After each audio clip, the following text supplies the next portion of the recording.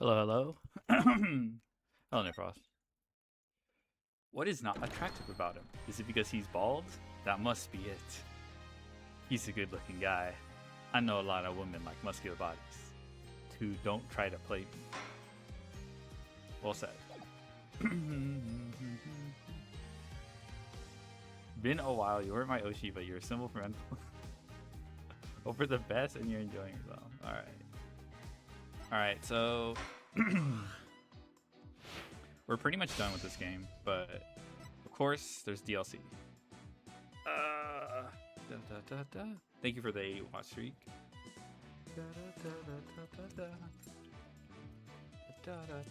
By the way, what's up? Is the browser supposed to be covering the screen? No. It's okay. I should have just closed the whole tab.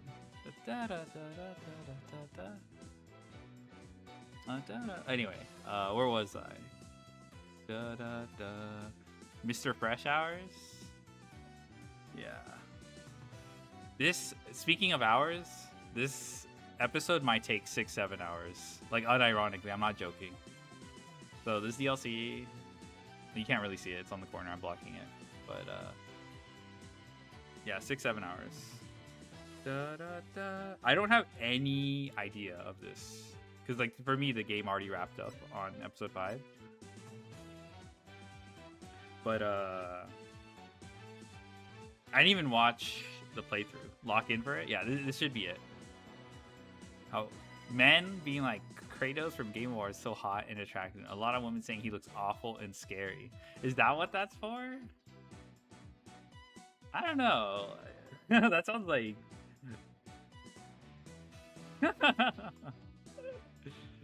Kratos? Oh my god.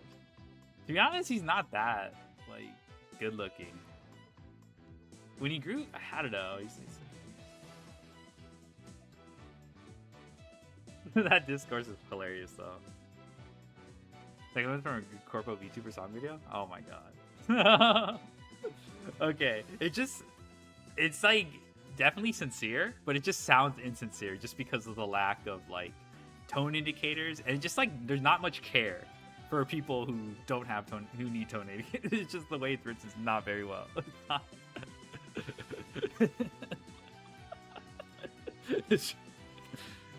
Oh my god. Sounds like they're calling the... Yeah, just like...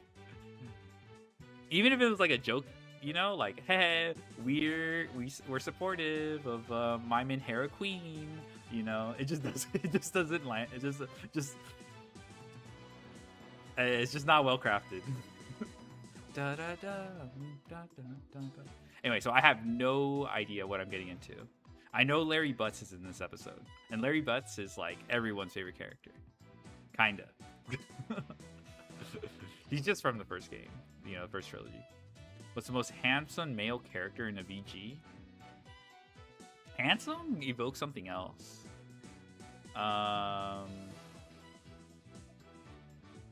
This is recency bias, but old Leon, I would say. But that's recency bias. That's not even cosplay as Spirit Medium Girl.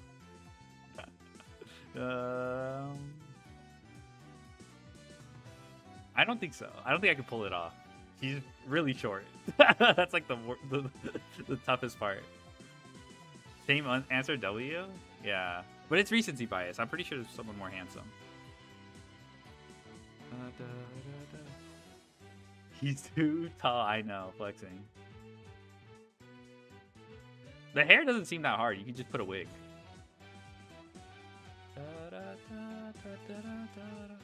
Also, how tall are you?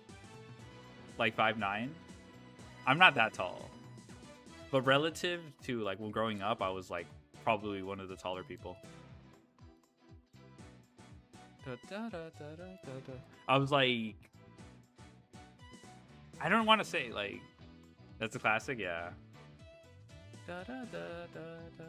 But to be fair, like people who are like 6 feet are also pretty rare to begin with, you know, so. But they're there. Anyway, yeah, so.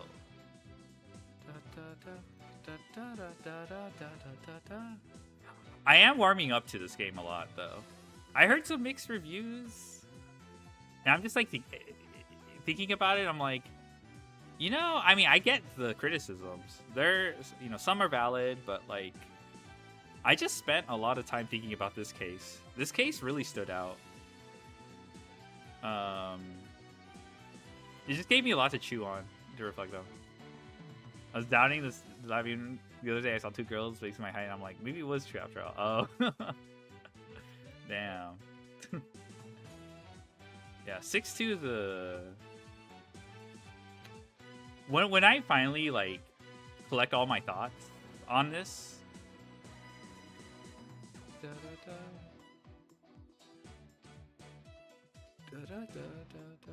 Because you say you grow too tall? Yeah. I could be shrinking. 178 centimeters? Sag.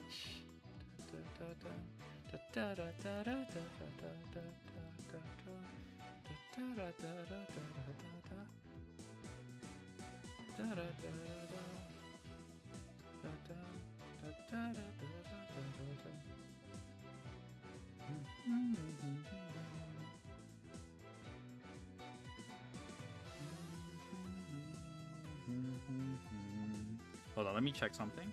Okay, I already submitted it. Alright, cool. Alright, so let's start on this. Oh, let me log into this too.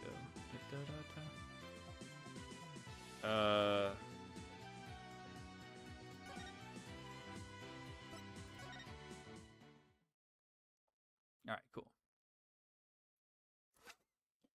Turnabout Time Traveler.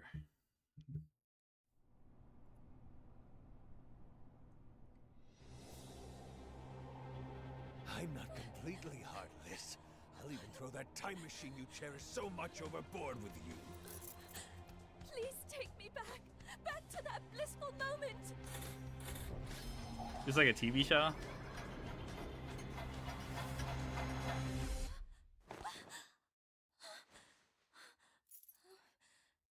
It's almost time for the reception, milady. It actually really worked. Take me back? Yeah, take me back.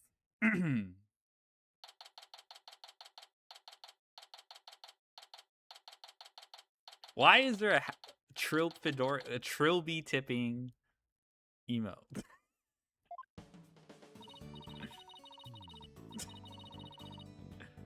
Okay, let me make sure I've got this straight. When your magic panties appear, I do a backflip into a handstand, then blow out the candle? No, Athena, you've got it all wrong.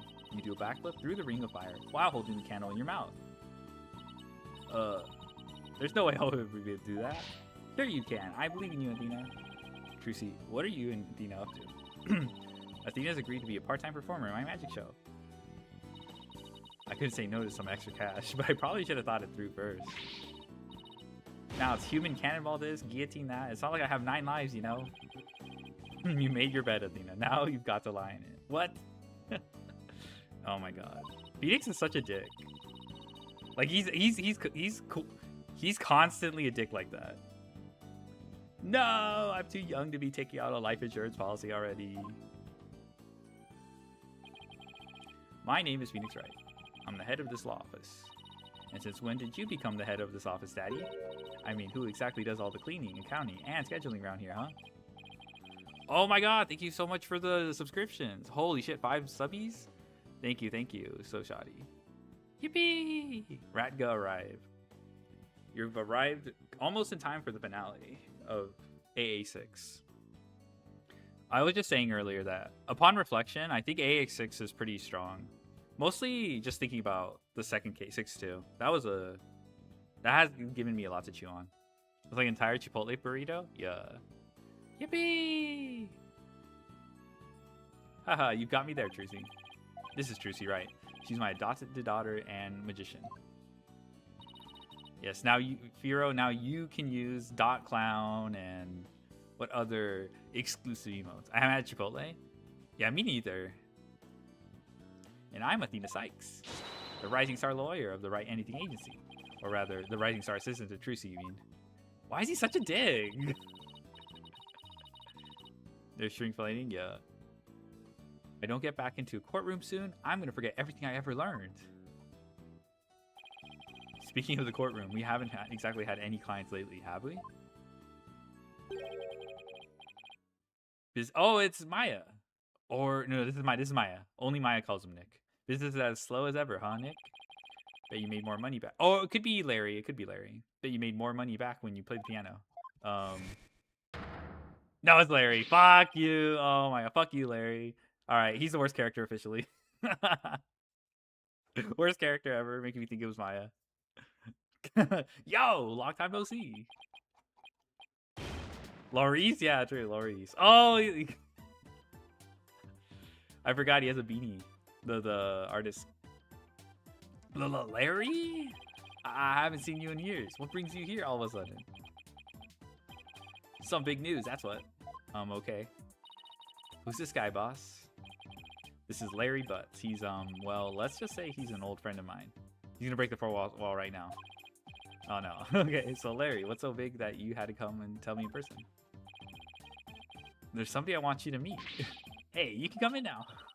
All right. How do you do? Hi? That dress, is that a wedding dress? Yes, it is. My name is Ellen Wyatt. I'm a domestic servant, a maid of the Sprocket household. All my homies hate Larry. He's not that bad, but I know some people who hate him. Like despise, just like his existence brings down the entire case. Wife acquired, yeah. Sprocket, as in Sprocket Aviation? Yes, that's the one. Wow, Mr. Wright, Sprocket Aviation is a really big airline company. You've heard of Rainbow Airlines, right? The one they call RAL for short? Yeah, that does sound familiar. Well, it's run by Sprocket Aviation. I see. But what is the Sprocket family maid doing here in a wedding dress? So actually, we decided to get married. All right, this is gonna, yeah, totally.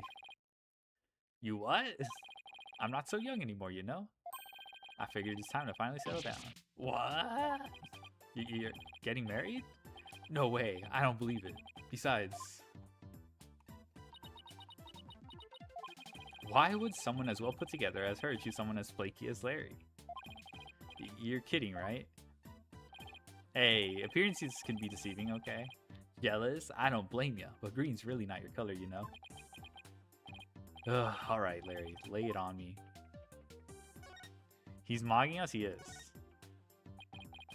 In all seriousness, Larry. But it's Phoenix's fault for having such a low opinion of Larry.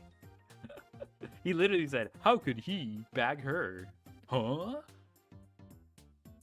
In all seriousness, Larry, are you really getting married? Not right away, but that's the plan. We're gonna elope, see? Like, love on the run, I guess you could say. Isn't that right, Ellie?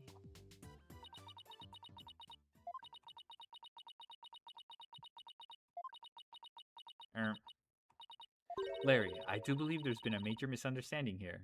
Bruh. My heart already belongs to another. Hmm? I'm in love with Soren, not you. Say what? That's about what I thought. But Ellie, baby, weren't you running away with me so we could get married? As I said, you misunderstand. You said you'd help me escape. That's the only reason I ran away with you. Ooh-ah! Ooh-ah. This is not happening. I even shook off the police for you. And for what? That's it. If we can't be together, my life is over. I'm gonna end it all. Okay, that's a classic Larry. Classic Larry line. Wait, back up. Did you say you shook off the police? Choo-choo. Wait, that cat emote has aura. Wait, that's not a bad cat emote. It does have that weird discoloration of AI, but I'm not going to accuse this of AI. It just has that, you know, weird muted brown, you know. It's just not a flattering color palette, that's all. Yeah, the speed line. Yes, we had to, because we're lovers on the lam. Sorry, Miss Wyatt, but can you maybe fill in on what's going on? To tell the truth, I'm being pursued by the police as a murder suspect. But murder? They think you killed somebody? I happened to find a dead body at my reception, so suspicion fell onto me. What's up with this? He had me confined in a separate room. And that's when Larry came along and helped me escape. I'm sorry, but what? Oh, Nick. Me and Ellie were gonna elope. We were gonna put it all on the line for true love. But the police tried to stop us, so we had to scramble to shake them off. Where did it all go wrong? Bruh. Feel a migraine coming on. Please help me. The police are sure to be intensifying their search. Look, it's even on TV. More news on the murder suspect and an unidentified man on the run from the police. A photo of the suspect, Miss Ellen Wyatt, has just been released by the police. Sources say that the 21-year-old is suspected of clubbing the victim. 25-year-old Dumas Gloomsbury to death in the wedding reception hall after her banquet. The two fugitives are said to be highly agitated and dangerous. If you see them, you've got to be kidding me. Married at 21 is crazy? Yeah, isn't Larry like in his 30s? Bruh, this guy's 34. Ermy. Oh, brother. I guess this means we're technically harboring a pair of fugitives here, huh? Oh, Nick, what's a guy to do? At least dump me. I'm the one who should be crying. I haven't seen you in ages. Where have you been all this time? You mean you don't know? You've really got to stop living under a rock and get out more. I'm the hippest, hottest picture book author in the business. He finally... Laurice Donim. Oh my god, the payoff from 3-3. Or 3-5. I can't believe you didn't know that. I'm taking the picture book world by storm. Oh, but I know you. You're the one who wrote Franzie's Whippity Whip Trip. Okay. Francisca mentioned, right? Now that you mention it, I think I did hear something about a one-hit wonder. Oh, one-hit wonder? What the heck, Nick? I'll have you know I just created a brand new character to moderate acclaim. He's mildly popular with 18 to 24-year-old women everywhere. Look, you can see his cute stuff all over his jacket. Oh. He's like Buten. What? That heart-shaped pork chop? Does he have a pipe? I have no idea. He must think it's impressive. He's not a pork chop. He's the main character in my latest picture book. A lovable little soul who pierces the hearts of lovers with his arrows of a more. Cupiglet. Oh, that's horrible. Oh, that's horrible. Not even NA Pokemon localizations get that bad. And you can see this adorable little fellow make his debut in Cupiglet's Lovey-Dovey Lark. In stores now. Are you sure? Because I've never seen that look in stores now or ever. Well, if you ever do see it, do me a favor, buy a copy of them, will ya? That's how you were taking the picture book world by storm. Anywho, you'll defend Ellie in court, right, buddy? Lovey-Dovey LARP, yeah. Yeah, Booted Skelangel, yeah. Please, I'm begging you. I didn't murder anyone. I swear I'm as clean and pure as this pure white dress. No Cyclops. I guess that means she's telling the truth. Nah. Nothing. Oh, what the...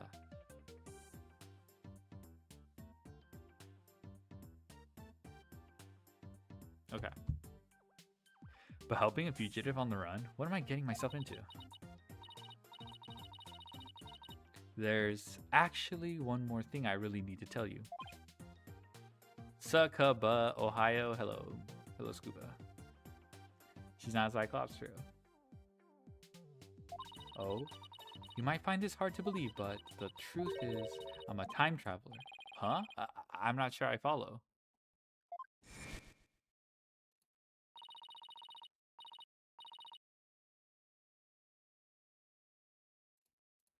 Give me a second, actually. I just realized I needed to... Let me respond to this.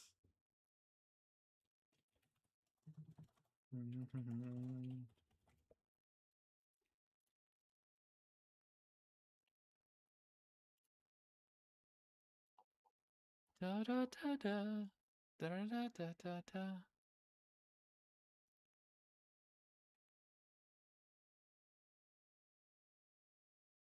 Let me see. Da da da da. Da da da da da da. Da da da da. Da da da da da da. Do do do do.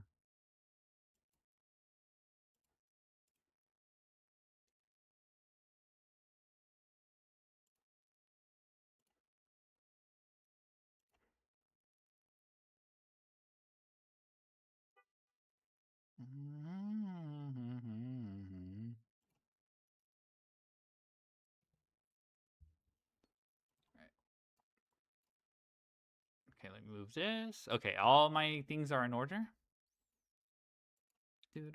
After the wedding reception, I was attacked. I was moments away from my death.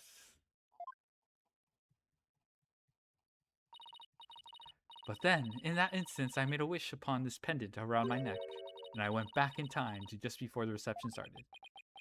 You know, after witnessing, what's it called? The climax of Professor Layton, I can believe time traveling. I'm more willing to believe that.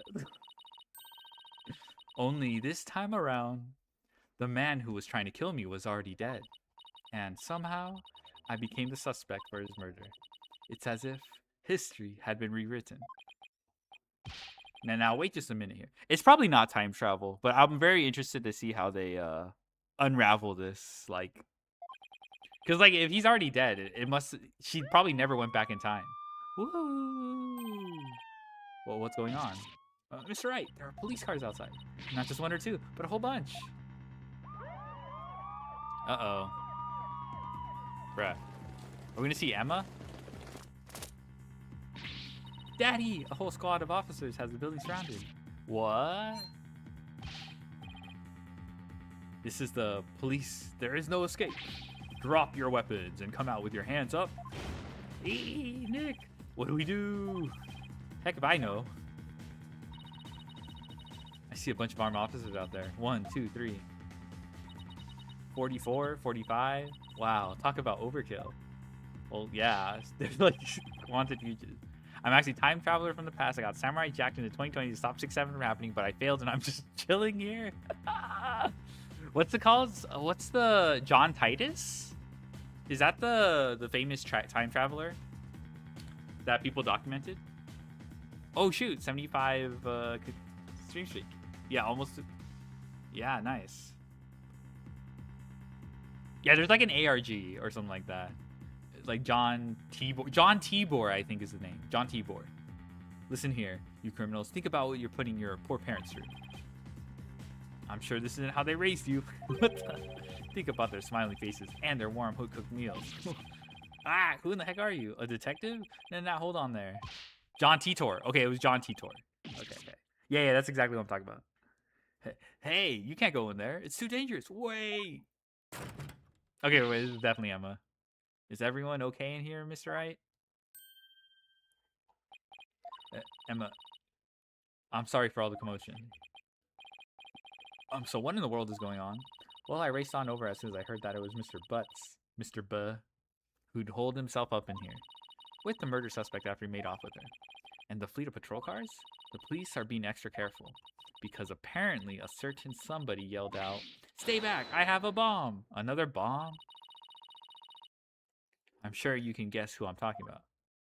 Fucking Larry. Well, the police were being so persistent, I had to do something. So I tried bluffing. You know, like you do in court, Nick. Everyone calls us out for bluffing, but you know what? Mr. Butt, yeah. Please leave me out of this. Well, Mr. Wright, I'm bringing this young lady in for questioning. So if you want to talk with her, you will have to do it down at the detention center. I really don't know what to expect here. Oh, I suppose I should thank you for your thoughtful gift of trouble and mayhem, Larry. Come on, Nick. We gotta get down to the detention center right away. Listen, Larry. I haven't even decided whether I'm going to take on this case or not. I'm the butt and I'm about to butt up. The craziest bomb declaration I've ever heard. But I know you will, because it's you. Guess I've got no choice but to tag along and help then. What? And skip out on me? We've only just got started practicing your repertoire, you know. Huh? You better stay and practice with Trucy, Athena. A promise is a promise after all. That's cold, boss. You've got to get me out of this. I can't take it anymore. This is what happened to Apollo. Let's get practicing, Athena. Next up is some training for the water tank escape trick. Stick your head in this bucket of water and hold your breath for 15 minutes. Okay, now that's just torture. No! Stop, I'm begging you. Ah, she's getting away. You get back here, Athena.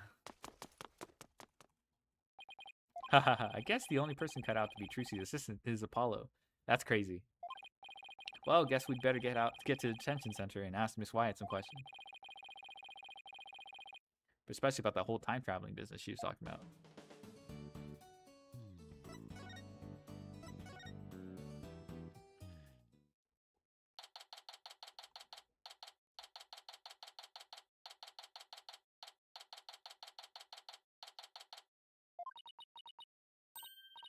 Oh, it's you, Mr. Wright.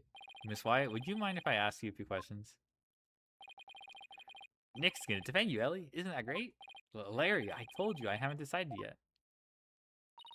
Well, what? What? Oh, I missed that.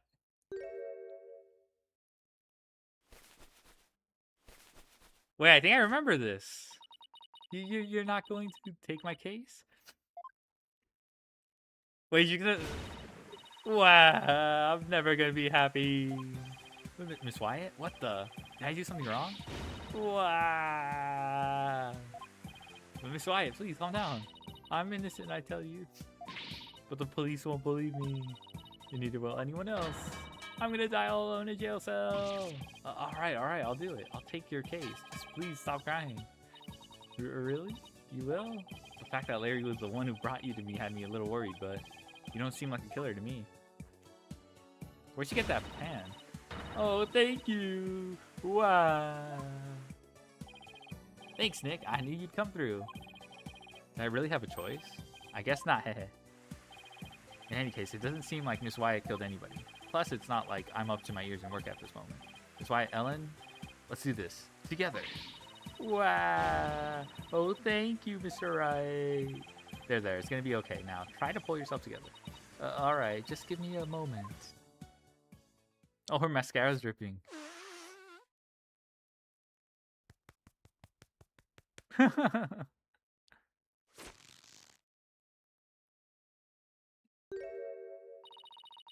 I'm truly grateful to you for taking on my defense, Mr. Wright.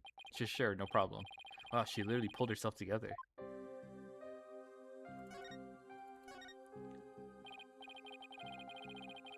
Ellen, please tell me everything you can about the incident.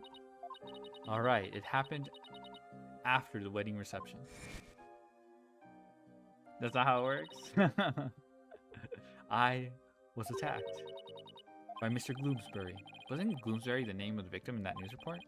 Maybe I should listen to what she has to say first, though, before I start asking questions. How dare that guy lay a hand on somebody else's blushing bride? What a creep! That's rich coming from you. Do you have any idea why he'd attack you? No, but what? Well, to tell the truth, Mr. Gloomsbury didn't seem very happy about me getting married. He's jealous much?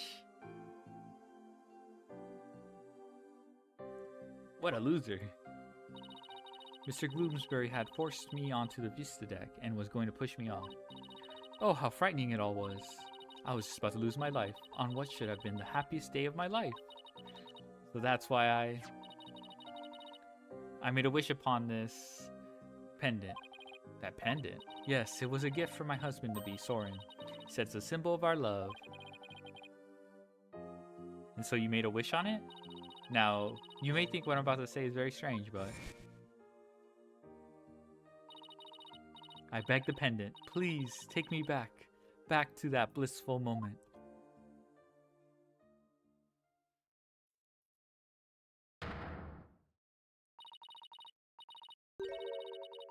Do you know what? It worked. It brought me back to just before the reception started.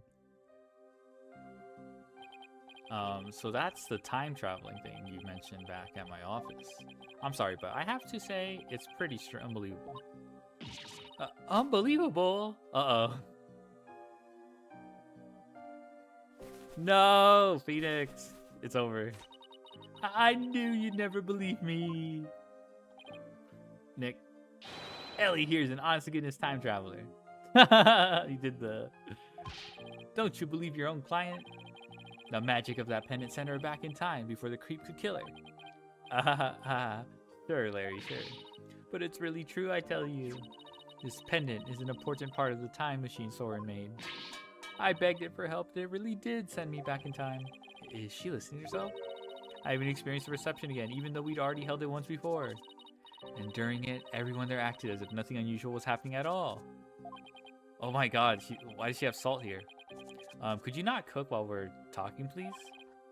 Alright, so when and how did you come under suspicion for murder? Well, after reception ended, the second reception, I mean, I went back to the reception hall and started cleaning up the place by myself. Hold on. Cleaning? Why were you cleaning on your own wedding day? She's a maid, right? For my last task as a servant of the Sprocket household, I offered to take on the preparation and cleanup of the reception banquet. Was she cooking? I have no idea. It's like some invisible pancakes. I see. I started to move one of the decorative lanterns in the room, but it was so heavy I lost control of it, causing it to topple over and break open. That's when I saw Mr. Gloomberry's dead body inside the lantern. You simply happened to be the first to discover the body, right? That's right. I just came across it by accident. But I became confused and didn't know what to do. That's when some of my in-laws saw me and jumped to the conclusion I had killed them. So this Gloomsbury guy tried to kill Ellen, but then wound up dead himself after Ellen traveled back in time? A time machine and a magic pendant. How could any of this be possible?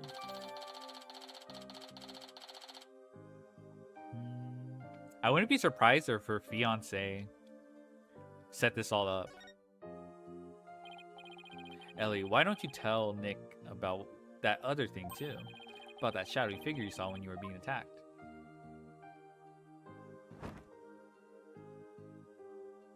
Dang! Yes, good idea, Larry.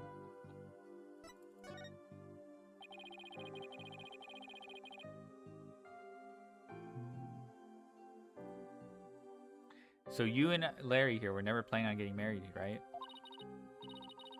That's right. We've only had a few brief interactions, but I can't say I know him at all. Maybe a Torny badge can make you go back in time too? Yes. Oh, Ellie, how can you say that? You and me are bound by fate, I'm telling you. We're meant to be together.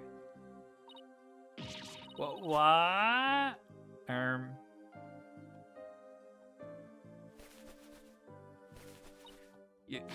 You're wrong, Larry. I've never been so right, baby. It's as plain as the goatee on my chin, bruh. Chill, chill, chill, chill, chill. Da-da. Larry, don't make me send you to timeout. Da-da. Now, can you tell me about the groom, Ellen? What's he like? Oh, because she's a maid. That's why she has all these items. His name is Soren Sprocket. Oh, he's the most wonderful man. He is truly my destiny. Did you say Soren Sprocket, as in... That's right. The next president of Sprocket Aviation. Wait, he's in line to take over the company? He's nothing but a rich, spoiled brat. I'm clearly the better choice. Clearly. We might have to kill him. Larry, you and Soren are as different as night and day. There's no comparison. Maybe it's an in-law, too. I could see an in-law setting up. She did mention an in-law accused her immediately.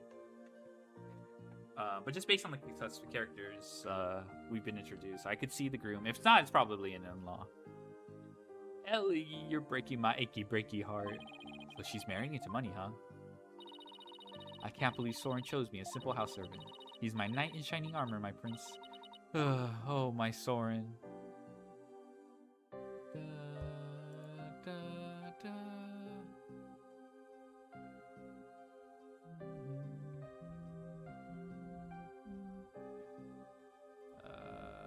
Give me a second.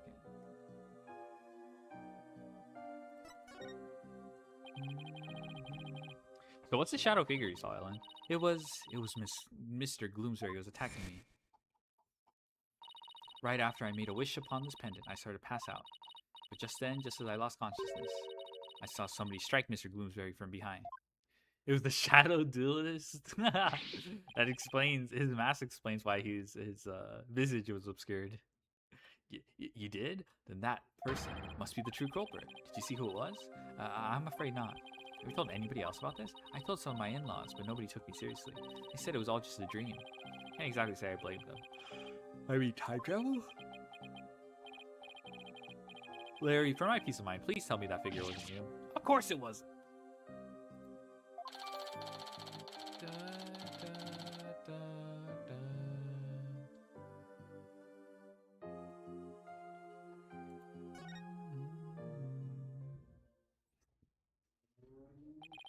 I guess I've asked her all I can for now. Spick and span, Ellen. What are you doing? I want to make everything clean and beautiful for when Soren comes. I can't have my future hubby come into a dirty room now, can I? It has to be spotless, just like this white dress. Spick and span, spick and span. Let's hope we can wipe away all the suspicion from you soon, too. Oh my god, you're so corny, bro. Nick, we better get to the crime scene right away. What? You're coming too? Of course I am. If I solve the crime and reveal the true killer with my super sleuthing skills, Ellie might change your mind about me, you know? Bruh. You never get the message, do you, Larry? Next stop, the mooring dock in Sprocket Park. Come on, Nick, let's go. Okay.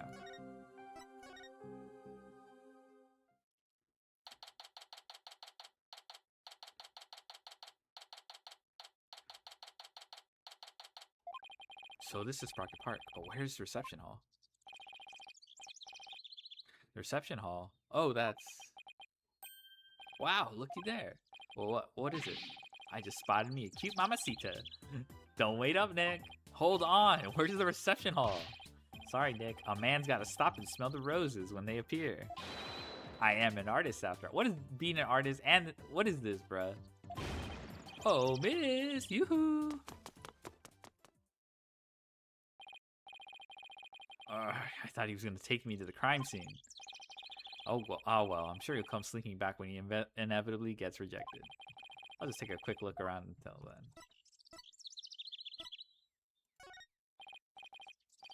Alright, Larry, I guess I'll just keep looking around until it gets back. Okay. Nice railroad. Beagle! Not interesting? Fuck you. Wow, that huge airship is moored to just a skinny little tower. I know it's tied down and all, it still looks like a good breeze. Could send it flying.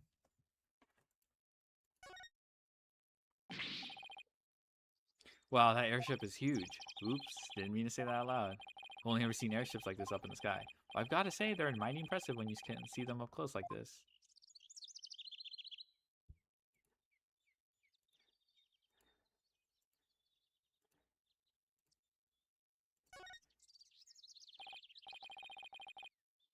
Wow, this thing's really banged up. Are you looking at the sign? They say it got damaged by heavy winds yesterday. A big gust must have sent that bench flying into it. Well, that's what they're saying anyway. Did they put Larry and Kelsey for being accessory? Yeah, what the fuck? Why does he get the... This is a misogynistic world, bruh. Why is he not in... He literally said, there's a bomb. Oh, you're right. Holy shit. Fucking Larry. I see. The wind caused that? More like a tornado. Yeah, maybe it has to do with, like, the... Maybe it's going to be evidence towards, like, I don't know. So, I don't know, some backdraft from the airship. The repair guy was saying, don't touch, it's dangerous. I see. Thanks for the heads up. Poor guy. Looks like it was a lot of work. Hey, sorry about that. I actually thought you'd be back sooner. Didn't work out, huh? Lay off, man. I was on my game today. So now that you're done, you mind telling me where the reception hall is already? What do you mean? It's right there in front of you. In front of you. Huh? Right in front of... Wait, what's that say? Flying Chapel. Do you mean to tell me... Yep, Ellie's reception was on that airship. Whoa, a sky-high reception hall? Yep, and that's where you find the crime scene. Man, not only does that airship fly through the sky, but the space-time continuum, too. But the happiest couple of honeymoon got left far behind when they made that time skip, huh? Oh. Here, check the airship out for yourself with this pamphlet. Okay, guess that makes sense. By the way, I figured you could use some backup, so I called in some help for you. You did? Yep, should be here any minute now.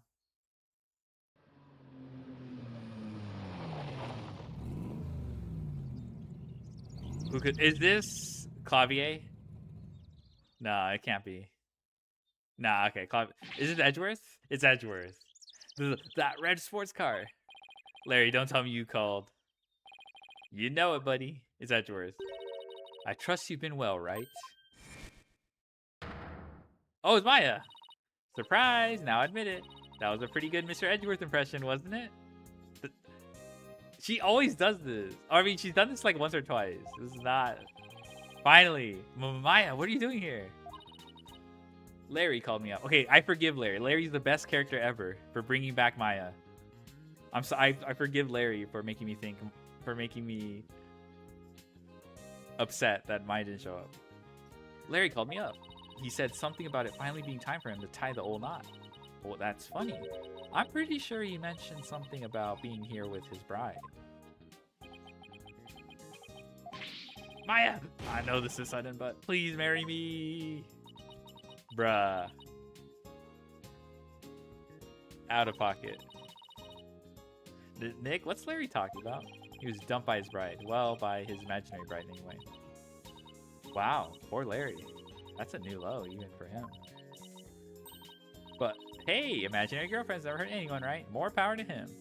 Now he has to die. Dude, he's an active threat. This is Maya Fey. She's been abroad for training as a spirit medium. But now that her training's over, she's back home here in the States. That's right. The new and improved Maya Fey is on the scene. Spirit and girl power on the ready?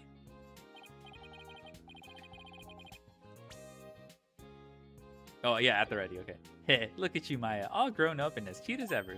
Ooh, you know what? I just realized something. If I ever get married, I'd miss out on all the fun of always meeting somebody new. I see you haven't changed a bit, Larry. Okay, this has got to be Edgeworth. Edgeworth, I figured that car belonged to you. But when did you become Maya's chauffeur? It's nothing like that. I just happened to run into her en route and picked her up. And by run into her, I mean she jumped out in front of my car and nearly ran her down. Bruh. Dun, dun. Dun, dun. This is Miles Edgeworth. He's a friend of mine and the district's chief prosecutor. I heard he's been busy lately. Dun, dun. Da da da da da da da. Da da da da da da da da da da da.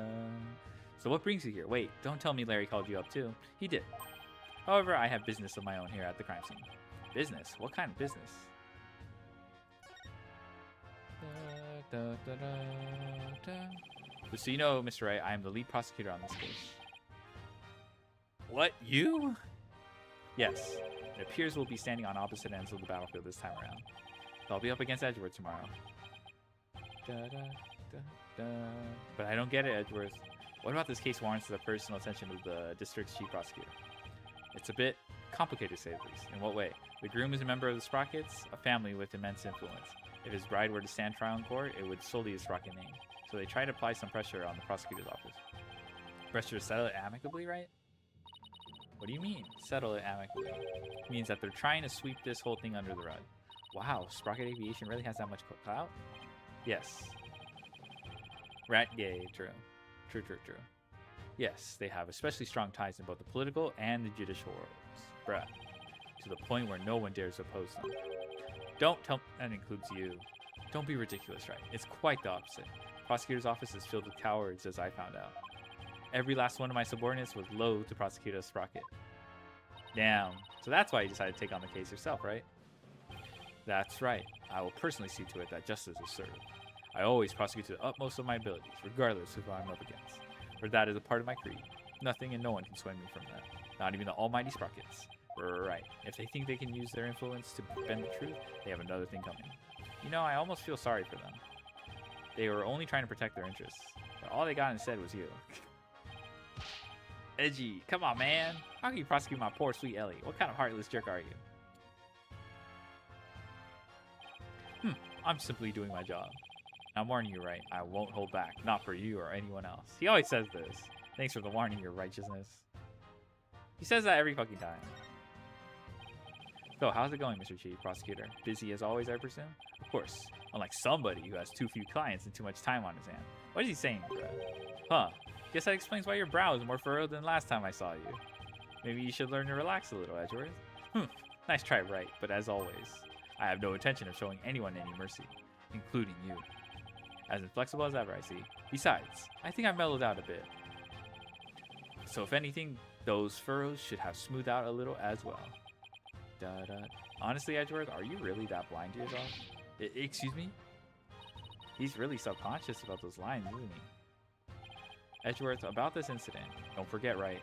I'm the prosecutor for this case. Need I remind you that I'm not in the habit of sharing information with my adversaries? No, I guess we are adversaries for now. And you, Larry? Well, me? I'd like you to come with me.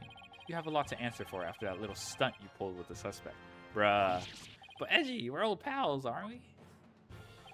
Personal appeals won't work on me, Larry. Now come along. Wow, Nick, help me out here.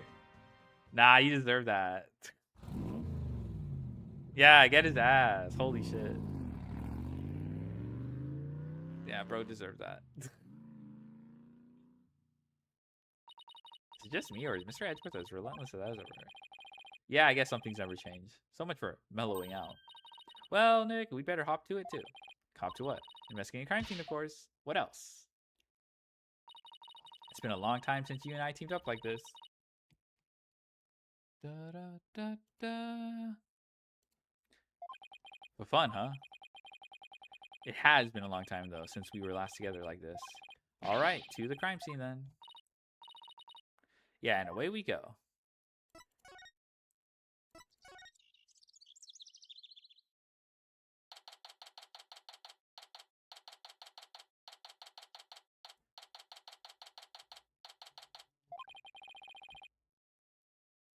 So this is the reception hall. According to the pamphlet, we're right here.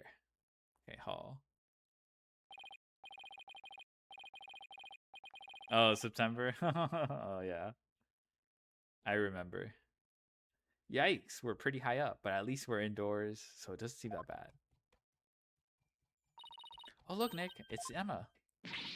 Hey, Emma, over here. It's right, Maya. Does this mean you've taken the case? Yeah, that's how things kind of turned out. Do you mind if we take a look around? Be my guest. We've pretty much wrapped up our investigation, so go right ahead. That's a good chance to find out more about this case from Emma, too. Dun, dun, dun. Edgeworth wouldn't tell us anything about this case. So do you think you could give us a rundown? Well, seeing as he's going to be prosecuting, I'd expect him to be tight-lipped about it. The incident occurred yesterday, on September 20th. Happened after the wedding reception, which lasted from 7 p.m. to 10 p.m. 7 p.m. to 10 p.m., huh? Got it. By the way, you didn't hear about any time traveling or anything, did you? Time traveling? What do you mean? Oh, nothing. Forget it. That's pretty much the response I expected. The victim's name is Dumas Gloomsbury. He was a servant in the Sprocket family household. Ellen was a maid for that family as well, so that means the two of them were co-workers? Yes, they apparently knew each other. Mr. Gloomsbury was the lead servant after all. He was very serious about his work, but he was also a very close private man. Dun, dun. So the other servants called him Mr. Doom and Gloom behind his back. If he was the lead servant, he must have been higher ranked than Ellen. What makes the police think Ellen killed this man, a guy who was essentially her boss? We don't know the defendant's motive yet, but the circumstances surrounding the discovery of the body don't bode well for her. Okay, what I imagine is, like, I don't know, maybe in the morning or like afternoon they hosted a reception. I don't know exactly when the reception. Oh, they said 7 to 10 p.m. or something. Maybe in the afternoon they hosted the reception, and then, but like in secret. And then the official reception. Actually, let me check the pamphlet. That should give me some idea.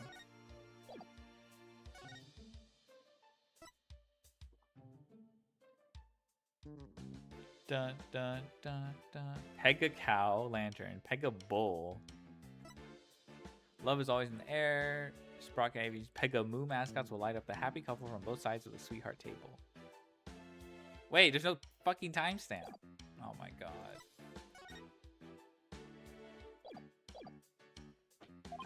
And what circumstances are these exactly? The only thing that's so active got her from a previous case 5 years ago. Yes. Well, some of her in-laws saw what looked like the immediate aftermath of the murder. The suspect was standing in front of the body with the murder weapon still in her hands. But why would a bride who was just about to start a happy new life kill someone? The police have an explanation for that? Yeah. About that. They believe the victim attacked the suspect and was killed when she fought back. But why did he attack her to begin with? Well, a mere servant girl was going to suddenly be the wife of the future president. Gloomsbury must have been more than just a little jealous of her. Well, what, gonna marry the groom? Wait. So this Mr. Doom and Gloom attacked Ellen first. But if she was only trying to protect herself, wouldn't that count as justified self-defense on her part, Nick? It would. There's a good chance she'd be acquitted if we could prove that, but I wonder what Edgeworth will have up his sleeve to counter that claim. But wow, a servant girl marrying the future president of such a huge company. It sounds like a modern day fairy tale. It does, doesn't it? Thing is, not everyone was on board with their union, apparently. Yeah, see, this is like suspicious. So what was the murder weapon, Emma? This clock with a secret mechanism built into it. It was on display here in the reception hall. The suspect was holding it when the murder was discovered. So the victim was clubbed to death with this, huh? That's funny. There's no blood on it as far as I can tell. Maybe it was wiped off in an attempt to tamper with evidence? Okay, but did you luminol test? But there was definitely a luminol reaction. And it matches up with the shape of the injury, so it's gotta be the murder weapon. Okay. What a funny looking clock. They call it the timekeeper. The idea is that it's a time machine. Every time the couple sees it, it'll bring them back to the memory of their wedding day.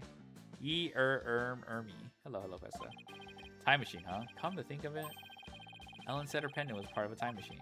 I wonder how the secret mechanism in this thing works. Okay, I did notice that this was like in the corner. What if it has like some like knockout agent? So she comes to, it's like they just reenact everything. Dude, I have a okay. The fiance told her this had time traveling abilities. I don't know, man. It's very suspicious. Suspect never had any family or relatives to depend on, so she was working as a live-in maid for the Sprocket family to support herself. Looks like a gear, yeah. So a maid with no family or fortune was set to marry the president's son, huh? It's not surprising that ruffled the feather too. Yes, apparently the groom's parents and all of his other relatives were strongly opposed. That didn't stop the young couple from deciding to go ahead with their wedding. Love flourishes in the face of adversity. Oh, is that how it works? Yep, if you ever have any questions about love, just ask me. I'm a qualified expert. I spent all of my spare time in Korean watching a soap operas on TV. I'm not sure that's enough to make you qualified anything, Maya. Oh, and by the way, I heard the suspect faced her fair share of harassment too. From the sound of it, it got pretty ugly for her.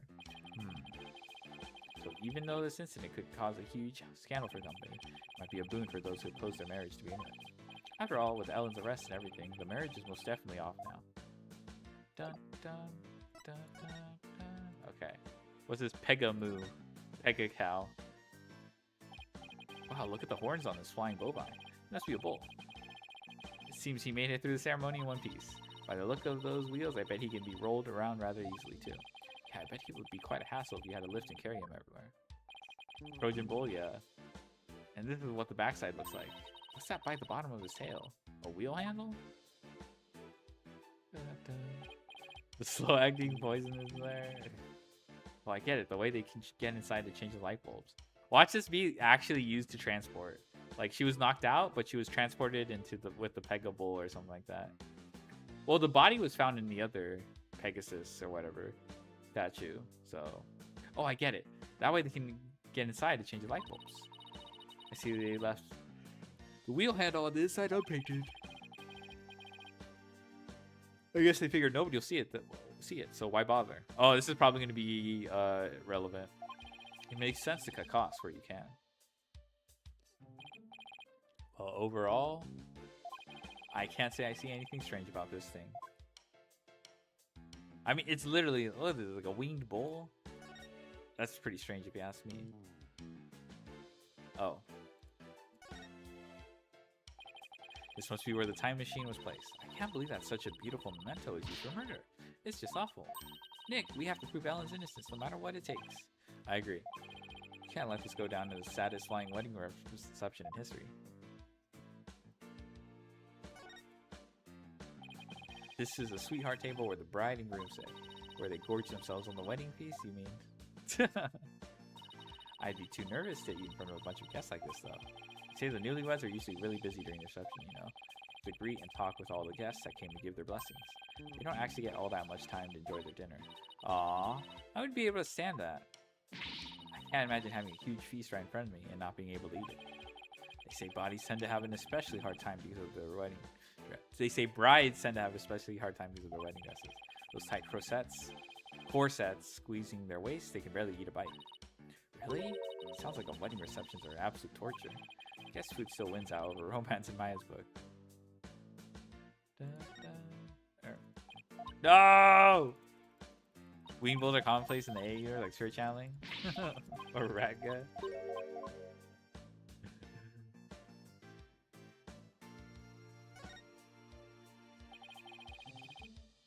That's the Vista deck out there.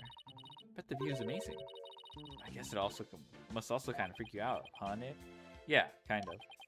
Mostly because there's no surviving a fall from way up here. I think that about does it for this area.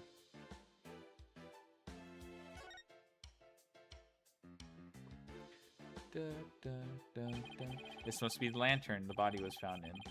Ellen managed to move it quite a ways. Oh shoot, there's a... Have you played Danganronpa? If you have, are you looking forward to? I played Danganronpa, not a fan. I played all three. The designs are nice, but it's just not a... It's not for me. It looks like a cow, but it's pretty badly broken. That's not a cow, Nick. That's a Pegasus, the flying horse. No way. It's definitely a cow. It's got horns and everything. But look, it has wings. Cows don't have wings. Those Pegasus, I tell you. I know. That pamphlet should tell us. Let's see. It's called a Pegamoo. I did not see that coming. Yet somehow the name really captures the essence of what the creature is, you know? There was that one in the cave with the rabbit girl. Oh yeah. Dun, dun. Huh, that's strange. What is? Well, this Pegamoo is definitely a male Pegabull, right? Guess I'd say so, but with the horns and all. Okay, well, that Pegamoo over there is also a Pegabull. Take a look at the pamphlet. Pega cow, Pegabull. See, the one on the right says Pegabull, but the other one says Pega cow, a female Pegamoo. Right. The pamphlet goes on to say how they have Pegamoos for the happy couple. For Ellen's ceremony, there should have been a male and female pair of Pegamoos. For some reason, there are two males here. Maybe somebody made a mistake when they were setting up the room? Bruh. Hard to believe a fancy place like this would make that kind of blunder, though. In any case, we better check this thing out. This come from the lantern? Yeah, it's covered in blood. He got on there when the killer was putting the body in the lantern. Can you imagine going to an open door and finding the knob covered with blood? That'd be bloody awful, to say the least. There's a note. 2 males, yes. So this is where the body was found. And the first person to find it was Ellen. Emma, what can you tell me about the condition of the body when it was found? Maybe the servant guy wanted to marry the sprocket guy? Maybe. It's my, yeah. Let's see. The victim was apparently hit on the back of the head. Here's a photo of the scene as we found it.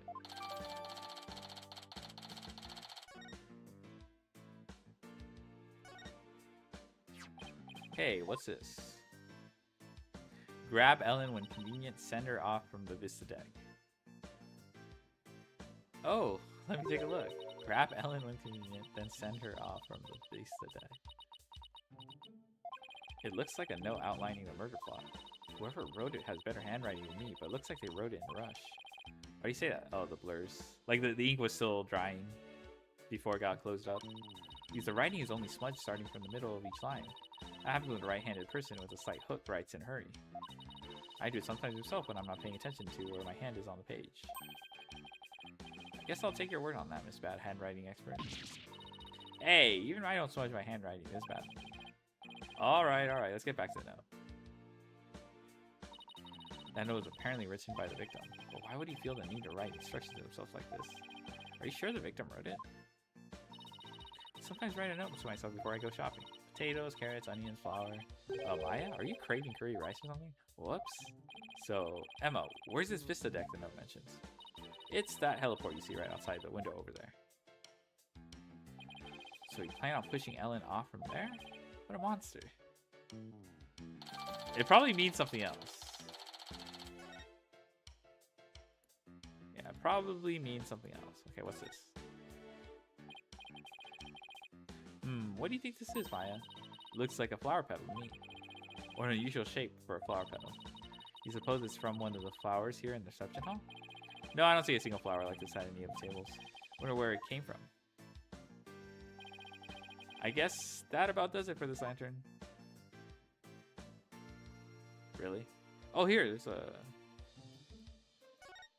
No!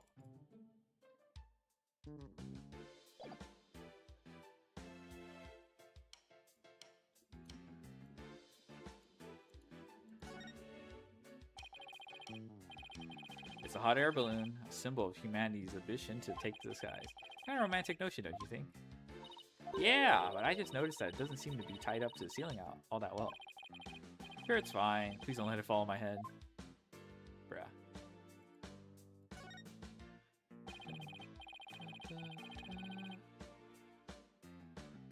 A model airplane. The perfect decoration for an airline company wedding. In a propeller plane like this lends a room a great old-timey feel. Ooh, I'd love to see a Steel Samurai fly a plane like this. Can you picture it?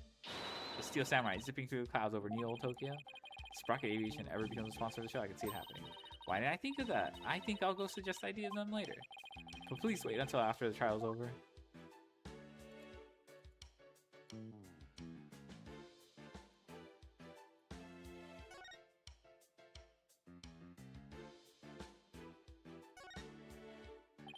That's one big partition screen. Industrial size, even. I bet it'd cause an industrial sized mess if it fell over. That's why you're not allowed to touch it. What? Then who's going to test how stable it is? Let's leave it alone, please.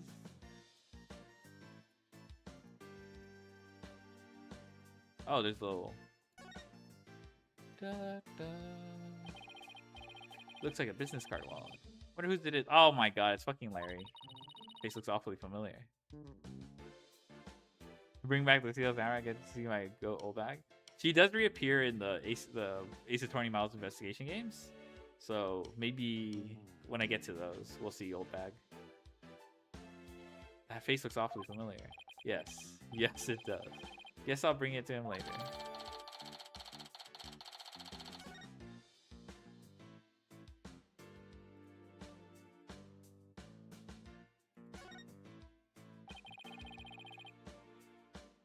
It's a fog machine for the reception. Pretty cool, huh? Don't you dare touch it. Aw, spoil sport. Nah, she touched it already. That's because I know how you operate. Nah, it's too late, Phoenix. You can't stop her. Da, da, da, da, da. Is that everything? Okay.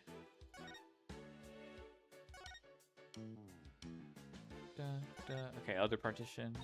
I wonder what this partition is for. I imagine people like the reception staff or entertainers use it. Probably wait behind it when they're on standby. I see. A partition this size, I bet they could even fit an elephant back there. Not that anyone's saying, right?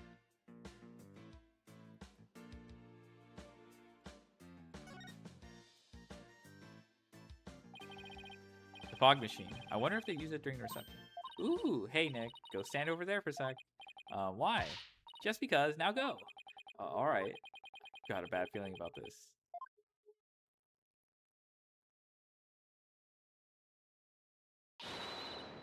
Fogmaster 9000 on! Think if it had balls behind that partition? Yeah. Maya, no! Huh? Aw, nothing happened. This thing won't work without some dry ice. Darn it, all I wanted to do was surround you in a thick cloud of smoke. Ugh. I told you she'd touch it. I told you.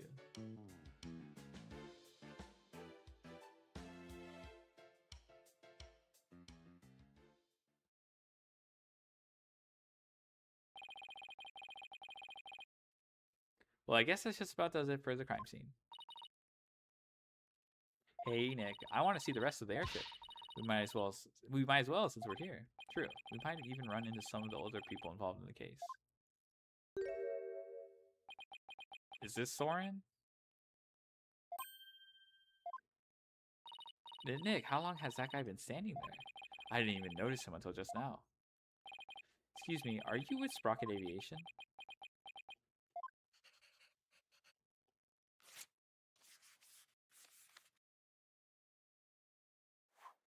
Oh, I just realized you said wide balls. Yeah, I think you'd need a partition to fit wide balls, for sure. Huh? Nick, he wrote something on that paper airplane. I guess we're supposed to read it then. Oh my god, this gimmick. Dude, this gimmick, they're not even trying with this gimmick. Let's see here. Get out, intruders. Well, that was a rather cold welcome. Mr. Wright, might I meet the lone son of the president of Sprocket Aviation, Soren Sprocket. Or to put it another way, the future president of Sprocket Aviation. So he's Ellen's fiance. Okay, might not be Soren. Oh, there's like a little shiny here. Oh, there he goes. Kind of an eccentric. I swear he's the genius inventor behind many of Sprocket Aviation's business successes. Inventor, huh? Yep. He even designed this airship. This guy ain't Soren. Oh, is that the pun? Soren? Oh my god. That's pretty impressive. Nick, this is no time to be standing around talking. Let's go after him. We need to ask him some questions about Ellen. Oh, right. It looked like he was heading outside. No, where's that shiny?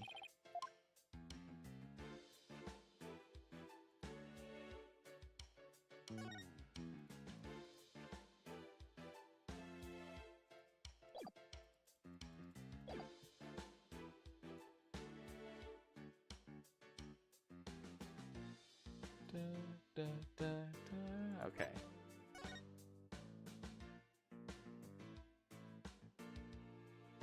Or do you have to go?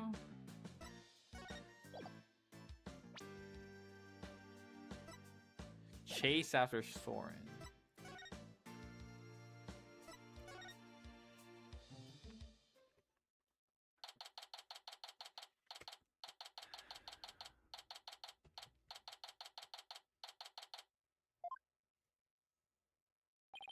There he is.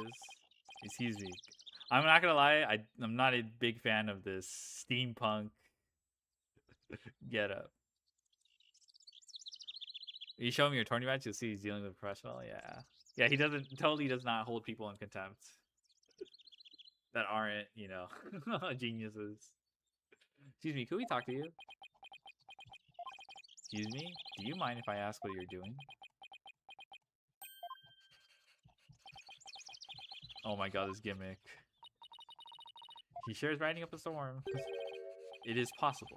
If an enormous change in mass could be detected at that observation point, and theoretically, matter can retain its form even as it crosses the event horizon.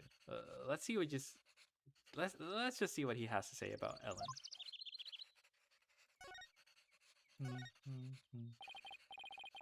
Excuse me, but we'll be representing Ellen in court tomorrow. So could we ask you about the case?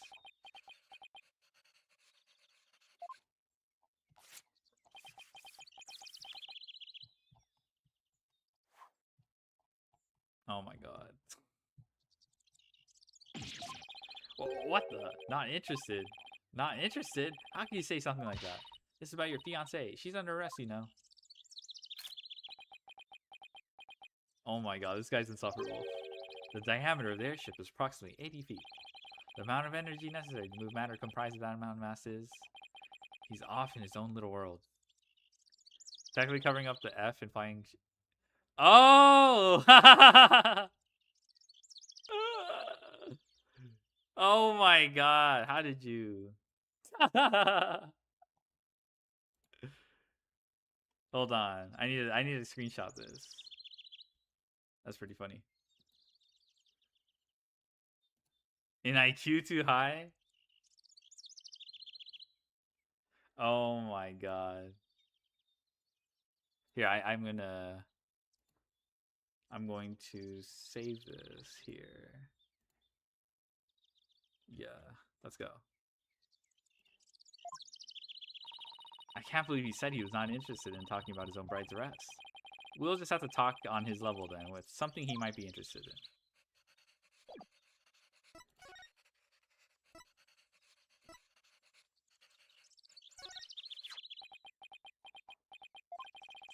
What are you showing me that for? Bruh. Mr. Sprocket.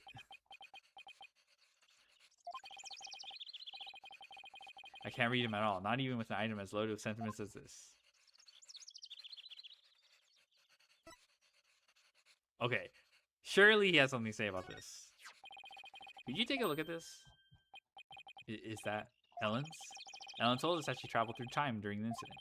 She said it happened after she made a wish on this pendant. You mean to say you two are Ellen's lawyers? Yes, I just told you that a minute ago. Sorry, I was lost in thought. He wasn't even listening? Oh boy. It's not at all what I expected. It's based on Ellen's gushing testimonial anyway. Bruh. We'd like to ask you about Ellen's case, if you don't mind.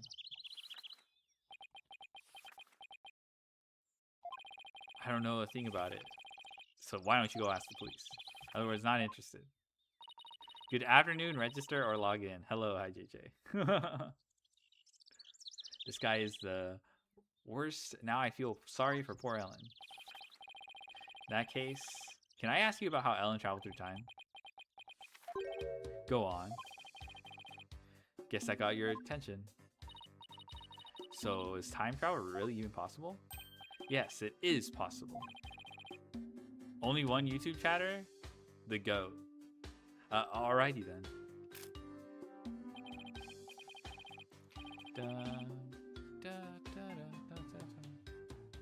At the same time, it's also impossible. The pendant I gave Ellen is not supposed to operate as a time machine by itself. What do you mean? Timekeeper, the clock we had displayed in the reception hall. That is the body of the time machine. The pendant is simply a part. I'm currently traveling in the future at 1 second per second. That clock was the murder weapon, wasn't it? It's a time machine too? What Ellen experienced is akin to traveling down a road by car key. Physically and metaphysically, it should be impossible. Unless, maybe the quantum system inside the pendant somehow accidentally interfered with the natural flow of the fourth dimension. We're losing him again. Maybe we'd better ask him some more about the time machine. Okay. So you've been researching time travel, have you? Moving through space-time continuum would be man's ultimate means of travel. Time travel is a mode of transportation. Since the dawn of time, man has developed multifarious methods of transportation. Multifarious. Let me look that up.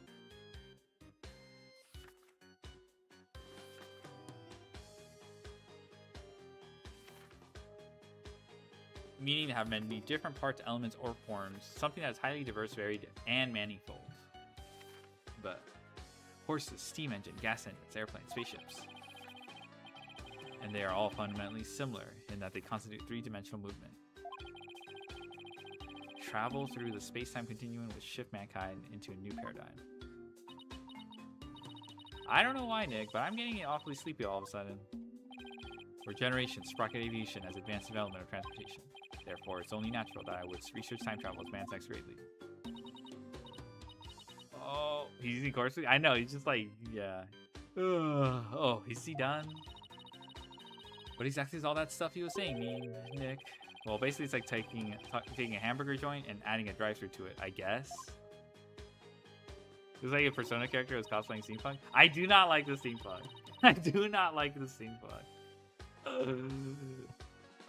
Oh, I get it. It's the same burger, but with a quicker and more efficient delivery system. So what Soren really wants to do is launch humanity into the future. Launch, not lunch. Did she really say lunch? She did. Lunch humanity? Maya's goated. But do you really believe that time travel is possible? It only becomes truly impossible when man stops daring to believe. Besides, time travelers do exist, you know. But you wouldn't understand. Did you hear that, Nick? Time travelers really do exist. All I know is Soren isn't the easiest guy to wrap your hand around. Oh, I don't know. I kind of like the way he talks. It's full of hope for the future. He's more passionate than I thought, too. When it comes to inventions, anyway. Yeah, his apparent lack of concern for Ellen is troubling, though. Might be a red herring. So I hear that the rest of the Sprocket family was opposed to your marriage. What are your thoughts on that? Explain they're in burgers because they're in America? That's true. Master Soren. Okay, this guy looks kind of suspicious. It is time. Look at this time motif he has going on. Look at this. Minute clock and hour hand. Minute hand and hour hand. Look at this. What the fuck is this pauldron? Like seriously, who wakes up with this shit? I'll forgive the monocle. Whatever. It is time for the meeting on next term's project.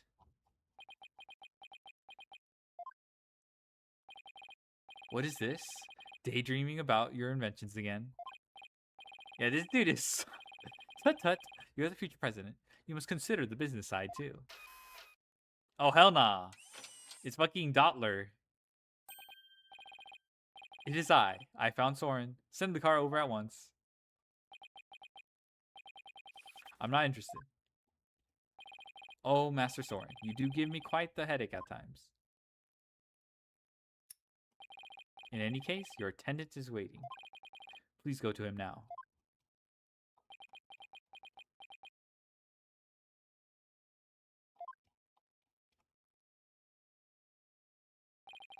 Excuse me, but who are you?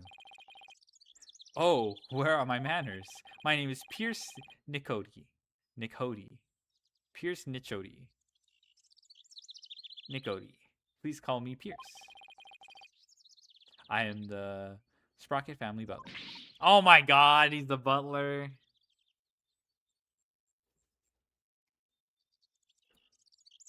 Oh my god, it doesn't get any better than this. Pierce because he pierced the body? Yeah. Nick, a butler. I didn't know they actually still existed. I thought they were just on TV and stuff. And who might you be, if you don't mind me asking?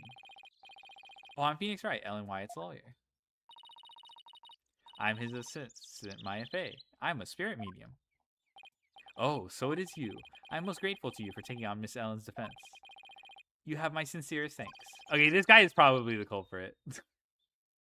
He seems very, very, does not seem to care about Soren's wishes. I think Soren's too obvious. He might be, Soren might be hiding something. But, like, don't mention it. Okay, he covered up eyeing. I don't know what that's supposed to mean. Ying Chapel. Oh, one moment, please.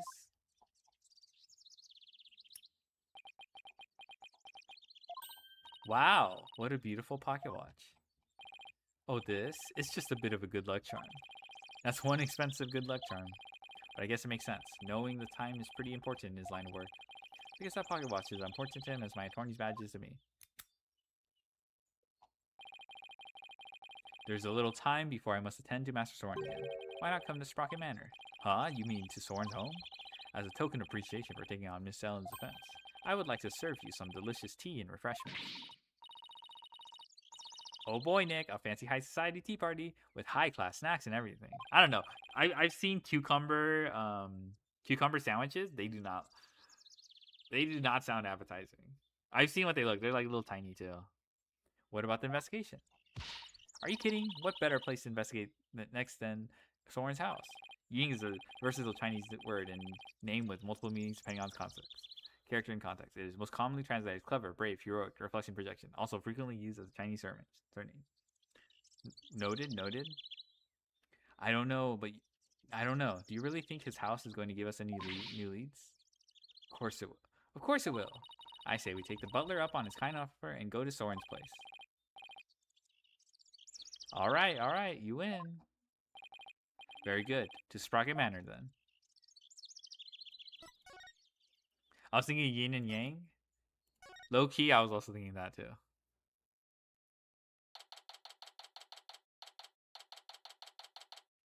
It appears it's only blocking the F. Yeah. Wow, this place does not disappoint. Ooh, I'm so excited. Whoa, slow down, Maya. The mansion isn't going anywhere. Now then, we won't have to worry about anyone untoward eavesdropping here. I take it you wanted to ask me some questions? Huh? That's why you invited us here? I'm sorry to have tricked you like this. But this is a murder after all. I can talk openly about it in public and make risk sullying the Sprocket family's reputation. That's kind of suspicious, okay. Like, even if I didn't suspect him now, that's kind of suspicious behavior. Oh, and I was really looking forward to all those fancy snacks, too. There, Maya, don't cry. This Pierce guy is one shrewd man. Hey, Nick, look at that cute vintage radio. Radio? Oh, that thing over there under the stuffed bull's head? I'm gonna take a closer look. I thought I told you to settle down. I'm sorry. Not to worry.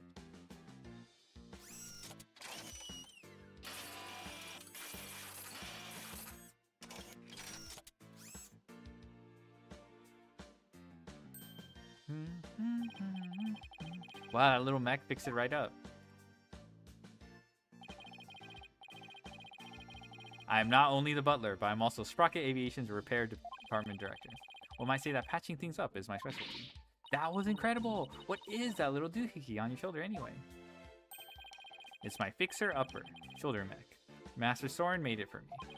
It has too many features and functions to effectively enumerate at the moment, though. That's so cool! I wish I had one of those. Fixing things is a simple matter, but fixing people is a different matter. Oh, department head work as a butler? That's true. Fixing people is a different matter. Even a skilled physician can't bring back the dead. Oh, but forgive me. I seem to have gotten sidetracked. Why would you say that? Yeah. Must be in shock over Miss Google. He's not... Okay, this is just like Phoenix just being blind. Must be a fetish lifestyle choice. I do need to ask him some question about the case. I should take a look around and see what I can find out while I'm here too. Dun dun dun dun dun. All right, I already locked in. This guy's suspicious. Da, da, da, da, da, da, da. But the incident Miss Ellen was arrested for. Do you think she did it? Well, I can't prove it yet, but no, I don't think she could have done it. I guess you could call it a gut feeling.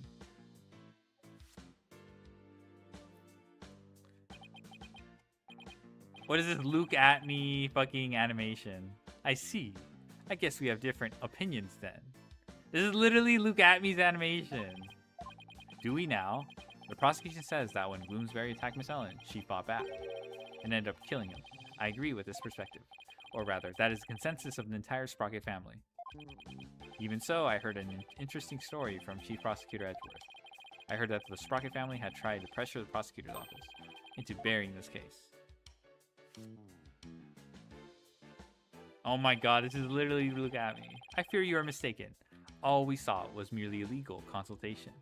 Bruh. Besides, none of it matters now, as she is no longer a part of this family. Yes, it'd be super convenient to get... That'd be super convenient for him. Fortunately for us, they had yet to get their marriage license before holding the banquet. Basically, once they realized they couldn't sway the prosecution, they cut her loose. Bruh. I realized how callous I might sound, but my duty is to protect the Sprocket family, and more specifically, Sprocket Aviation's future and Master Soren, whose genius is essential to the company. That's just like that's still a motive. It's still kind of flimsy to tie him to what's going on, but still, they reused the animation to save money. Small indie company, yeah. I will do anything to achieve that goal. That is my... See, he's like saying I'll do anything. That is my job as the Sprocket family butler. You know, I think Pierce and Mr. Edgeworth would get along really well. Don't you think? Yeah, I could easily picture Edgeworth the butler. You see the most stupid base at the same time tech? Is it special schedule into gimmick puppets? Da, da, da, da, da. It's about when the members of the extended family and I discovered the crime. Da, da, da, da, da. Did Ellen say anything to you about traveling through time?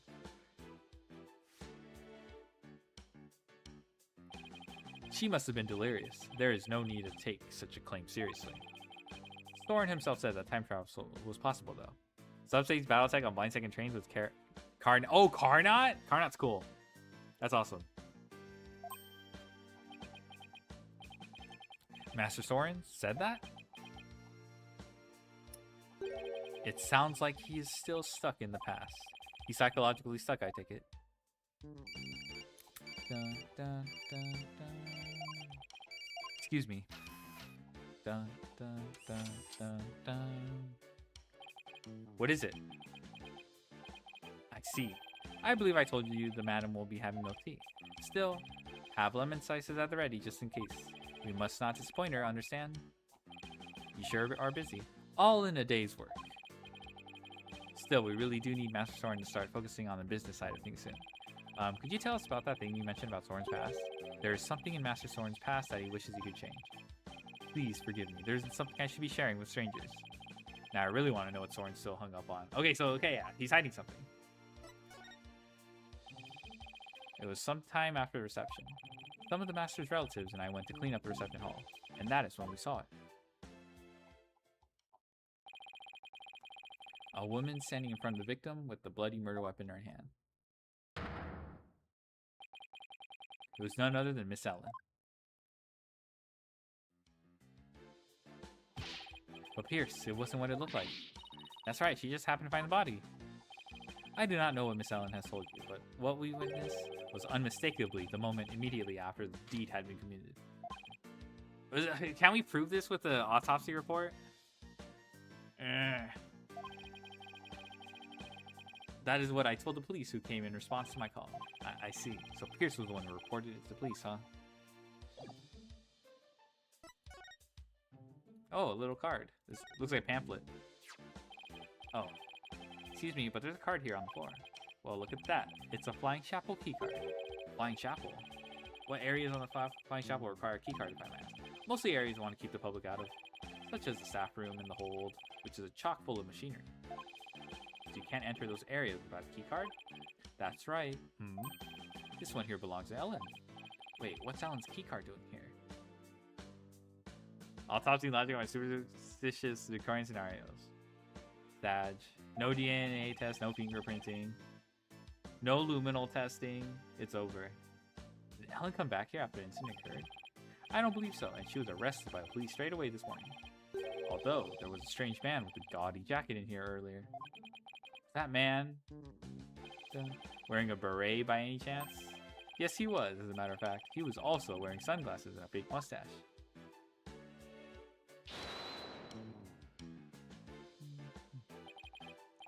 I knew it. The only question is, what was he doing here? Are those pictures of the wedding reception? Yes, I took them with my trusty camera here. Do you mind if we have a look at that photo? Be my guest. Take as long of a look as you'd like.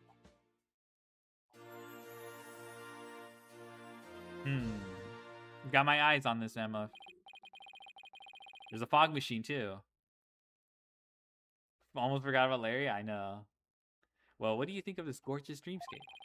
A thick fog billows across the room, making it look as if a couple were walking on clouds. Wow, look how beautiful Ellen is here. She's a little nervous, though. She does, doesn't she? Hey, look, there's Pierce. Really? Where? Right there, behind the sweetheart table. Hey, you're right. Bet he was there attending to the happy couple the whole dinner. So what do you think, Nick? Does anything in this photo stick out at you? No, not at the moment, anyway.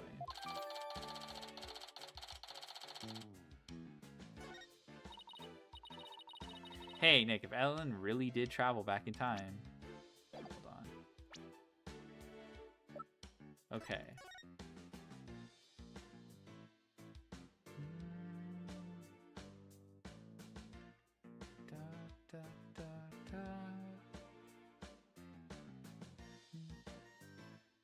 Oh, okay, there's the Pega bowl here.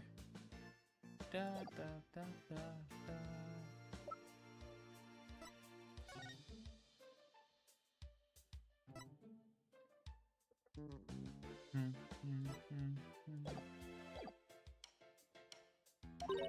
Do you think this photo is of the second reception, you know, after the time jump? I wonder. Excuse me, sir. Yes, can I help you? Ellen told us she traveled back in time. Would you happen to know anything about that? Oh, no, I haven't the foggiest idea what you're talking about. Okay, so there's some cover-up going on. Alright, sounds pretty straightforward, though. Like, they said, they being probably some representative of the Sprocket family, got people to frame. Yeah, this is so suspicious. Foggiest? Oh, true, yeah. He clammed up faster than the clam.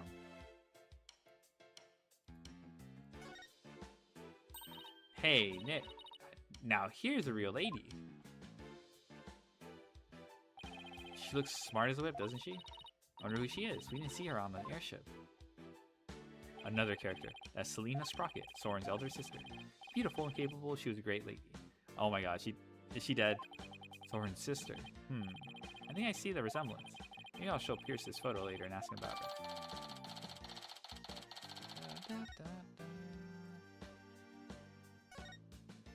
Was? I know. Nick, look at that airplane propeller up there going round and round. I see there's lots of aviation thing going on. Makes sense for an airline family. What if it doubles as a fan? Ooh, what if the rest of the plane were on the other side of that wall? And the wall would open up so the plane could take off in an emergency. How cool would that be? If that's what's behind the propeller wall, then what's behind the bull wall across the way? Oh, I know. Oh, I know. Maybe it's the rest of him. That must be where the sprockets get their milk. Nick, first of all, that's a beef cow. And second of all, bulls don't make milk. Oh, right. That's what I get for trying to play along. Damn, LARP, caught LARPing.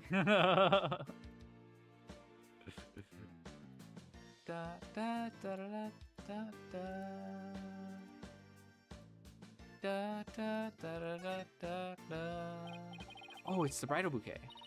Hey Nick, how? Wait, hold on. Was she holding the bridal bouquet? Hey Nick, how about I throw it and you try to catch it? Oh, that's so subtle. That's okay. Yeah. So she's holding it. Why me? Just because. I bet you'd look hilarious playing around trying to grab it. But doesn't tradition dictate that it's the ladies that go after the bouquet? Who cares? Just catch it. Here. Ow! Hey, you threw that right in my face. Oh, you don't want to catch that bouquet. Trust me. Why not? They say it's bad luck to catch a bouquet of a marriage. That doesn't last. But I already caught it. Whoops. Too late now, huh, Nick? Or me. The cow. A bull. Come to think of it, there was a bull logo on the side of the flying chapel too. The president of the company must have a thing for cattle. Bull is a symbol of Sprocket Aviation. To be as strong and steady as a bull. It's a company creed, you know. Probably for all the back-breaking labor they put their employees through. SpaceX would be like, by the way, that bull logo on the flying chapel, the one with the rainbow wings, his name is Rainy the Rainbow. Get it? I get it. He's a rainbow-colored bull, so he's a rainbow, right? What a memorable name, huh, Nick? Yeah, for the lameness of the pun. It's not the worst pun ever.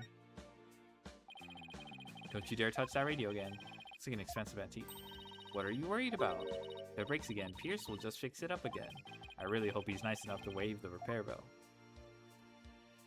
Da, da, da, da, da, da, da.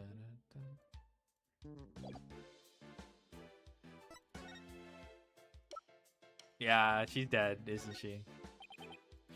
Pierce, the woman in this photo is Soren's older sister, Selena, right? I don't think we've met her yet. Yes, about that. He seems hesitant all of a sudden. If you wouldn't mind, could you tell us about her?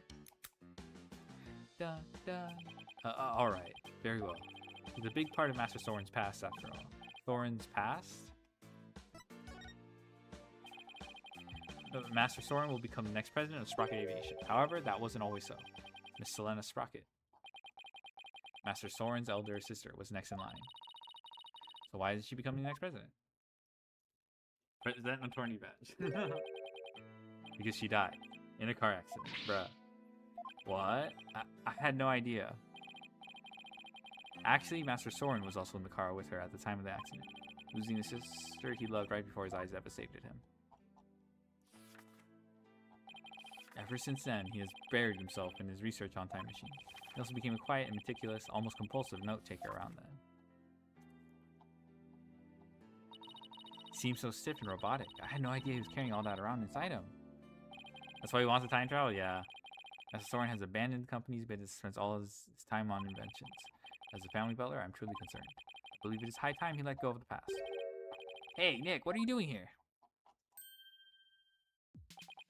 Larry, oh man, Edgy gave me a heck of a hard time. Larry, what are you doing here? I came to promote my new character, Q Piglet. I was hoping Sprocket Aviation would do some kind of tie-in with me for it. Wow, I didn't even know Larry was such an aggressive businessman. You could learn a thing or two from him, Nick. Why don't you promote your agency then?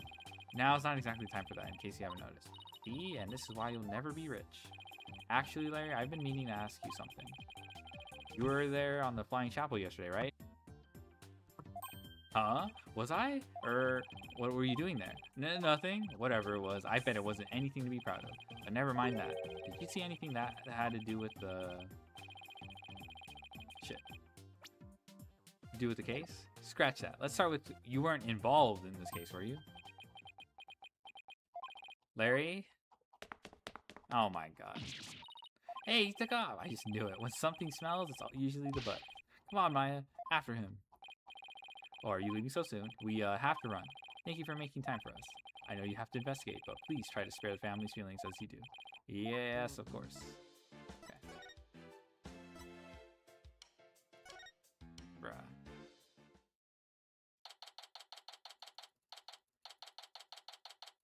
You think he's gonna have Psycholox? There he is. Hey, Larry. Hey there, friend. Fancy meeting you here. There's nothing fancy about it. All we did was follow you. So tell me, Larry, why did you run away like that? Huh? Me? I don't know what you're talking about. A bolt of inspiration for my new picture book hit me and I had to run is all. I was like, a cupiphany, you dig? Right. He's just going to keep on playing dumb, isn't he, Nick?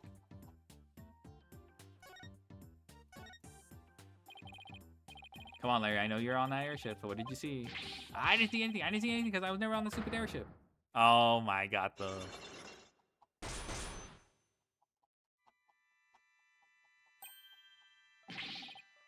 Cyclops, you say something?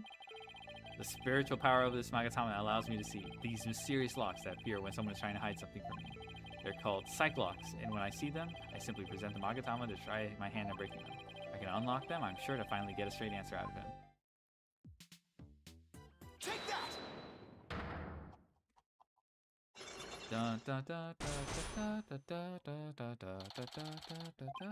This is not the time for games, Larry. I will find out what you're hiding. I'm telling you, Nick, you've got it all wrong. I've got nothing to do with this case whatsoever. Oh, come on, Larry. Even a baby could see through such a blatant and obvious lie. Nothing whatsoever, huh?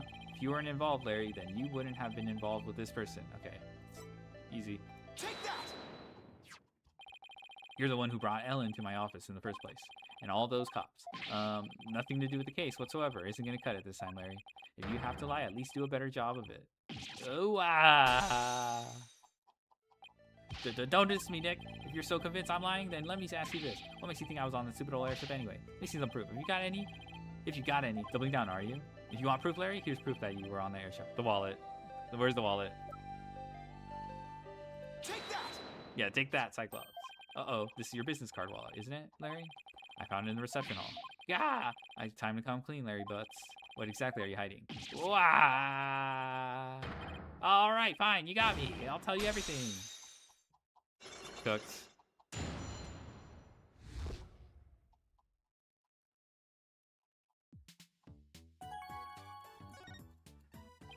Larry, what were you doing on that airship anyway? Well, I went there to deliver the welcome home to our wedding sign they ordered for me. I didn't know you took on real jobs like that too. Well, for your information, my wedding and welcome signs are very popular on the net. And that's how you met Ellen? Uh-huh. I mean, I've seen her in the photo for the welcome sign, but seeing her in person, the way she smiled at me, I said, thank you. I feel like I'd been hit by lightning.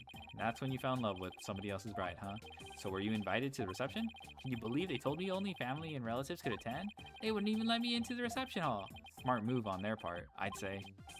I got upset and started wandering around the airship. That must be when I dropped my business card wallet. So somebody else must have found it and brought it to the reception hall then. But you know what? I saw something incredible. I was on that fine chapel. Like, get a load of this. Oh my god. Well, what the heck is this? What do you mean, what is this? Isn't it obvious? It's a drawing. I sketched a picture of one of the cabins on the airship. So what's so incredible about a cabin? Look at what's outside the window. This is a pterodactyl. It's one of those flying dinosaurs. A real live pterodactyl. I looked out the cabin window and there it was, just flying out there. That airship traveled through time, I tell you. Well, what? What? When I told that Pierce Butler guy about it, he told me to never mention it to anybody ever again. Okay, so Pierce is just suspicious. He has something to do with the super pterodactyl. Well, why would he try to keep you from finding what is clearly just nonsense? Probably an origami? Yeah. Or it could be like the Pegable or something. Maybe Sprocket Aviation secretly developing a time machine. No way. No, Nick, this case is totally amazing. Larry, you didn't tell Mr. Edgeworth about this, did you? Of course not. Edgy would just roll his eyes and think I was off my rocker. I didn't even tell him I was wandering around on the airship. I told him I met Ellie at the morning dock and we ran away together. Yeah, I can see Edgeworth's eyes rolling right out of his head had he heard about this. Yeah, it could be an invention. Yeah, and Pierce told him to shut up. Oh my god. So Larry also experienced a time slip somehow. But how is that possible? Hey, Nick, I'll be taking my card wallet back now if you don't mind. Well, I also don't think, okay, this is proof of time travel because, like, what, they went back to prehistoric times and then went back to the future, to the present or whatever. That is like, they're just making shit up. Oh yeah, this is for you. It's a picture of the hold. I took it when I was wandering around in the airship. See, there's Ellie right there in the middle. The hold? Yeah, see, it's right here on the diagram. There's a lift there too. Okay, so now I know where the hold is. But what was Ellen doing there? Well, they were using it as the prepping area for the reception. I see. And when did you take this? Before the reception. I took it while Ellie was getting everything ready. So this was taken before the incident occurred. I don't know if it'll be of any help, but thanks for this anyway. Now that looks like a male and female cow. By the way, Larry, I heard that the door to the hold is controlled by security systems. So how'd you get in there? That's a trade secret, I can't tell you. And the hits just keep on coming. Well, I guess that's basically a wrap on the investigation. Not quite, Nick. I want to meet Ellen too. Oh, that's right. You haven't met her yet, have you? Okay, let's head over to the detention center. Then so you can say hi.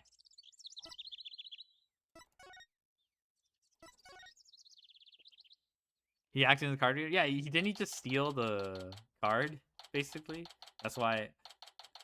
That's probably why Ellen lost track of it. No, why? Please understand this is Master Soren's best interest. Sounds like Ellen's busy talking with someone. Dude, this guy's so sus. The next president cannot be married to a criminal. It would disgrace Sprocket Aviation. Miss Ellen, I need you to forget about this marriage. Pardon us. It isn't Mr. Right. So their marriage is definitely off? There's no other choice. We cannot have a criminal in the family. For the sake of Master Soren and the Sprocket family, this is what is best. No. In that case, what if Nick here proved Alan's innocence? Then you wouldn't have a criminal in the family, right? I suppose you're right, but I'm afraid that will be impossible. Yeah, he's so sure of himself. That's not true. Not for Nick. Just because they're convicted doesn't mean they did nothing wrong. True. He may look like a nobody, but he can do some pretty amazing things. I don't take cases on lightly, so rest assured I will prove your innocence. Mr. Phoenix Wright, I understand your name is quite well known in the judicial world, for better or for worse. Pierce, I want you to promise me this. If I can prove Ellen's innocence, then you won't stand in the way of Soren and Ellen's marriage. Very well. But not even the most talented lawyer in the world can change reality itself. Why is he so sure? Huh? The reality is Miss Ellen is guilty beyond a shadow of a doubt. I believe that's where you're wrong, Pierce. I'm clean, I swear I am. Obsessively, compulsively clean. Just as clean and pure as this pure white dress. Fine, you have my word, but you will be the one to regret this promise. Why is he so confident? Now, if you will excuse me.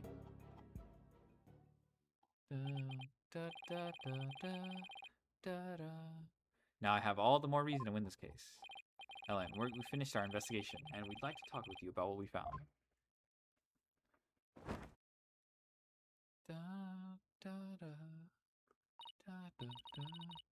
Okay, so what did you find out?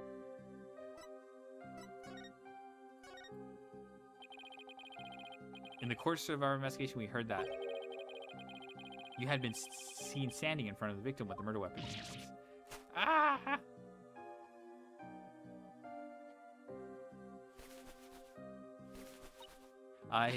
It wasn't what it looked like. It's true, I was holding the murder weapon.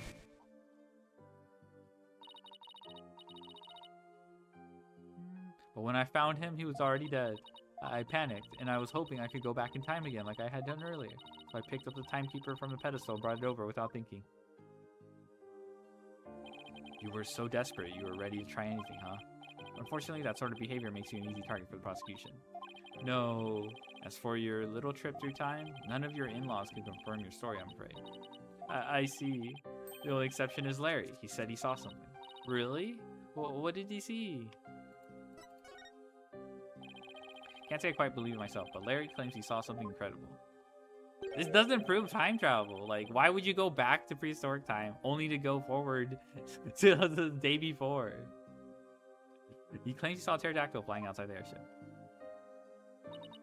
What? What? Her face. Not only that, but apparently Pierce Nicody told Larry to keep quiet about it. But why would Pierce do such a thing? Larry's theory is that Sprocket Aviation is developing something secret. Time machine to be exact. Do you think that's why nobody would confirm my story? Is it a secret? I really don't know. But speaking of your in-laws, we did manage to find your key card at Sprocket Manor. One of your in-laws said he'd keep an eye on it. Oh, thank goodness. I lost it while I was getting things ready for the reception. I'd look everywhere for it. I'm so glad you found it. At least her tears of joy this time, for a change. Oh my god, she has like snot on her nose. So sad. Well, Nick, it looks like you'll have to prove the existence of time travel in court tomorrow. That's right. I swear that while Mr. Gloomsbury was being killed, I was busy traveling back through time. Great. With stodgy skeptic Edgeworth at the helm for the prosecution tomorrow, we're really going to have our work cut out for us.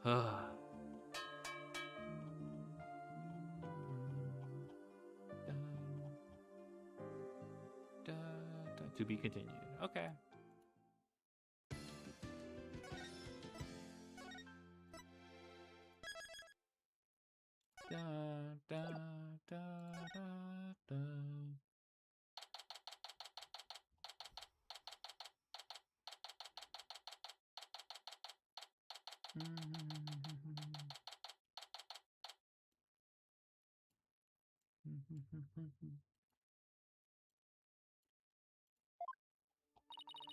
Good morning, Mr. Wright.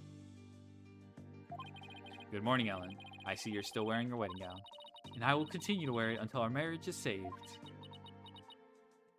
Oh, so sorry.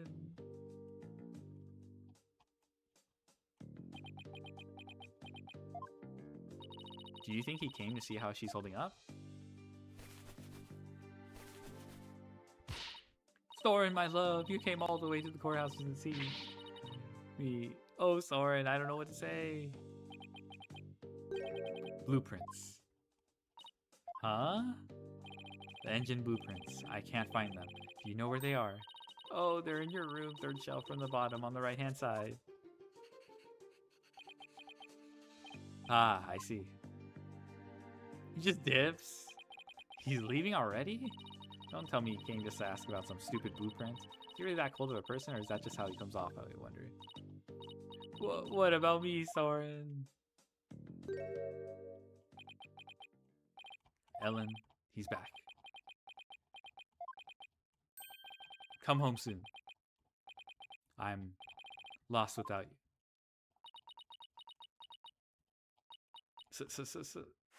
Soren! Later. Bro thinks he's so cool. Looks like showing your vulnerability is the fastest way to capturing a woman's heart. You should take notes on this, Nick. Please leave me out of this. Anyway, it looks like Soren isn't big on words, but it's clear that he cares about Ellen. Knowing that, I actually feel kind of relieved. Aww.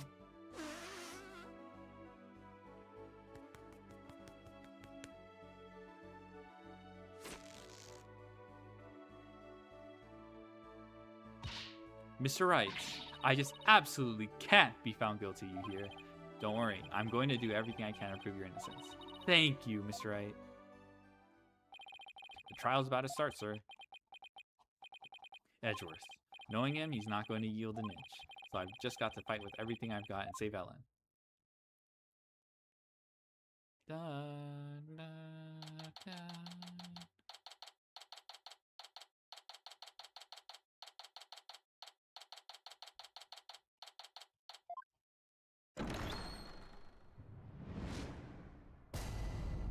Edgy boy, yeah.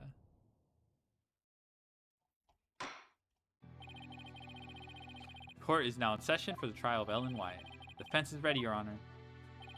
The prosecution has been ready for a while, Your Honor. Courtroom number 67? Oh my god. Seeing so many familiar faces gathered together like this. I feel as though I'm at a grand reunion. It makes me want to go out for dinner and a drink and reminisce with all of you. Aww. Oh, that sounds like a great idea. I was dying for a real burger the whole time I was away. We could make it a welcome back party for Maya. What about it, Edgeworth? Don't be I have no intention of cavorting with my enemies. Bruh. He said after. Now then, Your Honor, let us start this trial at once. Ho ho. Still not for lighthearted banter, are you, Mr. Edgeworth? Jokes and good humor are beyond worthless in a court of law. Guess we'll just have to have the party without him then.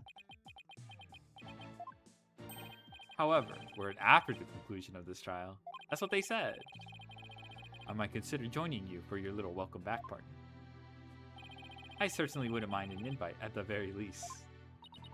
He's still as emotionally constipated as ever, I see. Now then, Mr. Edgeworth, if you could please go over the details for this case. The victim was Dumas Gloomberry, a servant in the Sprocket household. He was in attendance at the wedding reception that occurred from 7 p.m. to 10 p.m. Mr. Gloomsbury apparently felt some animosity towards Ellen Wyatt, and so, a bit after reception ended at 10 p.m., he assaulted Miss Wyatt with intent to kill her. The defendant fought back and ended up killing Mr. Gloomsbury. In other words, it was justified self-defense, correct? If that's the case, then the defendant might not be criminally responsible. He's right. Worst case scenario, I could go for self-defense to avoid the criminal charge. Oh, I wonder how Edgeworth plans to counter that, though. Prosecution's first witness will make my view on the matter clear, Your Honor. Very well, bailiff. Please bring in the first witness.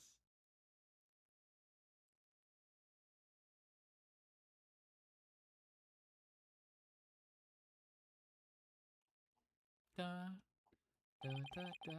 Please state your name and occupation, witness. Emma Sky, forensic investigator. And I'd just like to say, sir, that being in the same courtroom as you is a great honor. Oh, that's right. You're a fan of Edgeworth's, aren't you, Emma? We're good friends and all, Mr. Wright. But just this once, I intend to faithfully and fully testify for the prosecution. And I do mean that wholeheartedly. I expected no less from you. Yes, sir, I'm going to do my best.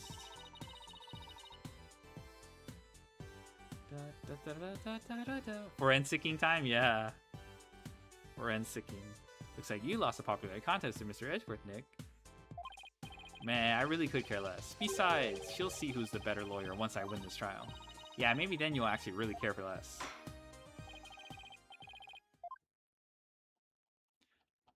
The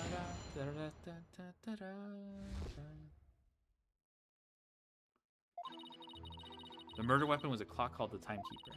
The victim was hit with it from behind and he fell over.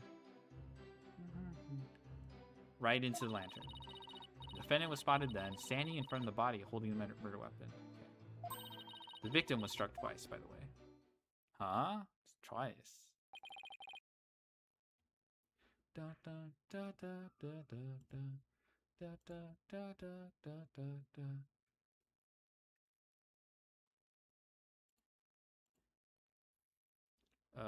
Oh shit, Unk is on.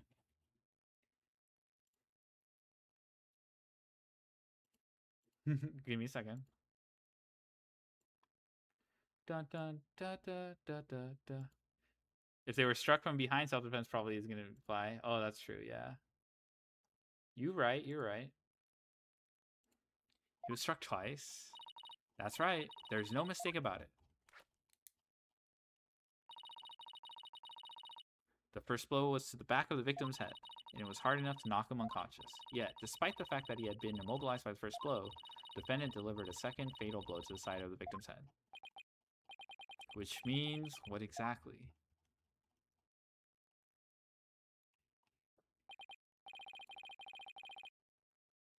I figured it would go right over your head. Let's put it this way. By striking the victim a second time, the defendant killed her last chance to escape from any criminal wrongdoing. She did? But how, Mr. Edgeworth? The defendant may have been fighting back because she was being attacked.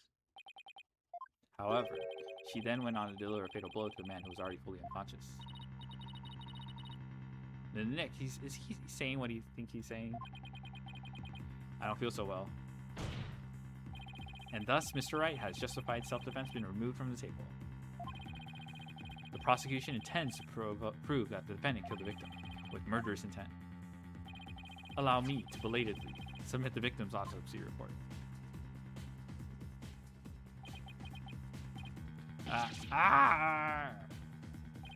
So that's why he was acting all smug. Well, more smug than usual. It's fine, right? It's not like we were going to plead self-defense anyway, right? Right, but now the judge has a negative impression of Ellen.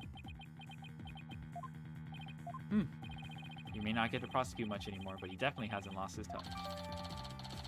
Alright, let's see what this bullshit is.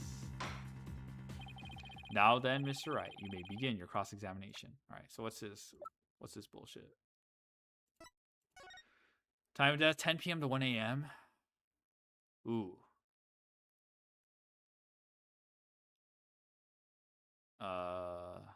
Interesting. So there's 2 windows.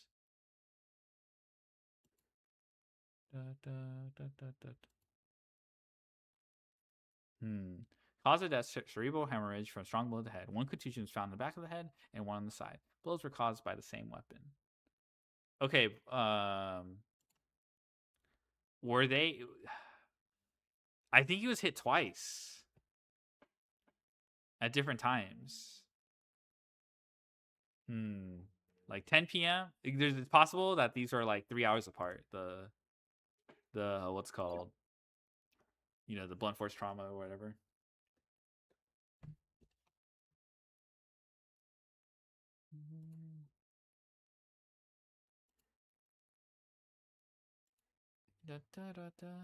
Okay.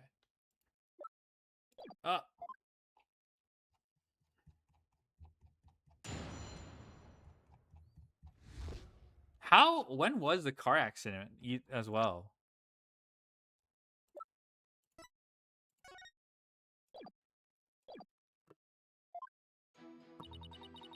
The murder weapon was a clock called the Timekeeper. Victim is hit with it from behind.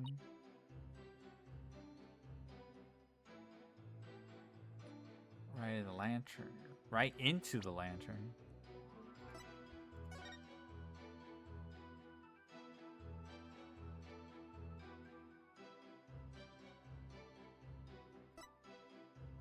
Found collapsed inside one of the... Scattered around his body were flower petals, a note, and broken parts of pyres. Not found. Get to bed? Alright, have a good night. Have a good night. Thanks for dropping by. Thank you for the gift subs as well. Peggable lantern body.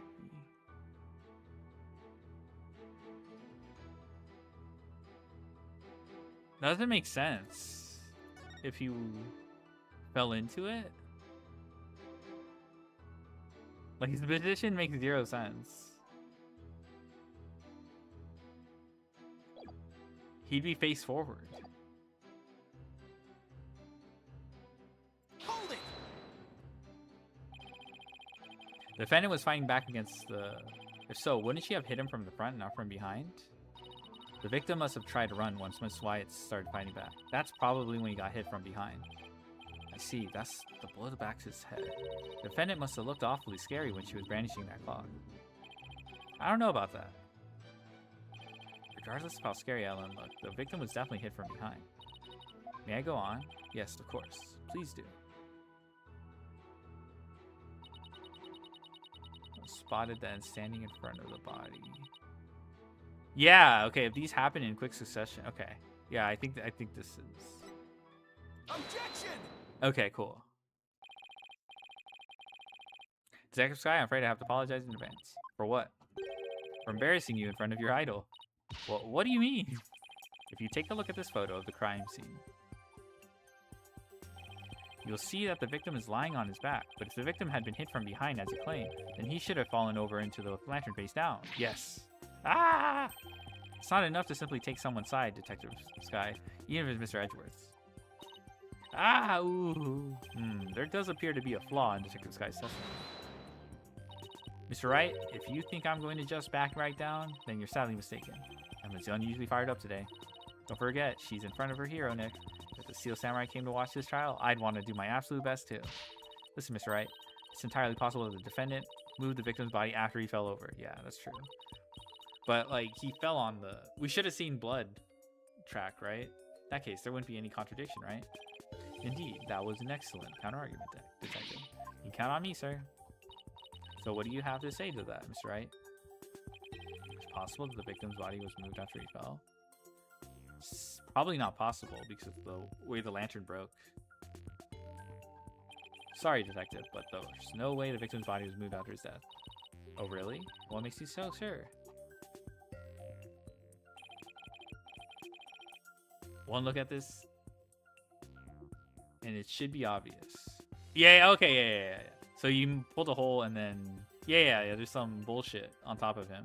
Take that! Yeah, some shit fell on top. Those broken bits of the lantern? But I guess it could be like, oh, she could have planted that. Yes, the body had been moved after the fact. These fragments would have fallen off of it. As you can clearly see, they're lying perfectly undisturbed on top of his body. This means that the victim must have been lying face up from before the lantern even broke. You're right. But wait a minute. If that's true, then when was the victim killed? I mean, the lantern was still whole during the reception. Right, which means we've just overturned a major assumption about this case.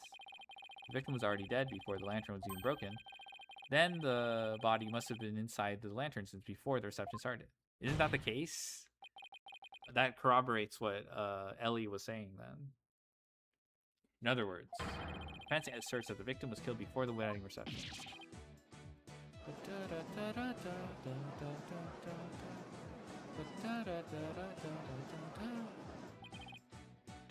In short, when Miss Wyatt was seen standing in front of the body after the reception, it wasn't the moment just after the murder was committed. It was the moment she happened to discover the body, just as Miss Wyatt claims. Okay. Objection! Whether the act was committed before or after the reception is entirely consequential. After all, it was the defendant who prepared the reception hall for the event in question. Oh, fuck. Therefore, when the murder occurred, changes nothing with regard to her guilt.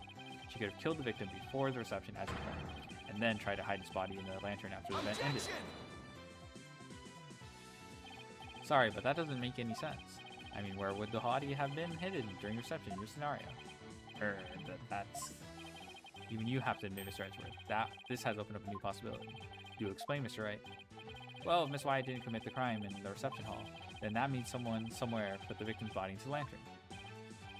I suppose that makes sense. A dead body couldn't put itself in there. Exactly, Your Honor. In other words, the murder actually occurred before the reception. It opens up the possibility that he was killed somewhere else. Yeah. If the body was hidden inside the lantern, then it's possible that the body was moved along with it from somewhere else. Oh, you're right. You can run that mouth of yours all you want. But do you have any evidence to support what's coming out of it, Mr. Wright? Of course I do. I think the answer lies in that piece of evidence and in something that was left at the crime scene that will point us to where the victim was really killed. Very well, Mr. Wright. In that case, what proves that the lantern and the body was moved from somewhere else?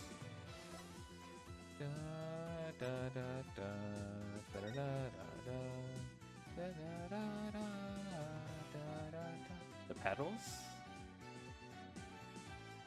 He has blood on his arm too, which corresponds to one of the peggable lanterns. Flower petals and no broken parts of the lantern. Petals were from flowers not found. Yes, its petals are not found in the reception hall. Okay, cool. Take that! The photo of the victim again. Yes. I like to focus on this thing right here. Okay, yeah, petals. Take that! Flower petals, Mr. Wright?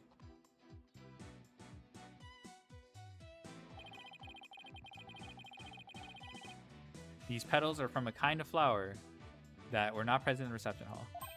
This means they must have gotten into the lantern when it was somewhere else. And just where do you propose is somewhere else to be? I suppose that this piece of evidence will tell us where the flower petals came from. The blank cap.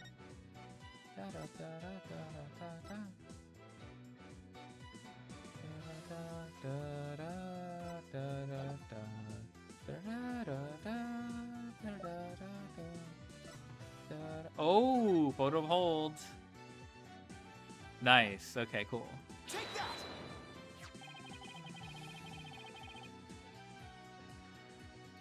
Please take a look at the flowers in this picture of the hold. Notice how the petals are of the same shape and petals in the crime scene photo. Dang. Lucky ass evidence. Yes, I see. They do look to be the same kind from the same kind of flower.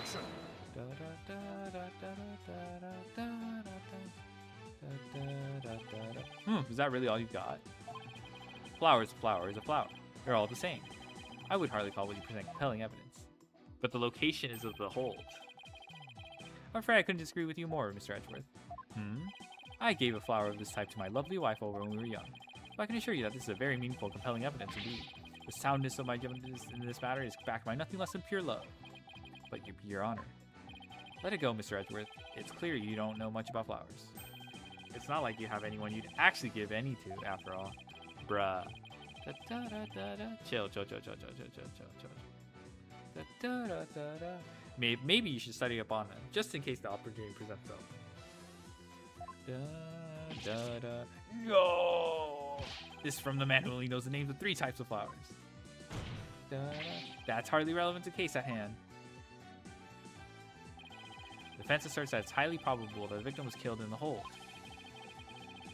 If the body was placed in the lantern and moved to the reception hall for some reason,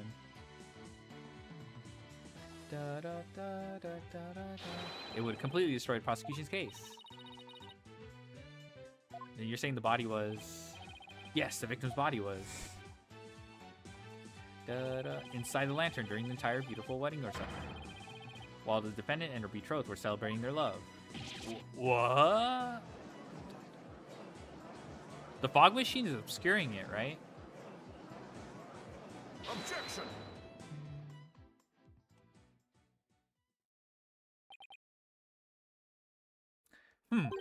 Your smooth talk might work on his honor, but it won't work on me.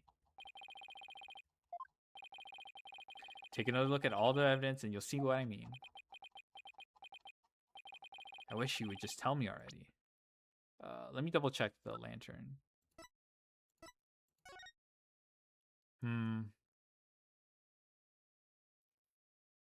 You can... There's a case that you could say, like, the body could be illuminated by the lantern. But I don't know. I feel like the fog might be covering that up. Detective Sky, I'm sure you've already figured out what I'm talking about, correct?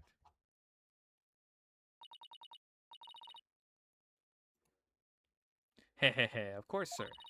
Mr. Wright is the only one here who has it. Why don't you leave this to me, Mr. Edgeworth?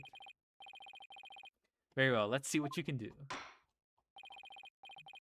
Detective Sky, please give your testimony to this court.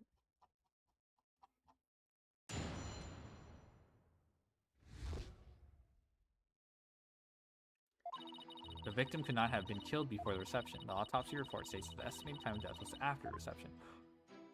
Oh, was his body chilled by the cold ice from the fog machine? That estimated time of death is correct. There's no way it could be wrong.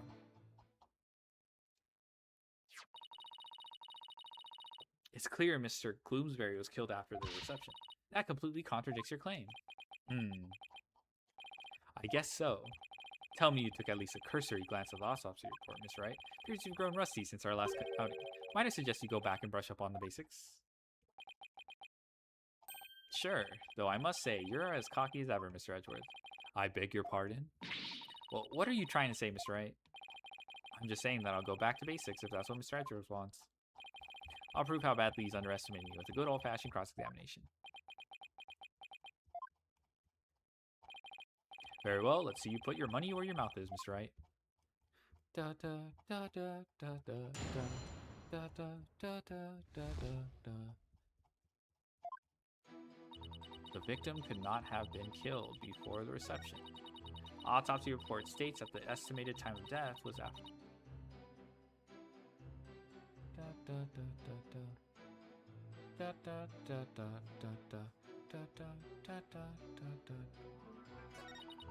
And that estimated time of death is correct. There's no way it could be. Okay, yeah. So we just okay. So we just have to contradict it. Does the fog machine mention dry ice? Okay. Objection! There we go.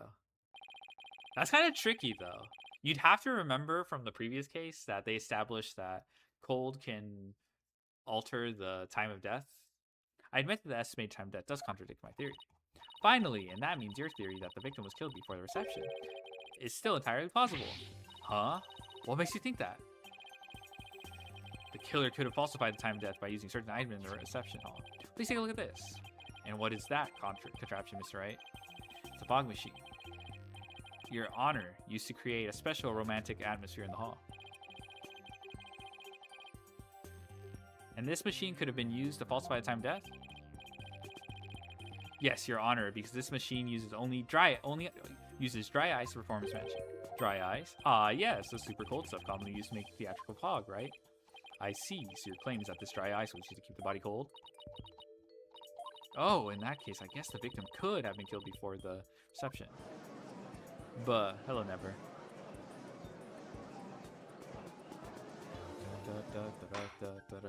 Order in this court. Well, Mr. Edgeworth, what do you have to say about this development? That the victim was killed in the hold before the wedding reception? Prosecution acknowledges the possibility of this claim. Now we're getting somewhere. Prosecution would also like to thank you, Miss Wright.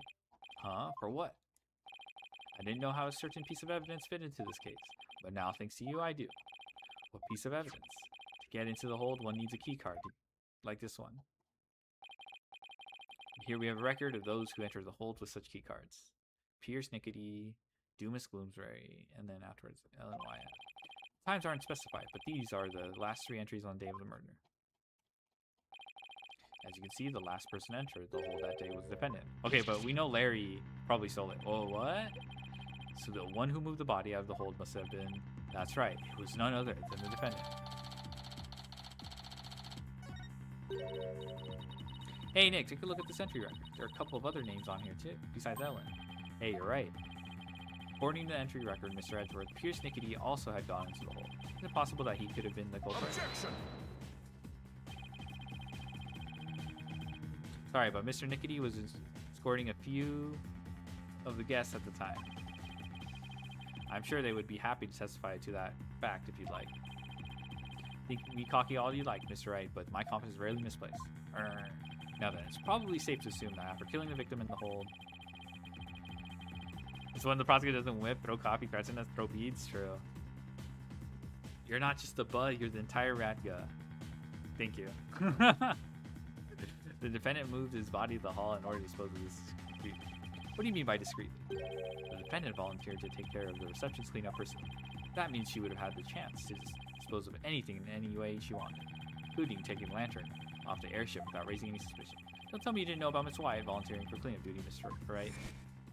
That's true. She did say that. For my last task as a servant of the Sprocket household, I offer to take on the preparation to clean up the reception banquet. I see.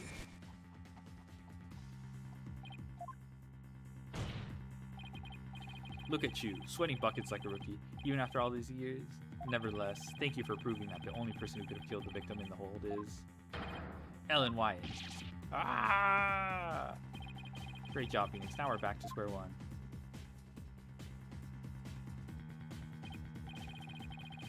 Perhaps you should ask Miss Sykes for some help in reviewing Defense for Dummies. Way to go, sir. You've got Mr. Wright in a cold sweat. I wonder if maybe the promise of seeing that miserable look on his face is what brought me back to the court today. It certainly made all of my stress and woes as chief prosecutor just melt away. Guess he had a lot of stress built up. Give him something to stress over before we're through today. Your Honor, prosecution asks that you render your verdict at this time. Please Edward should stop LARPing his lawyer and start making out. That's true. Before that man over there tries to throw the court into chaos with his meaningless bluffs. I see, Mr. Wright. Are there any last meaningful bluffs you'd like to present to this court? Why does he have to assume it'll be a blow? Nick, hurry up. Sorry. Oh. Nick, hurry up and throw a good one out there. I will. Well, alright then. Let's see. I've got it. How do you know it was Miss Wyatt who used her keycard? After all, if it turns out that somebody else used her card, it would mean Miss Wyatt didn't do it. Interesting. And are you able to prove this bluff to be true? I assure you, I'm not bluffing, Your Honor. Well, now what? Wait a minute, Nick. I can think of a certain somebody who might have used Alan's keycard. You can't? Remember, the one who was sneaking around the hold in spite of not being a family member? Oh, that's right. Your Honor, the defense would like to call a certain witness to the stand. I need a testimony of this person who may have entered the hold with Miss Wyatt's card. Yeah, it's just like, okay, this is really straightforward. No, I don't know if it's just me though. Got his ass? Yeah, dude. Larry Butts. Unironically, yeah, I don't know what else to say. His name speaks for itself. Are you saying that numbskull was on the airship? He never breathed a word about that to me. That's not surprising because Mr. Nickety told him to keep quiet about it. But Mr. Butts himself admitted it to me. He claimed to have found a way to sneak into Flying Chapel's hold to see Miss Wyatt. This photo he took out and gave to me as proof. Then, what was it he who moved the lantern with the body inside the reception hall? You know as well as I that with him anything is possible. This is one possibility we should definitely look into. I can't believe this. What in the world is he doing mixed up in this? What? Come on, Mr. Edgeworth. Remember what we've been saying since elementary school? When something smells, it's usually the butts. Exactly. God, that Larry, he'll pay for this. Well, if you want to extract your payment now, he's right there in the gallery. Yikes! Bailiff sees the witness before he makes a run for it. Lil Buck got the Maya treatment? Yeah. No! Why does this stuff always happen to me? Sorry, Larry, but you brought this on yourself. Let's break for a 15-minute recess. I asked that both sides prepare for the next witness's testimony during this time. This is really speeding along, this trial. I'm not saying it's like straightforward, but it is going kind of fast.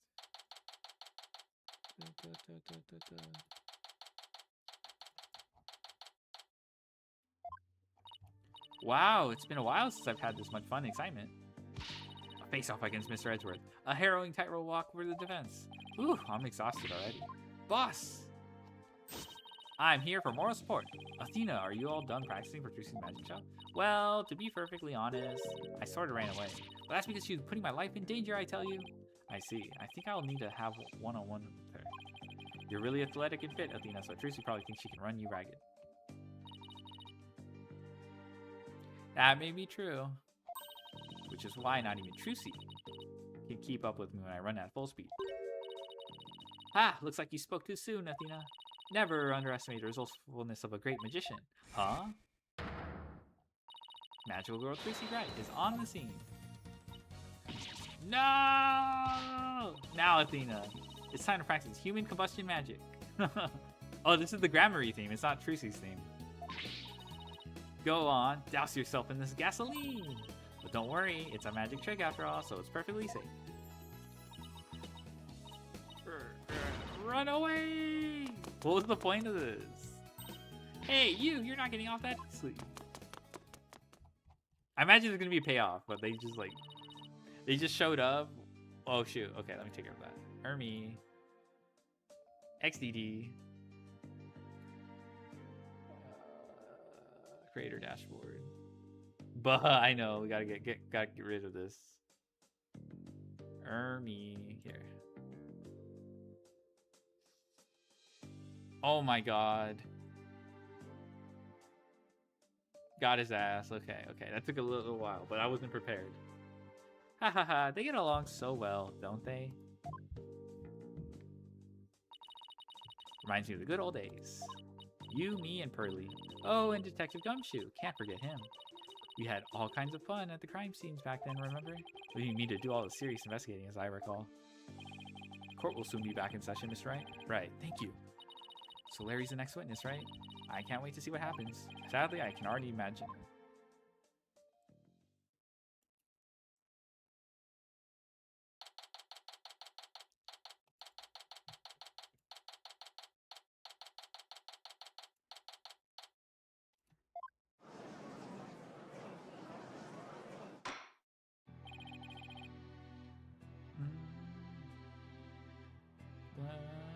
Court will now reconvene. The slog that's known as 6'5". Yeah, it took a while. 6'5" did take a long time. Nick, Edgy, the two of you are gonna hang me out to dry, aren't you? No, not the both of us. Just Mr. Right. Nick, how could you? I don't really think he did it, of course, but I've got to use whatever leads I can. Mr. Butts, there's a possibility you moved the lantern that had the dead body in it. It's him from the first case? Yeah. So if you want to clear yourself of any suspicion, all you have to do is testify. Now then, your testimony, please, witness.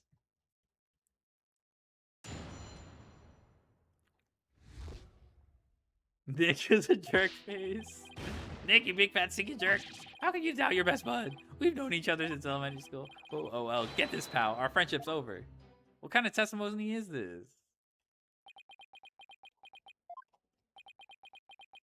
Oh my god. This is some bullshit. Well, go ahead, Mr. Wright. He's all yours. Why me? You're the one who called him to the stand, so he's your responsibility. Thanks, old chum. Can't any of you show me a little respect? Even just a shred? You may cross-examine the witness, Mr. Wright. I would if there were any testimony to cross-examine.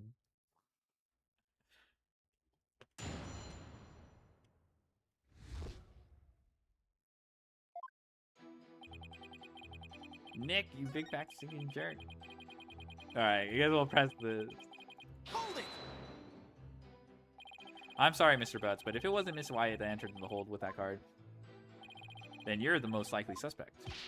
So your attorney's bad? Nick, are you seriously doubting the innocence of your old childhood friend? Well, technically yes, but it isn't personal, I assure you. Ooh, a true friend would believe in me no matter what. Can't you see my tears? Don't they mean anything to you? Nick.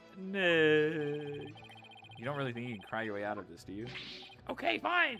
In that case...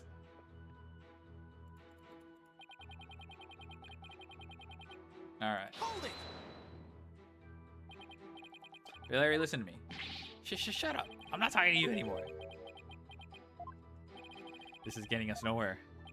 Well, I guess about all I can do is try to get some kind of statement out of him somehow. Good luck. Okay, it's just press everything. Come on, Larry. Can't you please give me something real to work with? Don't think I don't know about your tricks. If I say something careless, you're gonna shove some evidence at me with a loud objection and a super smug look on your face. Yeah, well, that is my job. If I get found guilty, how are you gonna take responsibility for what you've done? Why should I take responsibility for just doing my job? You heartless jerk. Don't you have any compassion for me? Come off it, Larry. If you don't quit fooling around and start testifying, Miss Wyatt will be found guilty. But for real? If no new information comes out of his cross-examination, then yes, Mr. Butts, for real. Not that I would have a problem with that myself. Larry, just tell us the truth already. Did you or didn't you go into the hold and move a lantern up to the reception hall? Are you planning on doing the Professor Layton episode for AA? I don't know. Don't you need a 3DS for that? Or like some emulator? I'd have to figure that out. I never moved the lantern, I tell you. Bull lantern. Well, what? Did I say something weird? You told me that you didn't attend the wedding reception.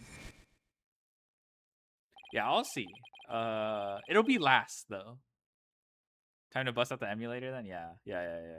My real and true 3DS. Can you believe they told me only family and they wouldn't even let me into the reception hall?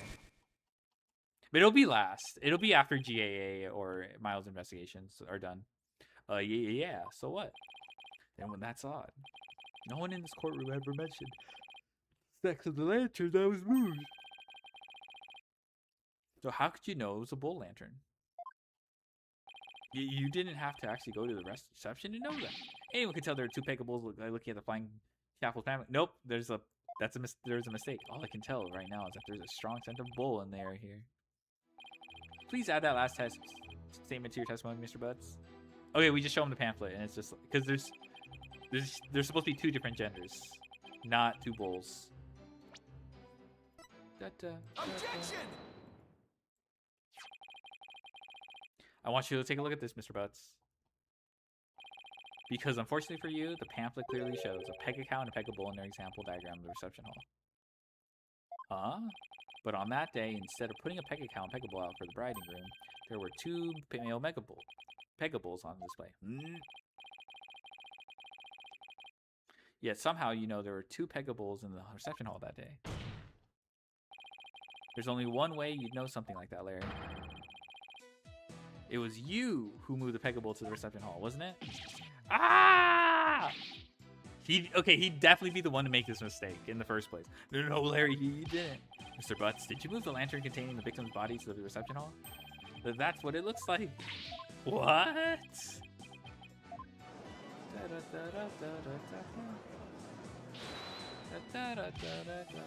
Wait, Nick! You don't think I'm the murderer, do you? Maybe you and Mr. Gloomsbury were fighting over Miss White and you ended up killing him? But Maya! Not you too! Look, I did sneak in the reception, but that's as far as it went. You know me, I wouldn't hurt a fly. You snuck into the reception? Yeah, sure. But some of the Sprocket men caught and locked me up in one of the cabs. It was pretty awful, actually. That's what I made that drawing of the pterodactyl. Show you. Ixnay on the Aerodactyl's hay, Larry. Mr. Wright, not even you would take this farce that far, would you? Da, da, da, da, da, da, da. We are talking about Larry. What do I do? Da, da, da, da, da. No, he's not it. There's no way he's the... No, you're right, Mr. Edgeworth. Mr. Butts didn't have a reason to kill Mr. Gloomsbury. He might have had an imaginary reason to kill Soren Sprocket, sure, but not Mr. Gloomsbury. After all, he did steal Mr. Sprocket's bride and try to elope with her. Just because I try to steal somebody's bride doesn't make me a murderer. I believe you, Larry, and I don't think you killed anybody either. You would never do anything like that. Nick, old buddy, old pal, I knew you'd come through for me. Funny that, considering your sworn testimony just now that we were through. Mr. Butts, it's time you told this court the whole truth. Understood?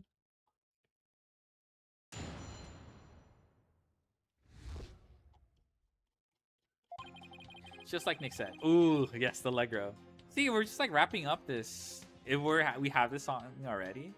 It's just like Nick said. I'm the one who moved the lantern. Da da da da da da da da da da da da da da da da da da. I was poking around the reception hall before the main event and saw a lantern was broken. There was a note on it that said, "Exchange with the one in the hold, Ellen." So I decided to do Ellie a favor. So you switched lanterns before the reception, did you? That means the victim really was killed before the reception. Lantern in which the victim's body, Larry wielded from the hold before the reception. Da, da, da, da, da, da, da. It would appear that Mr. Butts completely fell for the defendant's scheme. Scheme? What scheme? This note from the defendant, exchanged with the one in the hold, Ellen. But Mr. Butts moved the lantern with the body in it up to the reception hall because of this note, and thus he has become a suspect in Mr. Gloomsbury murder. Ooh, that second lantern did feel pretty heavy. I never would have thought there was a dead body in it. What was a note like that doing on a lantern in the first place? You've got it all wrong, Mr. Edgeworth. I left that note for myself. It was simply a reminder because I can be very forgetful. What a sorry excuse, Miss Wyatt. The prosecution contends that this note shows one facet of the defendant's murderous plan. And you, Mr. Butts, you played right into Miss Wyatt's hand. No way, Edgy, I don't believe it. You really still believe that Miss Wyatt to be the culprit, Mr. Edgeworth? Of course, my stance on the matter remains unchanged. If you think I'm wrong, then prove it with your cross-examination. Gladly. Very well, Mr. Wright, you may cross-examine the witness. Da da da da da da da da da da da da da da. It's just like Nick said, I'm the one who moved the lantern. Just poking around the reception hall before the main event. There was a note on that said exchange with the one in the hold, Ellen. I said I'd do Ellie a favor. Alright, let's press this. Hold it! That note wasn't addressed to you, was it? Well, I guess not, but how could I let my dear sweet Ellie do all the hard physical labor on her own? It's precisely that thought process that constantly gets you in trouble, Larry. Besides, it was my big chance to show her how much I cared about her. Da, da, da, da, Hold it! da. Nobody saw you on the whole time while you were switching lanterns. Nope, I didn't get caught. Not that time anyway. Not that time. Yeah, when I tried to sneak into the reception hall the first time. I didn't have as much luck. Those sprocket guys spotted me and nabbed me.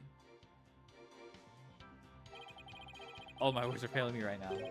Pretty exciting, don't you think? Larry, you need help. And then they locked me up in one of the cabins. Nick, what are you asking about stuff like this for anyway? Should you be trying to prove Ellie's innocence? Well, is that the statement of this part of the case?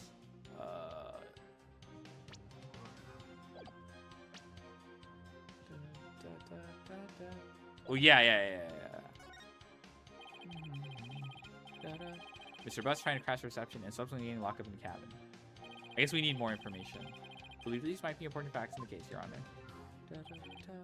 Well, Mr. Butts, please add that statement to your testimony. I sneak into the reception hall, but I got caught and locked up in the cabin. Alright, let's press. Hold it! So you got locked up, then what happened? I broke out. Then I started looking for Ellie and wandered into the reception hall again. That's when I saw the broken lantern and replaced it. Even after they caught you and locked you up, you still went looking for Miss Wyatt? But, hold on a minute. What is it, Nick? Maya, doesn't something seem weird to you? Larry's saying he replaced the lantern after he broke out of the cabin. That's right. Oh, wait, huh? You're right. It doesn't make much sense, does it? Mr. Wright, have you found any consistency in the witness statement? Yes, I believe so, Your Honor. Mr. about to move the lantern after he broke out the cabin, but that contradicts with this. Lantern which the victim Larry wielded from a hold before the reception began. Take that! Is that? Yes, it's the broken lantern, Your Honor. Mr. Butts, what are you saying doesn't make any sense at all? Why? Why not? You swapped the lanterns before the reception began, right? Yeah, that's what I said, isn't it? But you also just said that you swapped the lanterns after you got locked up in the cabin for trying to sneak into the reception. Unc Phoenix and Lara Maya. Oh yeah, Maya, yeah. You got locked up in the cabin for trying to sneak into reception. Oh, there's two receptions. In other words, you're saying you swapped the lanterns both before the reception and after reception took place. That certainly doesn't make any sense, does it? Mr. Butts, did you swap the lanterns before or after reception? Which was it? Before or after? There's a world of difference between the two. Well, Mr. Butts, I guess I can't expect guys like you to understand. In a nutshell, it was both before and after reception. What? I tried to sneak into the first reception and got locked up. First reception. Okay, we finally proved the existence of two receptions. Uh-oh, I don't like where this is going. Then, through the power of Ellie's pendant, time got rewound and we went back to the time before the reception. It was after that when I replaced the lantern. So it was both before the reception and after reception. Get it? We went back in time to before the reception. Of course the reception would take place one more time after that, right? That's why I said it makes perfect sense. The childhood friend? I know. The reunion. Mr. Wright, what in the world is the witness talking about?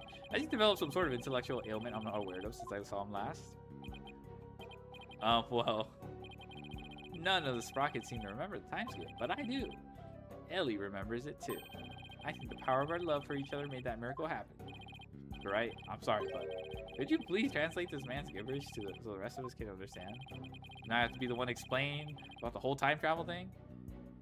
Is that, no, this is still Chief Prosecutor. This is after Chief Prosecutor. Go on, Nick. I know you can do it. Looks like you don't have much choice, Nick. To heck with it. I can't lose any more of my dignity today anyway. Defendant Miss Ellen Wine has told defense the following strange story. Edgy boy, no glasses? Yeah, I kind of missed the glasses, but it's fine. You can have no glasses. She said that after reception ended, she was stacked by Mr. Gloomsbury. Lil Bub really set Phoenix up? Yeah. She claims that as she was being assaulted, she made a wish upon her pendant. Please take me back to that blissful moment. In doing so,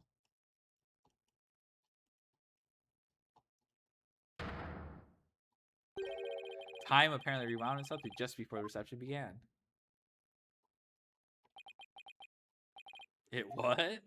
I know it's hard to believe, but think about it this way. Through the power of the pendant, both Ellen White and Larry Butts experienced time travel.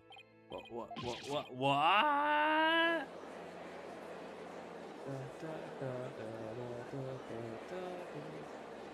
Objection! What absolute rubbish. Mr. Wright, I've heard my fair share of your nonsense over the years, but this takes the cake. Have you thoroughly lost your mind? Objection! But this is simply the conclusion I came to, using that logic ability you love so much. Well, what? The truth of the matter is, the future president of Sprocket Aviation, Soren Sprocket, has been researching time machines. So what if a time machine has already been successfully created? What if that's one of Sprocket Aviation's top secret inventions? A time machine? Yeah, I even saw something while we were time traveling. Saw a pterodactyl flying through the sky. Maybe the airship was set to travel through time for their honeymoon trip? What? A pterodactyl? Objection! You can't possibly have any evidence to back up your ridiculous time travel story. Well,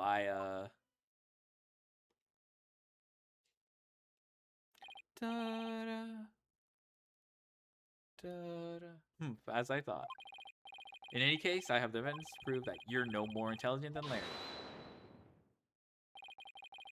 Not so fast now, Edgy. I'm not the same old Larry you used to know.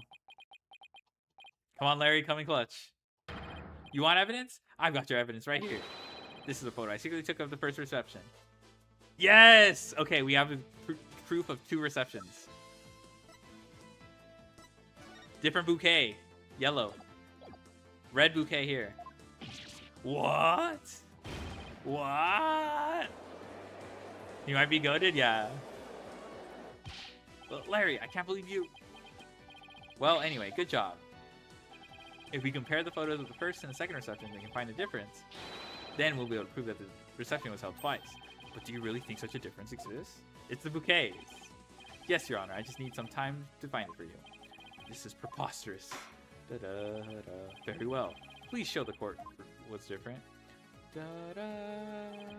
Also, the fog machine's on a different side. Or, yeah, this is the... Well, okay, maybe it could have been on both sides.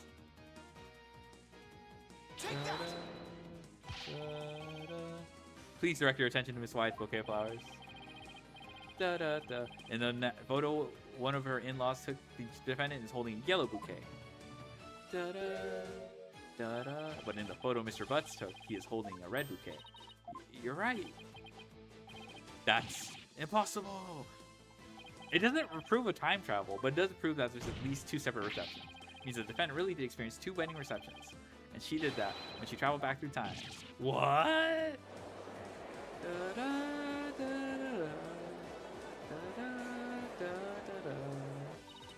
Nick, you did it. You proved Ellen's time travel story to be true.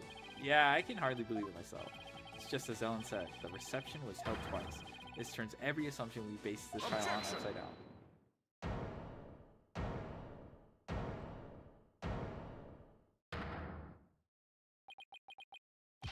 I refuse to accept such a ludicrous argument. It's pure fiction under the guise of pseudoscience at best. There's simply no such thing as time travel. I know it's hard, but can't you suspend your disbelief for one nanosecond, Edgeworth? Edgeworth would rather die before believing something illogical. I bet sci-fi movies push all your buttons the wrong way, don't they? Yeah, dude, I bet he can't even watch sci-fi movies. Edgeworth is that fucking committed to logic. I can totally picture you yelling, "That never happened," every 5 seconds of the screen. That is definitely...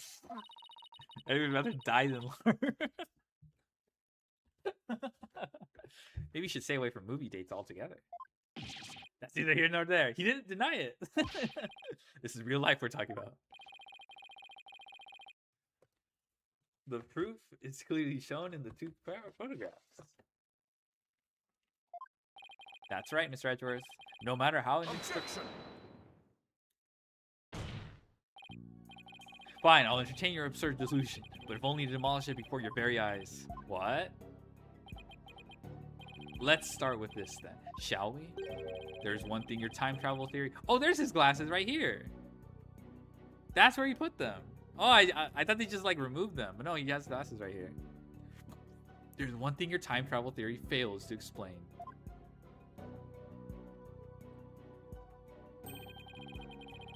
And that is the memory of the other guest there. The defendant and Larry remember the reception occurring twice, but no member of the Sprocket family has even mentioned such a thing. That's because the time machine is classified. Objection! Seems I'm blind, then I just noticed him too. Like, don't worry, you're not blind. I just noticed it too. I'm not done, you bird brain. But bird brain, as I was saying, if the entire family had been sworn to secrecy, then why hadn't they sworn the woman who was marrying into family secrecy too? They're setting her up. But that's a good point. Honestly, all it takes is a little common sense, Mr. Wright. Even still, how do we know that the trip through time did not really occur? There's proof in the photos that it did. And besides, if time travel doesn't exist, well, should we call it an entire circus? Be a little disappointed, frankly. I was hoping to go back and forth to my youth. You mustn't allow yourself to be taken by Mr. Wright's whimsical tales, Your Honor. I've read about it in various literature, you see. And they all say that time travel is just not logically feasible. Maybe our argument was just a little too nonsensical, Nick. Well, in that case, why don't we just put common sense to the test? Excuse me? The wedding reception was held twice. The photos are proof of that. But it wasn't because of time travel. Simply because the reception had actually been held twice. Bruh, are you serious? Is that the most reasonable way to interpret this situation? Would you care to elaborate, Mr. Wright? If time travel doesn't exist, then there's only one way to make sense of what happened. Somebody must have orchestrated this strange phenomenon, and that somebody is everyone at the reception. The gods. What if all of the guests at the reception conspired together to hold the reception twice and keep quiet about it? What? And for what purpose would they conspire to do such a thing? Well,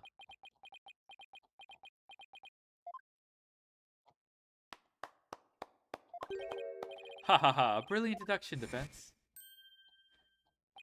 I can tell that you are not a renowned lawyer for nothing. I must say, I underestimated you. How so, Mr. Nickety? You have managed to name each event precisely as they happened. You have revealed it all to the light of day. Then that means it was us. We orchestrated the whole thing. Yes, the reception was held twice. But not because of time travel, no. We simply held it a second time. What? Why? Why would you do such a thing?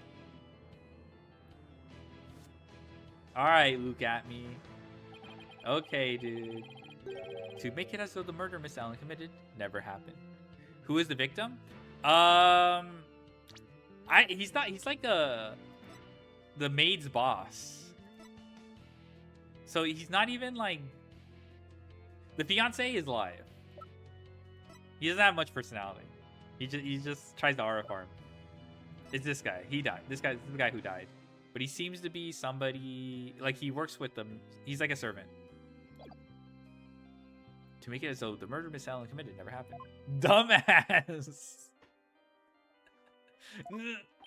Master Soren figured that if Miss Ellen, who had killed Bloomsbury after the first reception, experienced the reception one more time, she would think it was all a dream. It was he who ordered us to make it happen. However, only a few, myself included, knew of Miss Ellen's crime.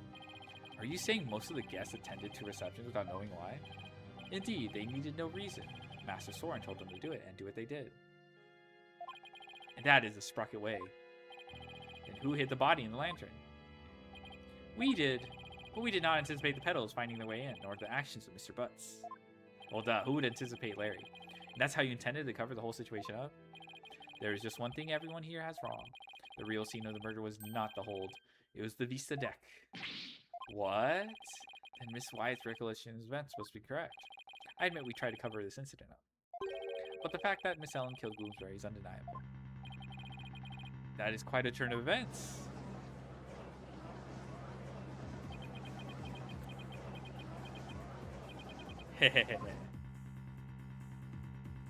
Bro got his ass saved. Shut the fuck up, bro. And so it appears we have arrived at the truth at last. Now. Please do feel free to travel back in time, Mr. Wright, and attempt to do this trial over again. Go on. Let's not get hasty, Edgeworth. I bet you can't do it. I bet I can't either. Your Honor, we will have to hold a separate trial for the cover-up conspiracy later. But as far as this case goes, I believe we are ready for your ruling. Objection! Just before the defendant lost consciousness during an attack, she said she saw someone strike the victim. It's possible that third party is Objection!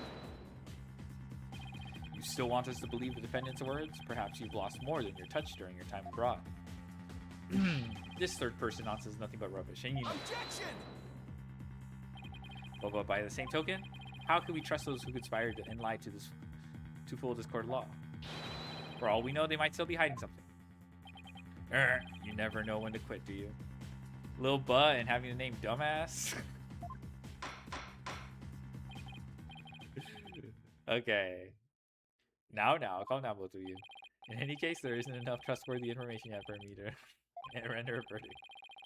So we continue to try after both sides to investigate the matter further. Very well, Your Honor. Phew, that was close. Mr. Nickety?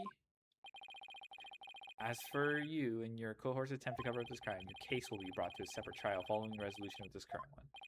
Understood, Your Honor. Well then, this concludes today's trial. Court is adjourned.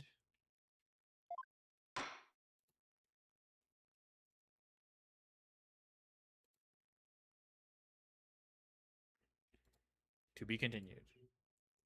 Okay. We're getting through it.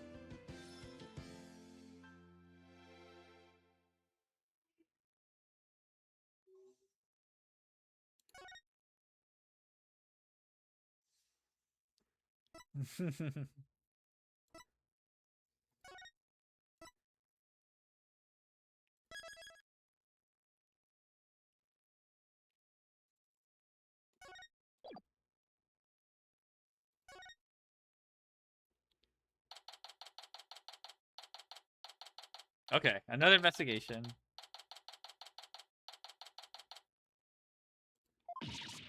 What?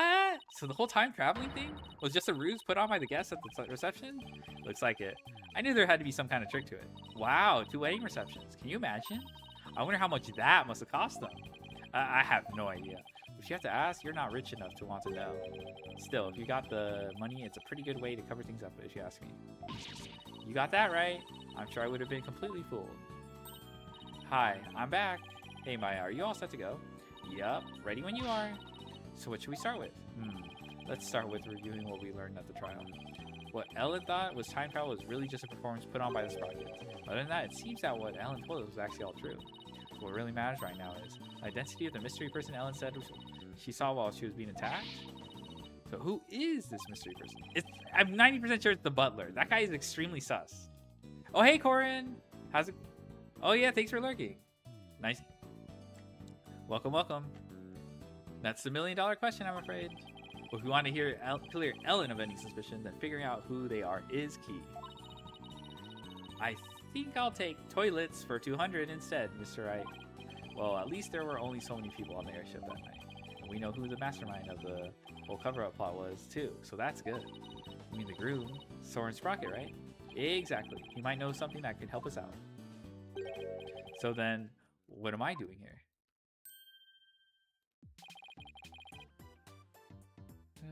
I'm a very busy man, you know? Well, all of the other people involved are Soren's family members, so I thought I'd better start by interviewing you. Even if I probably shouldn't trust a word out of your mouth. Oh man, I have a really tight schedule, but heck, what are friends for, right? Okay, pal, go ahead, ask me anything. You do remember it was you who came to me for help in the first place, right?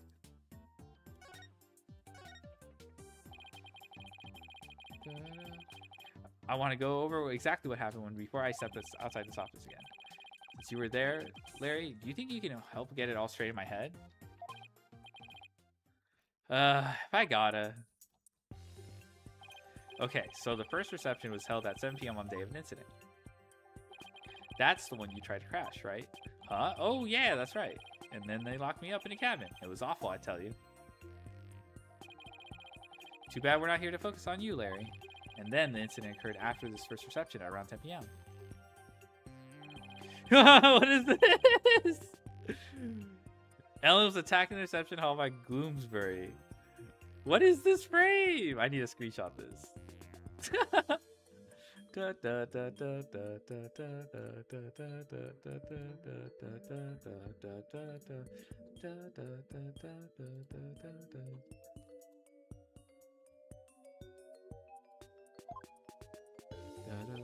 He forced her onto the Vista deck and was just about to kill her. But Ellie fought back and ended up killing old Gloomsbury instead. Covered up, the family quickly threw together a second reception. That's what Edgy's claiming anyway. But I know my Ellie didn't do it. The key point here is the mystery person Ellen said she saw strike Bloomsbury just before she passed out. Did you see anybody suspicious skulking around that day? Nope, not a soul, because I was locked up in the cabin at the time. But you managed to escape and sneak back into the reception hall. That's when you switched the lantern in the event hall with the lantern in the hold, right? Did you see anybody then? Nope, that place was completely deserted. Guess because that Pierce Butler guy had everybody gathered together somewhere. That makes sense. He must have been going over the cover-up plan with them. So clearly the murder had already happened by the time Larry got out. He must have gotten everything ready fast and had the second reception soon after that. Then after that second reception, Ellie went to clean up the reception hall. And as luck would have it, that's when she found the body and lantern I brought up. Dun, dun. I tried to do something nice for Ellie out of the goodness of my heart, and this happened. We still don't know exactly what happened during the actual murder itself. We'll just have to look into it along with the identity of that mystery person. So while the murder was taking place, you were locked up in a cabin. Did you see anything unusual while you were in there? In the cabin? Let's see. Well, there was that pterodactyl flying through the sky. That's pretty unusual. Okay, we have to find out how to explain this. Oh, right, that drawing of that pterodactyl you saw. What's with all the air quotes? I really did see it. I swear. But Larry, the time travel thing never actually happened. Which means you couldn't have seen a real pterodactyl flying through the sky. Oh, are you doubting the eye of a super popular picture book author? No, I'm just sure you saw something else and mistook that for a flying reptile. Nick! You're making me doubt my own eyes. Now I'm not even sure what I saw. Either way, you have no idea what actually happened at the real scene of the murder. That's right, and I can say that with every confidence.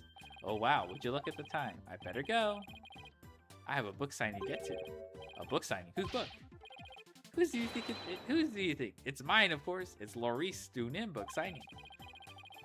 I bet you went around and begged a bunch of bookstores like you do one. Of course not. They're the ones coming around to beg me. Looks like I guess right. Anyway, I have to go. I'll send you 10 copies of my new book that just got released the other day, alright? To 10? That's very generous of you. What are you talking about? I'm gonna send you the bill too, of course. Just put him down as office expenses or something. We'll see ya. Bruh. Well, wait, Larry, we don't need... he's gone. I'll take a copy, boss. Oh, and make sure it's signed. Oh, boy. She's not gonna like this office expense. Why is she doing it? Why is Trucy doing the finances? There goes our first lead. What do you want to tackle next, Nick? Right, we should really hit the streets now, huh? How about we go see Ellen? Sounds good, boss. I bet I can cheer her up. I thought you were gonna go help Trucy with her magic show again today at Athena. Weren't you supposed to go meet her right now, about now? Trucy said she was gonna practice her new trick on you, if I recall. On me? Really? Trucy's show is an important source of income for our agency, you know. Dude, Phoenix babies Trucy so much. It's so funny. Oh my god. Poor Phoenix doesn't say he plays favorite, but Trucy's definitely his favorite. There's no way. You can leave the case to us, so you go ahead and run along now. But boss, off you go, Athena. No, I don't want to die. We better get going too, Maya. Okay. Okay, detention center.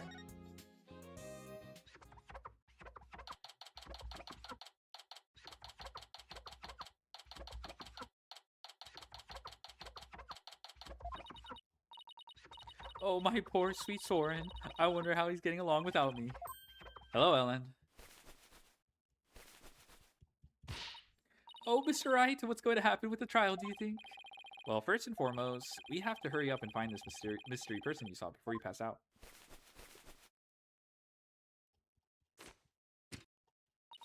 Do you think that person could be the real killer? It's quite possible. And if we can prove that, we can clear you of all charges. Actually, would you happen to know where Soren is right now? I think the person who snuck up is Soren. Soren probably knocked his ass out the first time, but he probably didn't die. And then the second blow actually kills him. And that was probably dealt by Pierce or something to cover up Soren's mistake. So probably Soren tried to defend Ellie from being attacked by Gloomsbury. He knocks out Gloomsbury, but doesn't actually kill him. Takes responsibility for killing him. Then the butler is like, "Oh well, shit. I don't know. The butler's weird. Maybe the butler is in the interest of protecting Soren, but he's also gonna throw Ellie under the bus to achieve that. So right now I can't tell if the butler's just fulfilling his duty to protect Soren, or he's just evil and it just didn't like Ellie. Oh, okay, let's see. Actually, would you happen to know where Soren is right now? He's usually busy with meetings all afternoon, but he should be home by evening. I think I'd better go have a chat with him later then. Why am I being treated to a view of someone's underwear? Mr. Wright, don't tell me. You suspect my sweet Soren? Well, he is the one who masterminded the second reception after the time skip. Or so I thought. He might be able to tell us something. How could you, Mr. Wright? You can't possibly think my Soren would. Alright, just calm down. No, not if you're accusing my Soren. Please, I'm not accusing anybody, so please put the pan and ladle down, alright? Really? Could cross my heart. So for now, would you mind if I ask you a few more things about the case? Better be careful not to provoke her.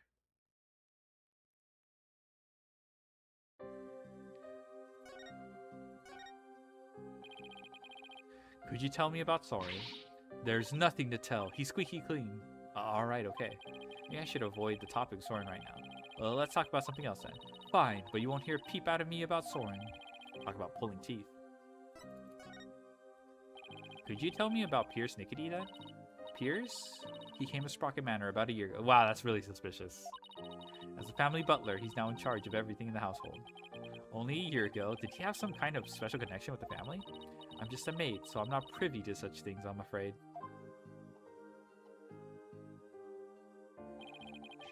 It might have been Soren's order, but Pierce is the one who coordinated the whole thing. He's the one who really orchestrated the grand time travel for us. Must have quite a bit of authority in the family. But no matter how good he is at his job, how could anybody gain that much influence in a single year? I really don't know. I mean, he is an excellent butler. Wouldn't that explain it? Is it really as simple as that? What you thought was time travel was really just a cover-up carried out by your in-laws. Pierce said Soren was the one who ordered the whole thing. I still can't believe it, even if the second reception was fake. Soren would never use time travel for something like that. He's very serious about his time machine research, you know. I heard there's a reason he's researching time machines, actually. Something about something he wishes he could change. Isn't the whole idea of traveling back in time itself a little fantastic? After all, Soren said real time travelers do exist. Really now? You think he knows someone who actually traveled through time? That's right. I haven't seen it personally, but Soren said as much, so I believe it. Somebody who actually traveled through time, huh? Pretty hard to believe. Thank you, Ellen. You're going out to do your investigation now, aren't you? Yes, that's right. Please make sure you don't cause Soren any trouble, okay? I'm afraid I can't promise you that. What? Please, whatever you do, please don't upset my poor Soren any further. I'm begging you. I'll do my best not to cause him any unnecessary trouble. Ooh, I couldn't bear it if Soren ever came under suspicion. He's gonna be under suspicion, but we're gonna clear his name. I'd rather be found guilty myself. Wow. Yikes. Ellen, please don't work yourself up like this. You don't want Soren to worry, do you?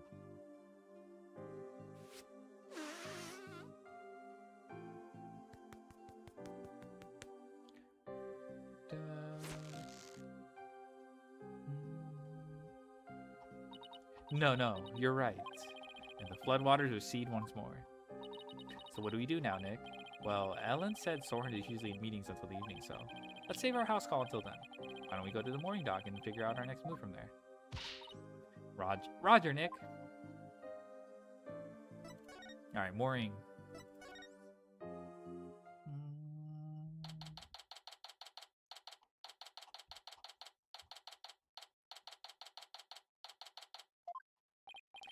So, where should we start? Let's see. Are there any places we haven't examined yet? We already investigated the reception hall and Sprocket Manor. The hold. We haven't looked at the Vista deck or the hold yet. Hey, you're right. At least still got some pretty important places left to examine, don't we? The Vista deck is the actual scene of the murder, right? and the lantern with the body in it was stored in the hold. I think there's a good chance we'll find some important clues at those locations. Do we know how to get to the hold? Good question. I think it was labeled in that diagram of the airship in the pamphlet. There it is. Okay, so we can go to the Vista deck and then... Well, what are we waiting for? Let's go.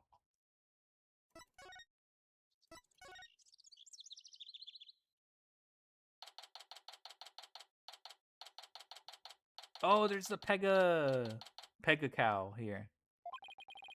So this is the hold. This is where Pierce orchestrated the whole cover-up operation. But if there's 2 Pega cows, he must have planned this out way before.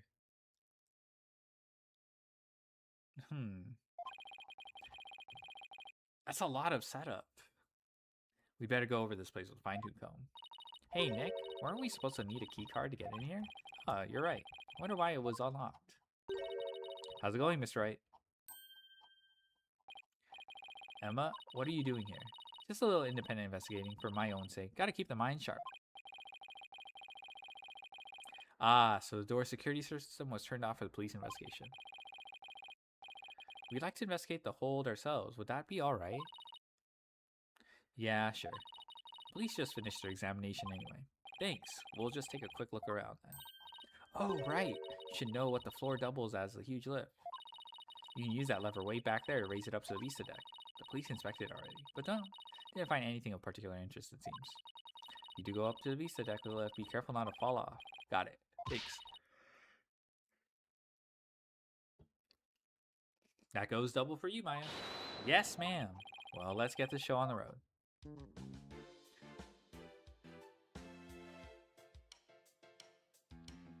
Da, da, da, da, da. Da, da, da, da, da. Any progress in your investigation? Nothing conclusive yet, I'm afraid. Almost everybody was involved with the cover-up, so it's hard to know who or what to believe. I know what you mean. Unless you have some compelling evidence, I'm afraid it's going to be a tough trial for you. You're telling me. There isn't much time left, so I just gotta make do and see what I can turn up. Okay.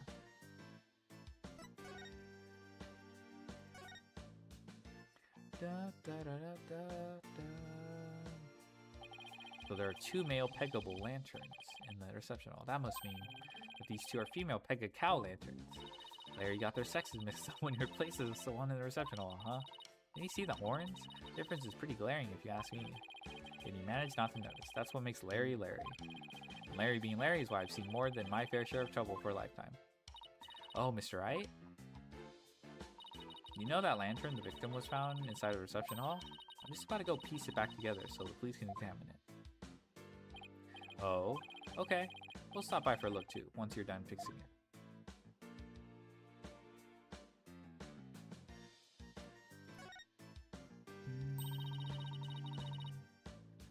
Da, da, da, da, da, da, da. These are the flowers we saw in Larry's photo. Petals make them look like little gears. Every flower for the Sprocket family. Maybe they were going to shower the couple with petals? You mean kind of like how people throw rice or confetti? Yeah, like that. Only these were found at the scene of the murder instead.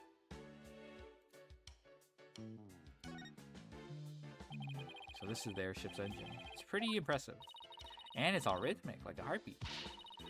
It's the literal heart of the flying chapel. Look at all those huge gears spinning around and around and around and around and around. Oh, I think I'm starting to get dizzy. Yeah, me too.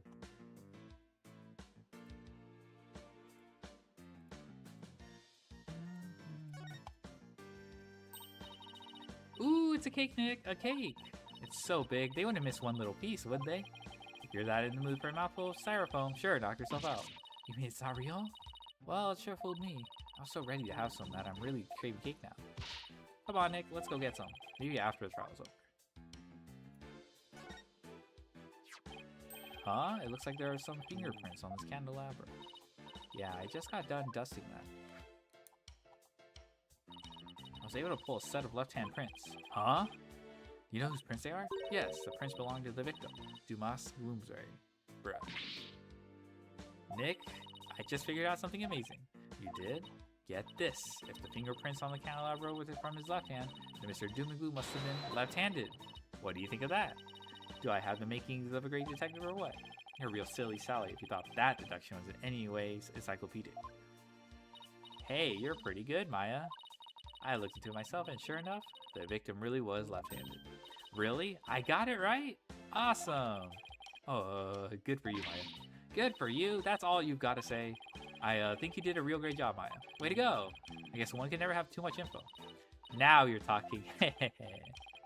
But come to think of it, this candelabra is in the photo Larry took of the whole. That picture was taken when they were getting ready for the first reception, right? Candelabra must have brought in here sometime after that then. Still possible it has something to do with the incident though. I'd better add it to the evidence file, just in case. Oh, by the way, Mr. Wright, you can have this fingerprint powder if you like. You're giving this to us? Sure. I have 4 other sets. But the things. I feel like there's something more to the candelabra, but I can't put my finger on it. Watch it be like a second weapon. Ooh, look, Nick, it's an airplane. I wonder if Soren built that one too. Hey, why don't we take it out for a spin? This quick tour around the neighborhood. And who do you propose is going to pilot that wooden death trap? Me, of course. Who else? Don't worry. I've seen people fly airplanes on TV plenty of times. I think I'll pass. I've still got my whole life ahead of me. Da, da, da. What's that? A wedding bell? According to the pamphlet, it's used on the Vista deck during wedding ceremonies, bless newlyweds. I guess they disassemble and sort away here in the hold when it's not being used.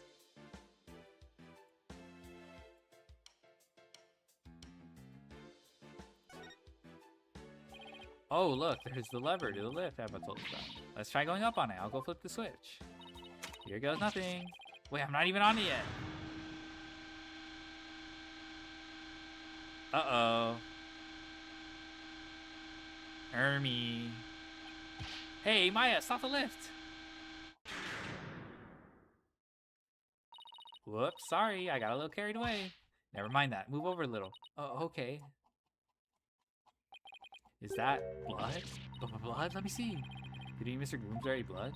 Well, this slip goes up to the Vista deck where the murder took place, so I think that's the most logical conclusion.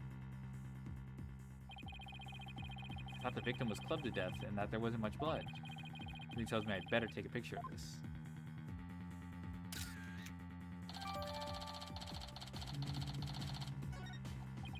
I should ask Emma about it some more later. Maya, can you bring the lift back down now? You got it. I'll go flip the switch again.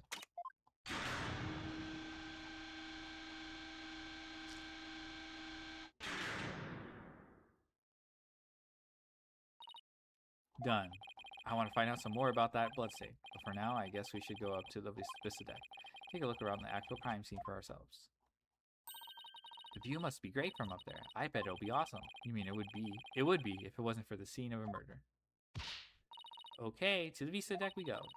Make sure you can actually get on the lift this time, Nick. I know, I know.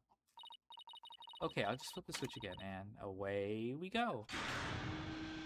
Do, do, do, do, do.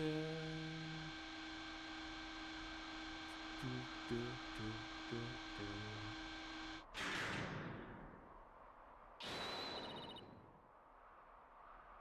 Wow, look at the gorgeous view. So this is where Ellen was attacked, and Mr. Gloomsbury was killed. Yeesh, one wrong step and it's kersplat on the ground below. Should we go investigate the stuff that's a little closer to the edge? Well, I don't see much of anything over there. The police investigation didn't turn up any clues either, so maybe we don't need to. Oh, I get it. You're scared, aren't you, Nick? Of course not. Come on, let's go back down and finish checking. For clue.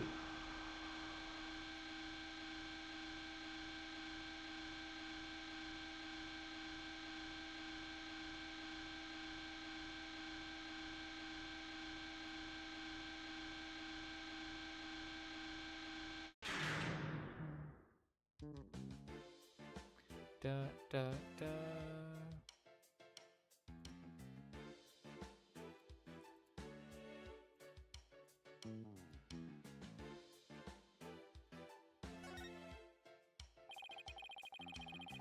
Dun, dun, dun. These must be the dishes and glasses they use for reception. Very fancy. Maybe we'd be in big trouble if you broke any of them. Ooh, I want to see Nick. You young lady need to stay far, far away from them. Nick, I think I'm gonna break them, don't you? Let's just say your rap sheet for breaking things doesn't help your case.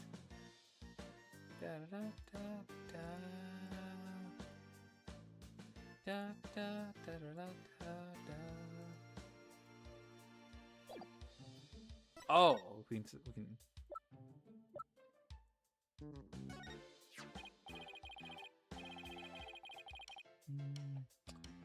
Emma, about this blood stain, doesn't something about it strike you as odd? What's so odd about the victim's blood? That's not exactly... There's just something about it that bothers me. Now that you mention it, I can't say I necessarily disagree with you. Maybe I should talk about it some more with her. Oh. Emma, can we check out this candelabra a little more? A little more? What do you... Oops! Oh, what happened? I almost dropped the candelabra, and the candle slipped off. Well, let's be careful with that. It might be important evidence. Wait a minute. Now what? One of the pins that holds the candle is broken. What? There's definitely something fishy about this candelabra.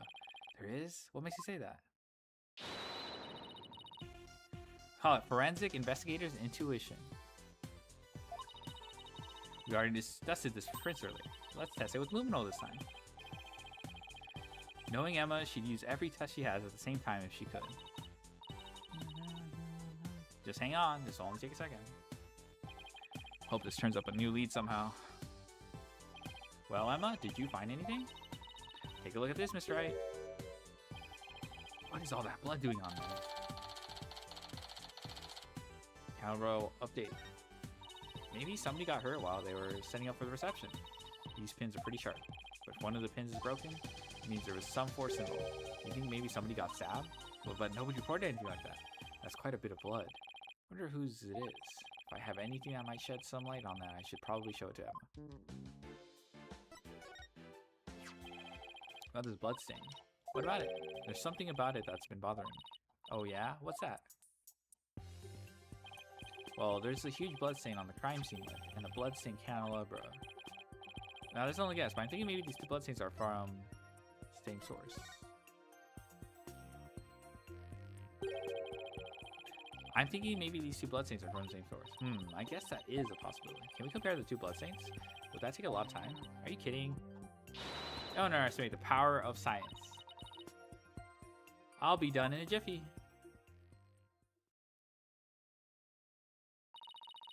And the results are in. And that didn't take long now, didn't it? Seems that the blood from the lift and the candelabra are from the same person.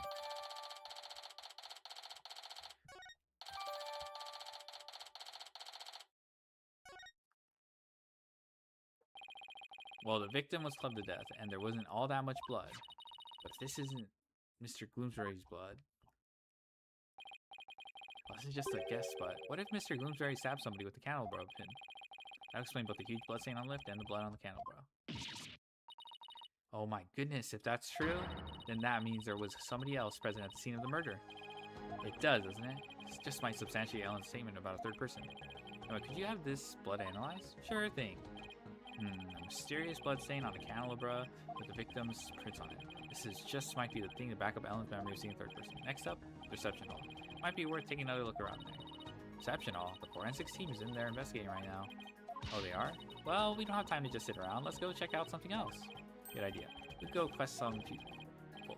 Especially Soren. I have quite a few questions for that guy. Sounds good, Nick. Off to do some legwork then. Yep, I thought we'd head to Soren's house for starters. He was accompanying the police on their investigation here earlier, but he's probably home by now. Great, thanks. Later, Emma.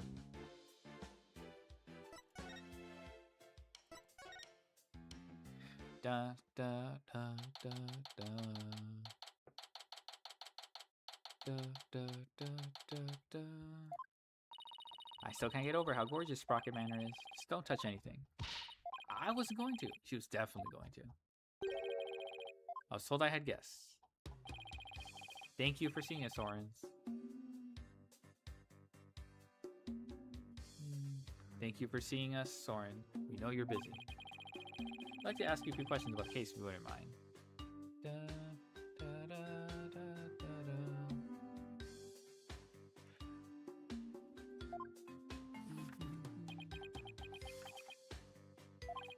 da. Soren? You're Ellen's lawyer, right? Huh? Yes, that's right. Don't tell me he doesn't remember me. Well, LNB found guilty. We're doing everything we can to prevent that. That's why we're here investigating. Will you please tell us what you know? Soren? Alright, fine. What was that pause all about?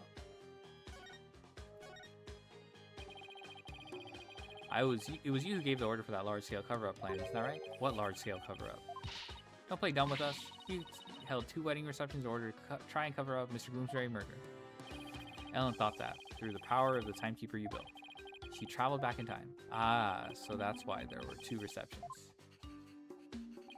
Wait, does he seriously not know why the reception was held twice? Looks like I'll have to delve deeper here. So the cover-up scheme, that fake trip through time, you're not the one who was behind it all? Pierce Nickleby said in court that you were the one who ordered it to be carried out. Pierce said that? I see. I leave him in charge of everything around me. So whatever you decide is, in essence, my decision too. So I take it that you didn't know anything about the cover-up? That's none of your business. But you're in 2 wedding receptions in a row. Still you claim to know nothing? I have nothing more to say to you. Please leave. But Soren...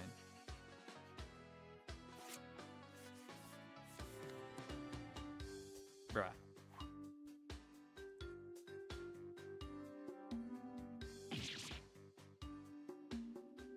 Ow! Oh, there's something written on this paper airplane. Let's see. Go away. Just get clearer than that, huh? He's looking especially uncooperative, but maybe I can grab his attention somehow. There's still that one piece of evidence I don't know much about. It's worth a try. Oh, the candle?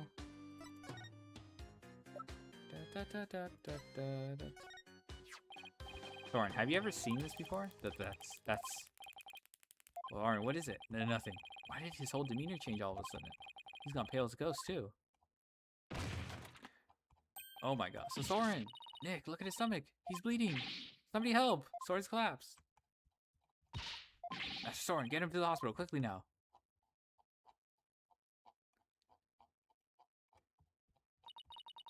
Poor Soren, that must be one serious wound. What is it, Nick? Well, when I showed him the candelabra, his whole demeanor changed. I was just thinking that maybe his injury is... Huh? What's this?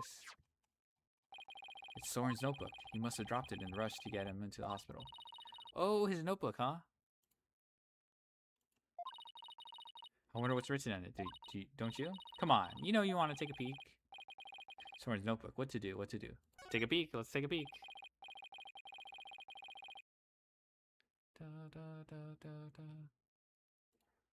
I feel guilty snooping around in somebody's personal notebook, but maybe we should take a little look-see. Whoa, it's filled with big words written in tiny letters. I guess he uses his notebook to write down his invention ideas?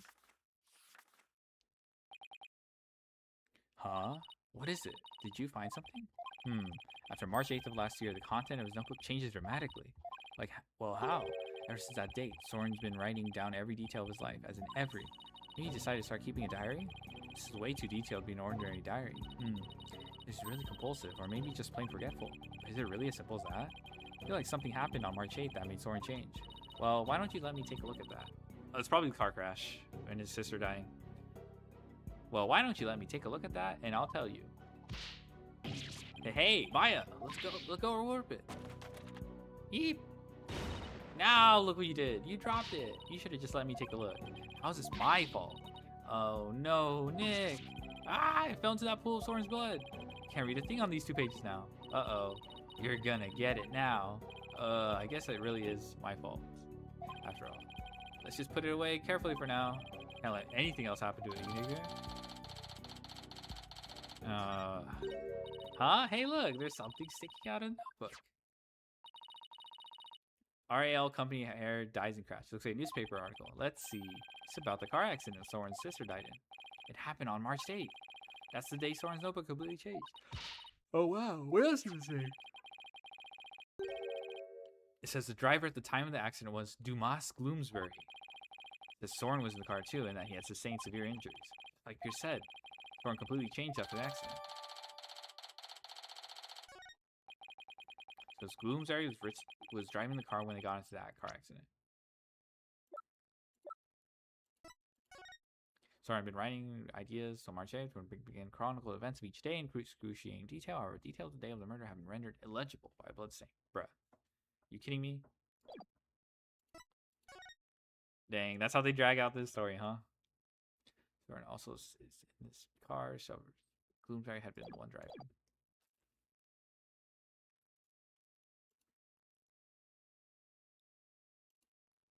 So Gloomsbury is driving the car when they got into the accident. That opens up the distinct possibility of Soren holding a grudge against Gloomsbury. You think Soren could have... I don't know. It's not like I have any proof. We should talk to Pierce about this when we turn Soren's notebook to him. Though he doesn't seem to be here right now. Maybe he's at the Flying Chapel.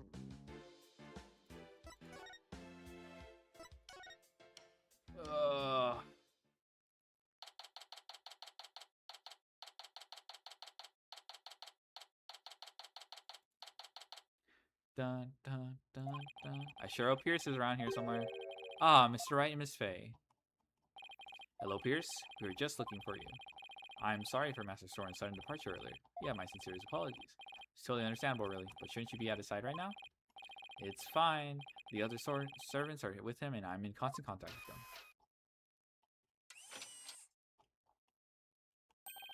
Do not forget to give him his pain medication, and be sure to keep him hydrated. Also, see to it that he's not up and about. He needs complete bed rest. It's what happens when you're too rich for normal peasant bones. I must return Master Soren now, but did you want something of me? Actually, here's Soren's notebook. He dropped it when he collapsed. Hope Pierce doesn't notice the bloodstain. Oh, thank you very much for this. I will see to it personally when Master Soren gets it back. Thank you. I trust you did not look inside? Oh, of course not. Ahaha. Because it is filled with numerous patent-worthy ideas, you see. Look, I know you're busy, but would you mind if I ask you a few questions about the case? Well, as I said, I must be getting back to Master Soren. So if you could make it quick, I would greatly appreciate it. Alright, I'll make this as quick as I can. I'd like to ask about the cover-up you tried to pull off, if you don't mind. I told everything there is to tell in court already. Disposing of anything that may harm the Sprocket family's reputation is simply a part of my job. Sounds like a lovely job description. I have nothing more to say on the matter. I will say I do not think it's wise to spend time on topics that have already been discussed.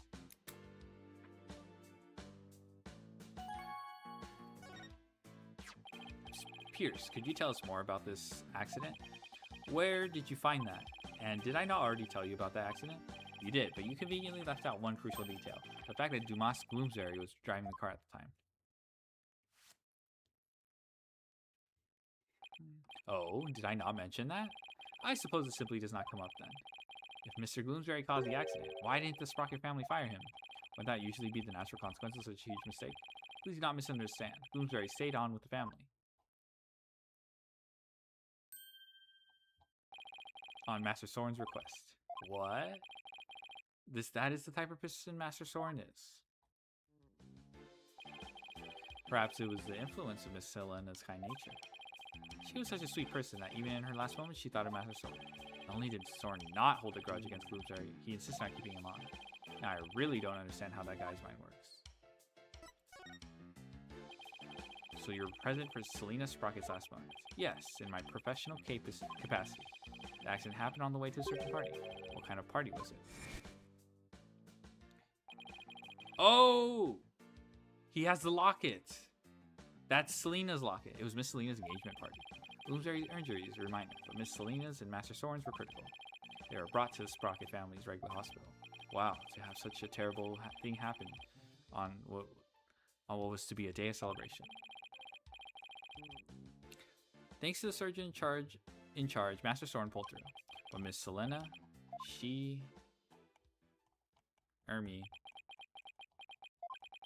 last words Miss Selena said to me were,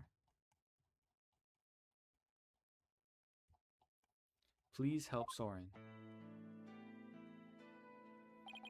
Ever since then, I have attended Master Soren and tried to help him in any way I can.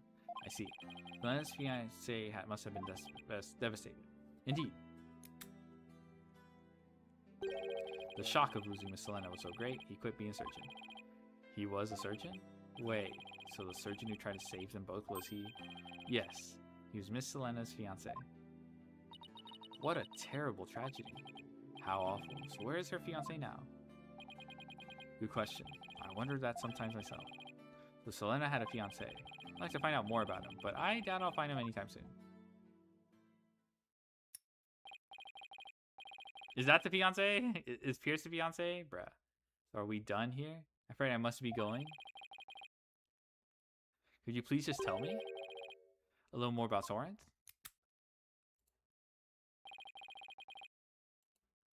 There's nothing more to tell. I can't seem to get any real answers out of him just by asking him questions. But there is that piece of evidence I still don't know much about.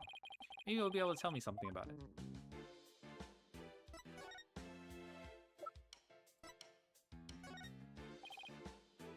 Pierce, have you ever seen this cantilever before? I know. I don't know anything about it. Nice sus. XDD. Yeah, I've never seen it in my life. My Magatama reacted. Pierce must be trying to hide something from me. I have to break those psych locks and find out what. Let's go. Take that!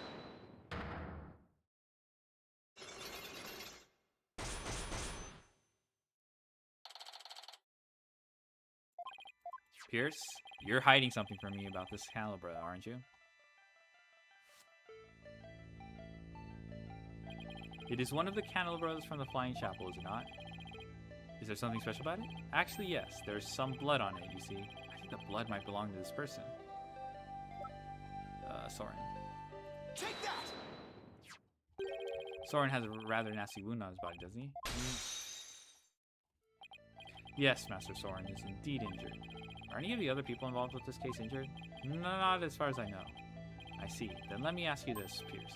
Do you suppose Soren could have been more directly involved in your letting on? What in the world would make you think that? Oh, I've got my reasons. Mr. Gloomsbury's fingerprints were found on the candelabra stem, which leads me to believe that Mr. Gloomsbury stabbed Soren with it. You can't possibly think Master Soren is the one responsible for the murder. I don't have any conclusive evidence of that moment, but I do think he had a motive. This proves that Soren had a motive to kill Gloomsbury. Yeah, Where's the... There we go. Take that! Even though it was an accident, Mr. Gloomsbury was the main man responsible for taking Soren's sister away.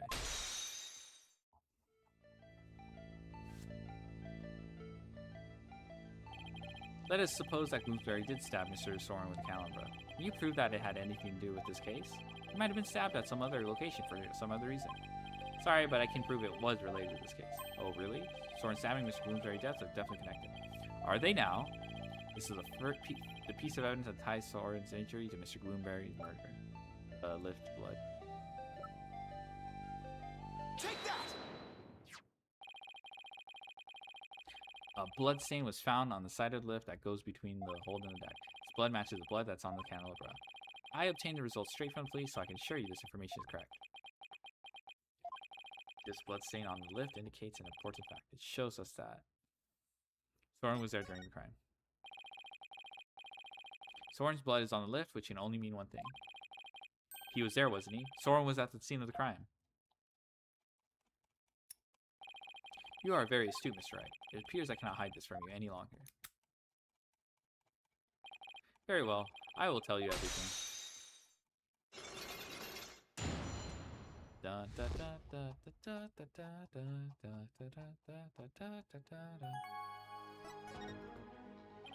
Could you tell me about Soren's injury? Very well. This is what I heard directly from Master Soren himself.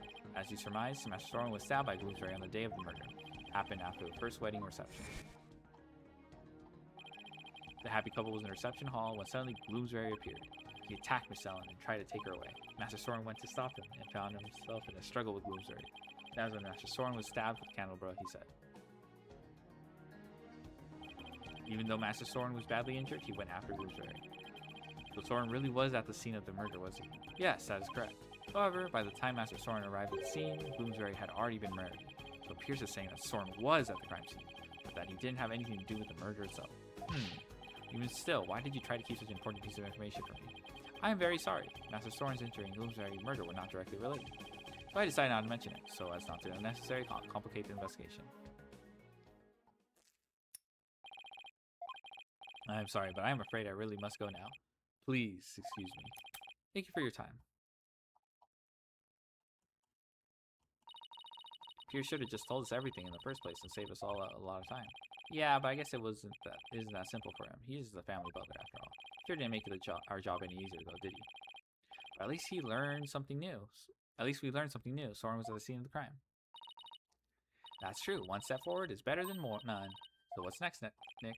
Let's see. Forensic team might be done investigating the reception hall by now. Let's go check it out. Sounds like a plan.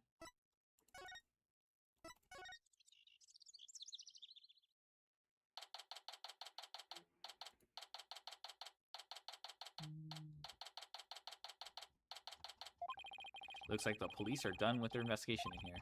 I wonder if it's okay for us to take a look around now. Oh, hi, Miss Wright. Hi, Emma. Would it be alright if we investigate in this room now? Sure. The police are all done, so go for it. Oh, remember that broken lantern? I restored it to perfection. I have to say, it's some of my best work. Sounds like the repair job was a resounding success. Thanks, Emma. We'll take a good look at it, too. Well, I have to be getting back to the station. Try not to mess up the crime scene if you can help it. We'll be careful. I'll be seeing you. Bye, Emma, and thank you. Well, shall we get started?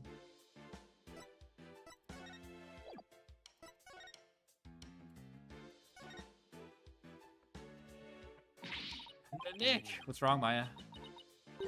This hasn't moved an inch since the last time we looked at it. It would be pretty creepy if it had. Look, we're in the middle of an important investigation. Let's try not to shout, okay? I was just hoping it'd change somehow, you know? So it would be more interesting. The last thing we need is for things to get more interesting. Ooh, key. This is where the murder weapon and timekeeper are displayed. Guess it's in the police custody now. Huh? What's this? A key? Let's ask the maid about it. Good idea. She might be able to tell us something. Excuse me, could I ask you a question?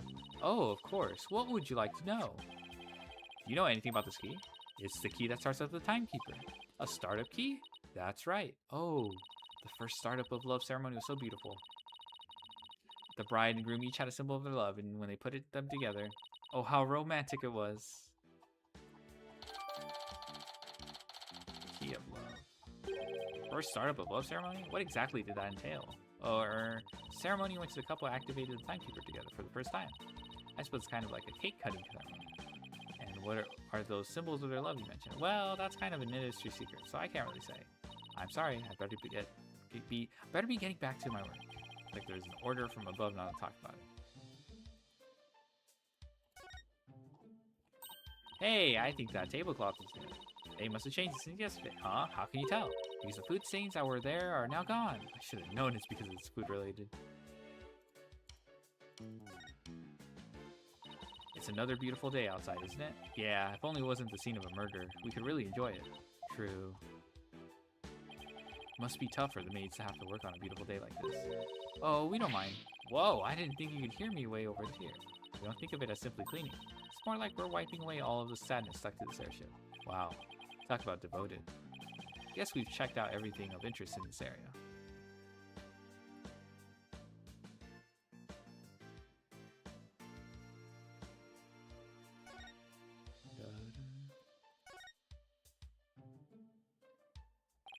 Here's the broken lantern, all patched up. And I do mean patched. Emma said this was some of her best work, so I know she put a lot of effort into it. It's pretty smashed up. It must have been a lot of work to piece it back together. Well, she gets an A for effort at any rate. Huh? This wheel hat on the back has some blood on it. We knew that, though. It looks like somebody gripped it with a bloody hand. Maybe the blood got there when the killer was putting old Doom and Gloom's body inside.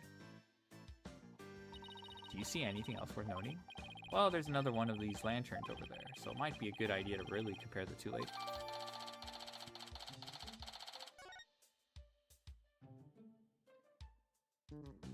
Dun, dun, dun, dun, dun. Excuse me, is the fog machine ready to use now? No, I'm afraid not. We've only put dry ice on it when there's an actual reception. I see. That's too bad. She still wants to blast me with a cloud of smoke, doesn't she? Dun, dun, dun, dun. Dun, dun, dun.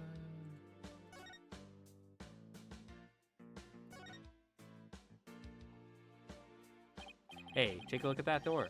I wonder where it goes. Shall we open it up and see? Wait, please don't open that. It's the emergency escape hatch. He's directly outside. You'll fall to your death. Ooh, that was a close one, huh, Maya? I'll say.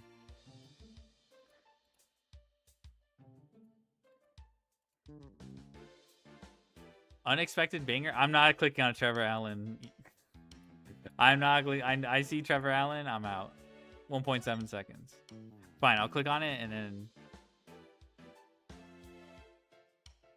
Yeah. Okay.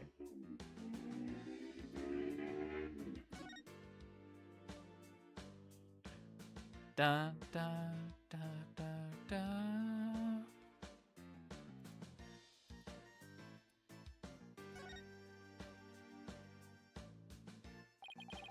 This is an unbroken Pegable lantern.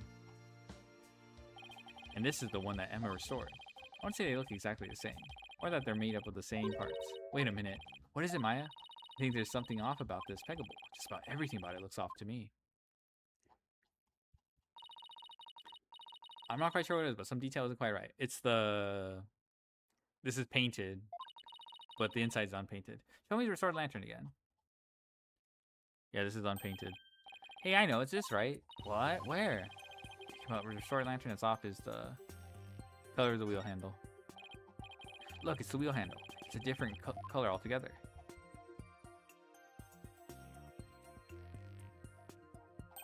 Emma got the inside-outside wheel handle switched around. Oh wow, you're right. There's blood here on this handle. As if somebody gripped it with the bloody hand. Right, which means that the blood got on the handle from inside the lantern. You think the blood got there when the killer was putting the body in the lantern? It's really hard to say at this point.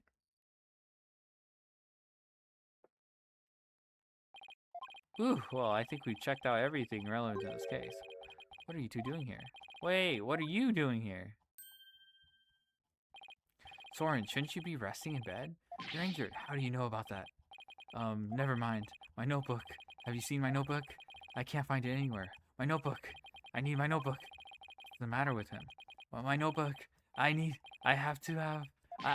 Master Soren. Master Soren, I told you to stay in bed. Well, my notebook. Here you go. Here you go.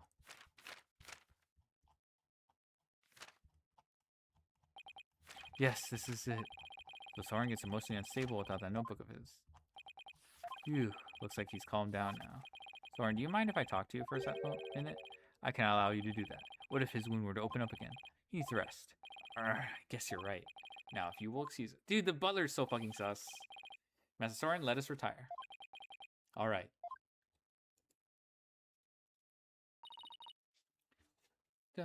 Oh, there they go. Pierce is right. I guess he really isn't in any condition to be questioned.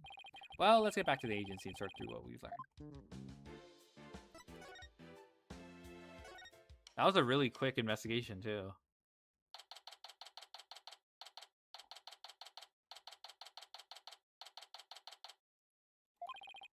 We're back. Anybody here? Oh, hi, boss. Athena, I thought you were with Rusi. I guess you could say that. I'm taking a short break. But enough about me. What about the investigation? Did you find out anything? Well, it turns out that the third person Ellen says she saw at the crime scene might have been Soren Sprocket. What? Really? I always thought he seemed suspicious. Thing is, by the time Soren got to the Vista deck, the murder had already occurred, apparently. No way! I don't buy that! Not for a second. It's a cover-up. A cover-up, I tell you. That's certainly a possibility. But as a lawyer, it's certainly a possibility I have to pursue, but what? It's your job, right? So pursue the heck out of it. Just do it. Yeah, but is that really what's best for Ellen? Soren could be found guilty if the truth comes out tomorrow. But if we don't pursue this possibility, Ellen could be found guilty instead. Oh man, either way, it sure doesn't spell out happily ever after for the two of them. So what are you gonna do, Mr. Wright? I can't let an innocent person get convicted. So I guess all I can really do is pursue the truth. Even if it ends up devastating Ellen. What a tough call to make. So still, there's always a chance, right? Maybe something will come up during the trial that will save their marriage. This is the only DLC case. I think there's another DLC called Asinine Attorney, but I think you need to have an actual 3DS to download it or whatever. I don't think I'll cover that. Genmu did, but I don't think I'll do it. I think what she did was just look at a compilation. If we're gonna look at compilations, I'm gonna probably queue up the Ace Attorney MLP thing, so I might lump it with that. That one's pretty funny. The fact that exists, that's some like ancient internet. All right, I hope so. I really do. Well, Maya, let's go. Break the news to Ellen, you mean? Yep. Mr. Wright, please take me with you. I bet I could help you counsel Ellen through this piece of bad news. Athena, appreciate the offer, but don't you have somewhere else to be? Do I? Athena, what are you doing here? I've been looking all over for you. Come on now, let's get back to practicing. No, wait, my body can't take it anymore. But boss, you gotta help me. A lawyer always keeps their promises. Athena. But boss! Yeah, she has the Grammary theme instead of her own theme. If you bail on me one more time, Athena, I'm gonna use a real blade on you. Holy shit. Eee! Sorry, Athena, but somebody's gotta do it. Better you than me, though. This motherfucker. Hang in there, kiddo. Come on, Maya. We'd better get going.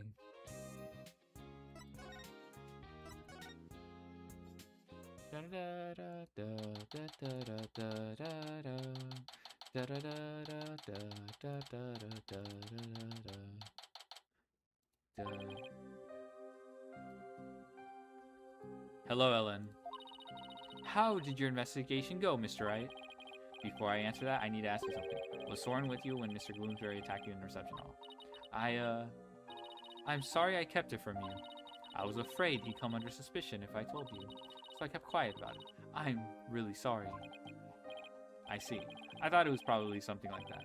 Listen, Ellen, I'm afraid I had to make a very difficult decision based on what I found out. What kind of decision? This is very hard for me to say, but wearing out not even changing your clothes? Yeah. The mysterious person you saw at the scene of the crime was most likely Soren. What? In other words, in court tomorrow, I'm afraid I'll have to propose the possibility that Soren is the true culprit. I knew this would happen, but Soren is probably there to defend Ellie in the first place. So he got hit once. Bloomsbury got hit once by Soren, and that's probably how he got injured by Bloomsbury. And I think Pierce is the one who actually kills him, because he's still alive during that struggle. So what's the word? No, Soren is innocent. No. But don't you see? If I don't try to pursue that line of thought, you'll be found guilty. No. No. No. Please, Ellen, calm down. Wow. This is our POV when Selene looks through jail. Yeah. Soren just can't be found guilty. I'd much rather I be found guilty instead. Ellen, you can't let yourself think like that. But no. Marriage is for life, right? Do you really think you can run away from the truth and still be truly happy with him? Wow. You're not married, so how can you possibly understand? Sometimes you just gotta do whatever it takes to make things work. But Nick, you talked to her. Hey, don't just dump this all on me. Mr. Wright, I'm innocent, and Soren is too. So please, prove our innocence in court. I'll certainly do everything in my power. I just hope she doesn't lose control like this in court tomorrow.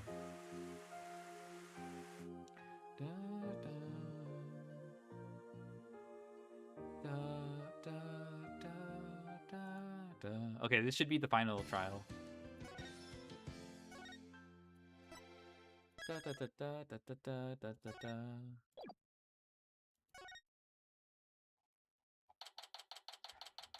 All right.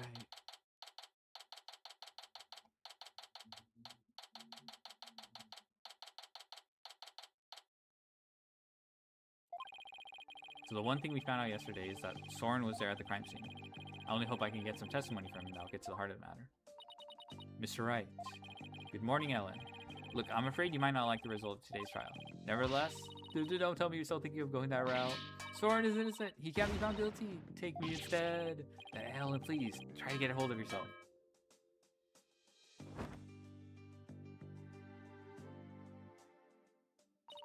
I believe in Soren with all my heart. So how dare you doubt him? Regardless of which one of them is found guilty today, it's going to be devastating for Ellen, isn't it? We'll just have to do everything we can. That's the best we can do, you know? Trial's about to begin, Mr. Wright. Alright, let's go, Maya.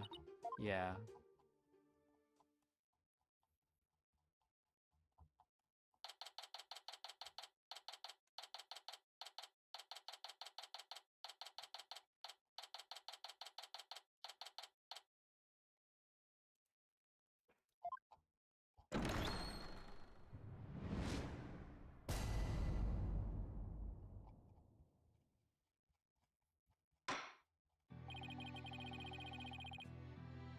Court is back in session for the trial of Ellen Wyatt.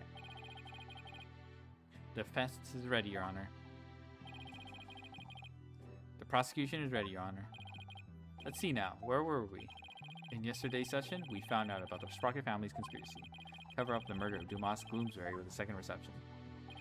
Taking advantage of our collective shock, the defense as usual made a nonsensical claim, namely that there was a third person present who struck the victim. Not the time travel. The time travel is definitely nonsense. Hey, don't try to make it sound like I made it all up. The defendant here herself made a statement about the existence of a third person, and further investigation has only proved her statement to be true. I presume the defense intends to focus on proving the identity of this third person. Is that alright with you, Mr. Edgeworth? Indeed, Your Honor. In fact, I predict that the defense will most likely attempt to name Mr. Soren Sprocket as the true culprit. How did you... The driver during the accident that killed Mr. Sprocket's sister was the victim. Therefore, Mr. Sprocket had a motive to murder Mr. Gloomsbury. That's what you plan to assert, is it not, Mr. Wright? Am I that transparent? Come now, Mr. Wright. Did you really think the police wouldn't recover this information? Congrats on getting it in one, Mr. Edgeworth. But you're wrong. Soren didn't do it. He's innocent. Miss Wyatt, please. He's innocent. I tell you. What is this, Mr. Wright? I thought your claim about the existence of a third person came from the defendant. It did. This is just a minor hiccup. Did you not discuss your strategy for today with the defendant, Mr. Wright? Starting off on the wrong foot again is seriously cutting into my lifespan. It would appear that the defense is in disarray. Therefore, the best way to clear things up is to ask Mr. Sprocket himself what happened. Your Honor, the prosecution would like to call Soren Sprocket to the stand. What? Very well, bailiff. Please bring Mr. Sprocket to the witness stand.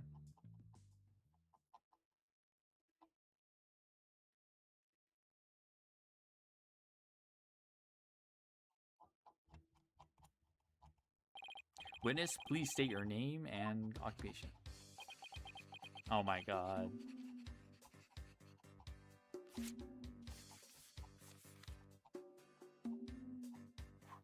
Bruh. Ow! There's something written on this paper airplane. Let's see.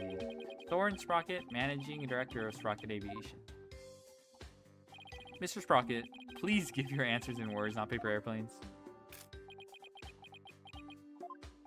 Now then, Mr. Sprocket, please tell the doubting lawyer there what really happened at the time of the crime.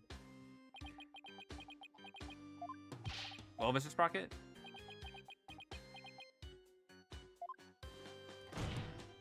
Mr. Sprocket. Alright. You want me to talk about what happened when the crime occurred? In other words, after the first wedding reception? When Ellen and I were in the reception hall, right? Not even the power of the court could stop him from marching the beat of his own drum.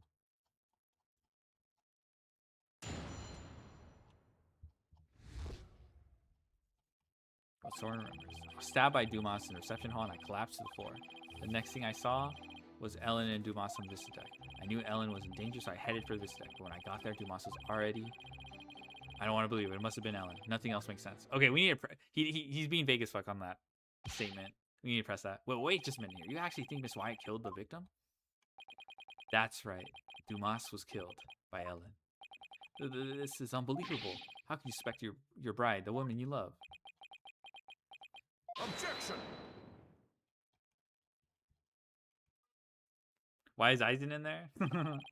The truth can be cruel. Miss Wyatt, you must be very upset. Is there anything you wish to say? Bruh, no, her eyes. Oh my gosh. No, I can't believe this. Soren, I thought that at least you would believe in me. The best way now to show your love for your groom is to admit your guilt and try to atone. Soren. No, I know. Mr. Edgeworth, I haven't even cross-examined the witness yet. And quit picking on the clear shot. Yeah, that's so not cool, Mr. Edgeworth. But court is where we seek the truth, and the truth is unyielding, even to the truly pitiful. Mr. Edgeworth, I find it distasteful to make a lady cry. But too, Your Honor. So what are you going to do, Nick? If the third person Ellen saw on the Vista deck was Soren, then we have to prove Soren was there at the time of the murder. I don't see any obvious inconsistencies in testimony, but we have to push forward. Yeah, I think that fourth statement, the one where you basically can't even finish the sentence. Da da da da da da da da da da da da da.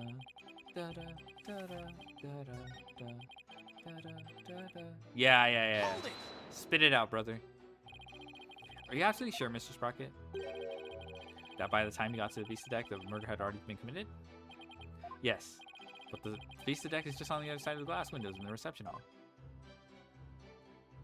Shouldn't you have been able to get there right away?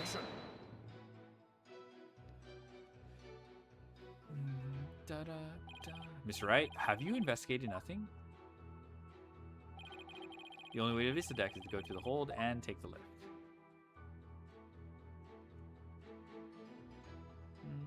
No matter how much one hurries, it would take at least 10 minutes.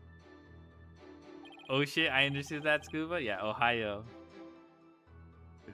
Alright, well that's unhelpful.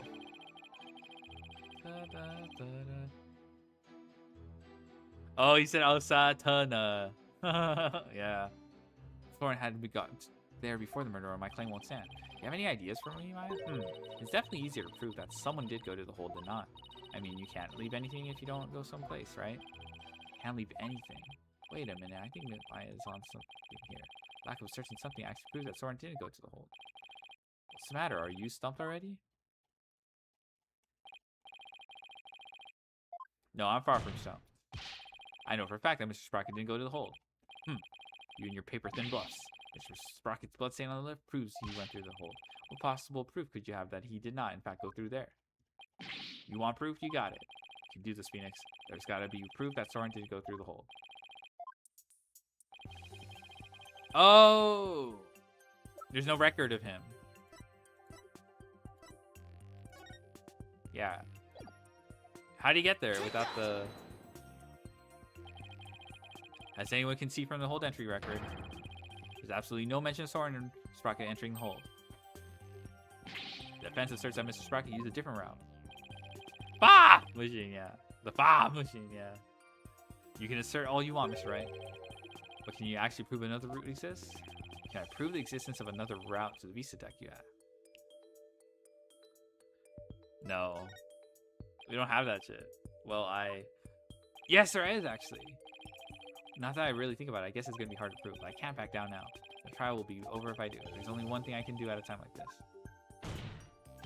I can prove it. Even if it's just a bluff, I have to present something. Anything I could prove the existence of a faster route to the Vista deck. Wasn't there a door? This door here. Mr. Sprocket made for the Vista deck through here. Take that! To save his bride from danger, Mr. Sprocket opened the escape hatch and made his way along the outside walls of the Vista deck. Is that right, Mr. Sprocket?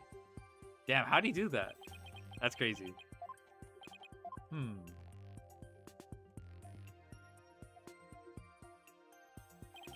That would certainly be a much faster route. Objection!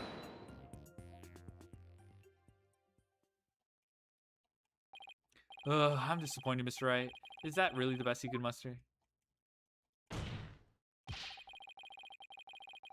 That escape hatch is not meant to be used to get from the reception hall to the Vista deck. One slip and that's all it would take for Mr. Sprocket to plunge to his death. I have to agree. The defense's claim is really stretching. Okay, fine. I understand how it sounds, Your Honor. But at this point, it's too early to definitively say that he didn't go that way. That's what you're going with then, I take it? Of course, Your Honor. This is real life, Mr. Wright, not some cinematic drivel or comic book. You have some sort of logical explanation to share that convinces of your claim. I do. Are you sure, Nick? Kind of? Actually, I have nothing. So I'll just have to wing it somehow. Bruh. On what do you base your theory that Mr. Sprock made his way along the line? My theory that he was able to go along the outside wall despite the danger is based on the power of money, power of it's fucking is it the stupid key? To save the bride he loves, the groom risks his life and rushed to her side. Mr. Sprocket was able to make it to the Vista deck despite the danger because of the power of love. The power of love? The judge is very receptive to the power of love. That love is a source of strength that can help one overcome any obstacle. I think I can relate thanks to my own long, happy marriage. Wow, he actually seems to be bonded. The power of love, you say? That kind of a logical argument is hardly viable in a court of law. Wouldn't you agree, Your Honor? I'm afraid not, Mr. Edgeworth. You should never underestimate the power of love. You'll understand one day when you get married, which I won't. Exactly what is so wrong with wishing to remain unwed? Way to set him off, Your Honor. Never mind all this unscientific nonsense. Are you aware, Mr. Wright, that at the time of the crime, there was a huge propeller turning at full speed between the hatch and the Vista deck? Even if the person were to go outside the hatch. Whee! They'd be blown away in an instant. Ah! Where does your power of love get you now, Mr. Wright? A huge turning propeller, you say, In that case, I have to admit, it does seem impossible. I should have known. Nick, you can't make that kind of face in front of your client. The worst of times are when lawyers have to force their biggest smiles. Right? Right. I feel like I just saw Mia looking out at me through Maya's eyes. Well, what's wrong, Nick? Why are you gaping at me like a giant sunfish? Thank you, Maya. You just helped me remember something really important. There it is. There's that fearless smile I was looking for. Now give us a mind-blowing theory, just like you always do. I have to turn my thinking around. Instead of wondering how Soren could have moved past that huge propeller, I have to think about what would have made it possible for him to do so. Your Honor, Mr. Wright only makes that ridiculous face when his back is pressed against the wall. Therefore, please do hurry and give your ruling before... Mr. Edgeworth, it's still far too early to discount my theory. What are you talking about? The airship's large spinning propellers have already shredded it to pieces. But if you think a little more outside the box, I'm sure we can find a way he could have made it. Stop trying to stall, Mr. Wright. Show us how it could have been even remotely possible, if at all. I must agree with Mr. Edgeworth. But very well, Your Honor. There must have been a way. Some way that Soren could have moved along the wall in spite of the propeller. Now then, Mr. Wright, what specifically would have made it possible? This is how it would have been possible for Mr. Sprocket to get the Vista deck. The airship wasn't flying. That means the propellers are off.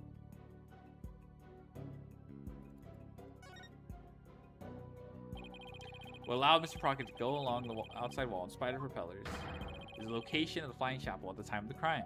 The location of the flying chapel? Wasn't it flying high in the sky? No, Your Honor, I'm afraid it wasn't. What? Then where was it? At the time of the murder, the airship wasn't flying through the sky, but moored to the ground. What? And if the airship wasn't flying, then that means the propellers weren't turning.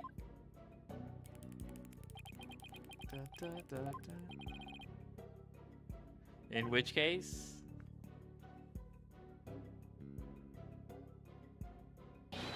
Mr. Sprocket could have gotten the Vista deck along the outside wall. Objection, yes. Isn't that right, Mr. Sprocket? Oh, his poor thumb. I don't remember. Ow, he stabbed himself with his pencil. It's gonna leave a mark. Even if the propellers weren't turning, it would have been far too risky to go that way. Ah, but Mr. Edgeworth, you're forgetting about the power of love. Yes, the amazing power of love. Not this again. Very well. For the sake of argument, let's assume this so-called power of love made it possible for Mr. Sprocket to move along the outside wall of the airship. Can you prove that the airship was tied to the ground as you claim, Mr. Wright? Well, I don't have any evidence to prove that the airship was tied. You can prove it, can't you? Maya, can you think of anything we can disprove it? Can't say I can. Oh, wait. Didn't somebody see something outside a window at the time of the crime? I think I remember someone saying as much. Do I have a piece of evidence that shows what was outside the airship? Well, what are you waiting for? This piece of evidence shows what was outside the airship at the time of the crime.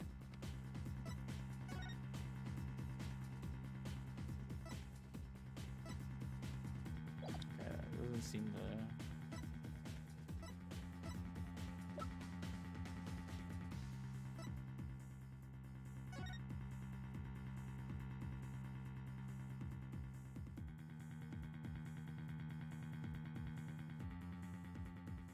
What the?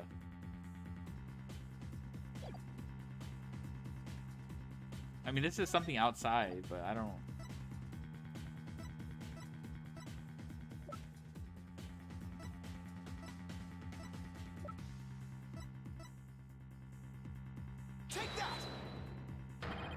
I don't know how this even relates, but this piece of evidence shows what was outside the airship at the time of the murder.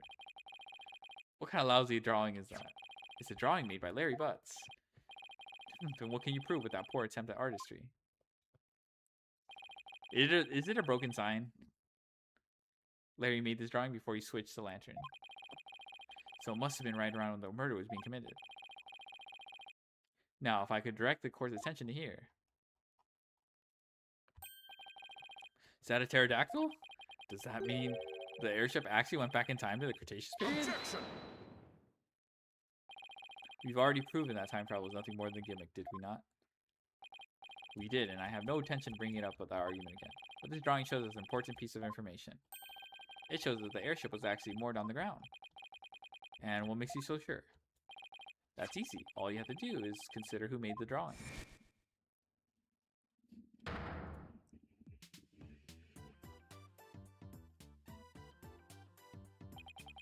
Larry? That's right. It was Mr. Butts, and we both know what he's like. I've seen something else mistaking it for a pterodactyl. I can't argue with you there. Hey, just one doggone second here. What kind of moron do you guys take me for? I saw it with my own eyes. The pterodactyl flew right by the window, I tell you. I have the sharp eyes of an artist. Don't you believe me? No. Nope. Some friends you guys are. What about the judge? You believe me, right, Your Honor? I'm sorry, but I'm afraid you need to leave this courtroom. Bailiff, if you would. Come on, buddy. Let's go. Why doesn't anyone believe me? 07. Don't take it personally, Larry. I know you're just being well you. Now then, so you're saying that what Mr. Butts really saw bears some relation to what was outside the airship at the time of the murder? Yes, Your Honor. At least, I think it does. What this pterodactyl really is will prove the airship was anchored at the morning dock. Yeah, it better anyway. If it doesn't, my whole argument is a bust. If you're that confident about it, then please go ahead and tell us what it really was. Yes, Your Honor. Yeah, it's the sign.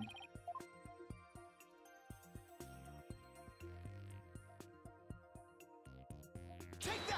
Yeah, it's this. That's such a stretch. Please take a good look at the sign. At the sign? It appears to have been broken and then repaired. What does the sign have to do with the pterodactyl? Please focus on this part of the sign. The part that broke off and got reattached? What about it? How about we turn it like this? Oh, that shape. It's a pterodactyl in the drawing. What Mr. Butts actually saw was a chunk as it was being blown through the air by the wind. That's such a random coincidence. Whatever. Classic Ace Attorney. On the day of the murder, there were some heavy winds in the area of the mooring dock. But it's hard to imagine that the sign would make it up as high as an airship would fly. That means the flying chapel must have been anchored at the mooring dock that night. Isn't that right, Mr. Sprocket? Objection!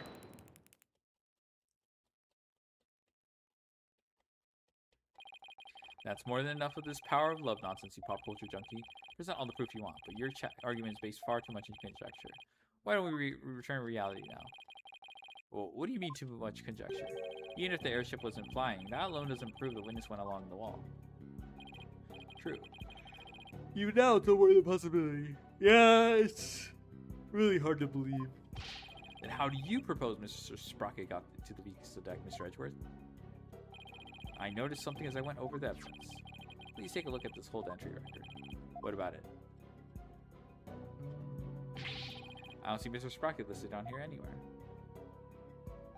Oh, maybe he took Bloomsbury and then... Don't you remember? In the session, we had a very similar kind of argument. Did we? Honestly, Mr. Wright, are you going senile already? We talked about Larry Butts using the defendant's key card to enter the hold. Yeah, so Dumas Bloomberry's card was probably used by, what's his face? Soren or something. Oh, we did talk about that, didn't we? In other words, even if a person's name is on the entry record, it's still possible for that person by using someone else's card. Mr. Sprocket, you entered the hold with Mr. Nickety, didn't you? I did. What? Why didn't you tell us in the first place? But Pierce is indispensable. I didn't want to mention him unnecessarily and risk having him wrongly accused. Okay. I couldn't do without him. Mr. Sprocket, I ask that you testify in greater detail about your movements that night.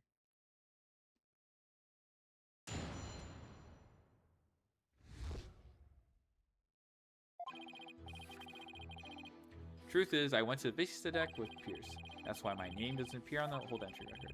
I was badly injured from being stabbed, but I was frantic. By the time we reached the scene, it was all over.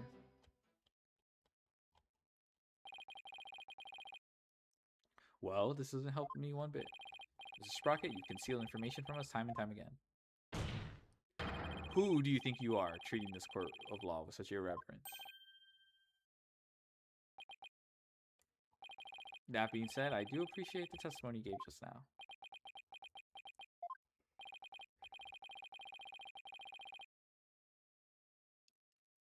Thanks to you, we now know why your name doesn't appear on the entry record. Now there are no more inconsistencies in the witness's testimony. That's Mr. Edgeworth for you. He never leaves a loose end dangling. You okay, Nick?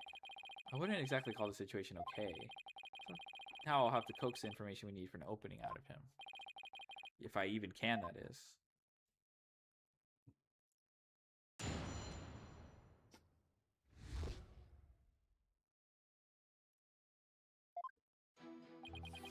The truth is, I went out to the Vista deck with Pierce. That's why my name doesn't appear on the hold entry record.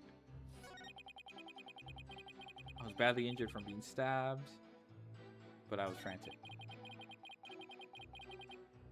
By the time we reached the scene, it was all over. Okay. Hold it! You still insist that you reached the Vista deck after the murder had occurred. Is that correct? Yes, that's right. Helen must have killed him. There's no other explanation. I guess whether Pierce was with Soren or not doesn't change the outcome. I guess not. In fact, more witnesses actually makes it worse for us. So another cover-up, huh? Soren has too many secrets. I bet he's still holding other things too. That's definitely a possibility. In a situation like this, what we have to do is go back to the basics. We can go over the testimony and check for any lies or inconsistencies. You got it. All right, Nick, let's go for it.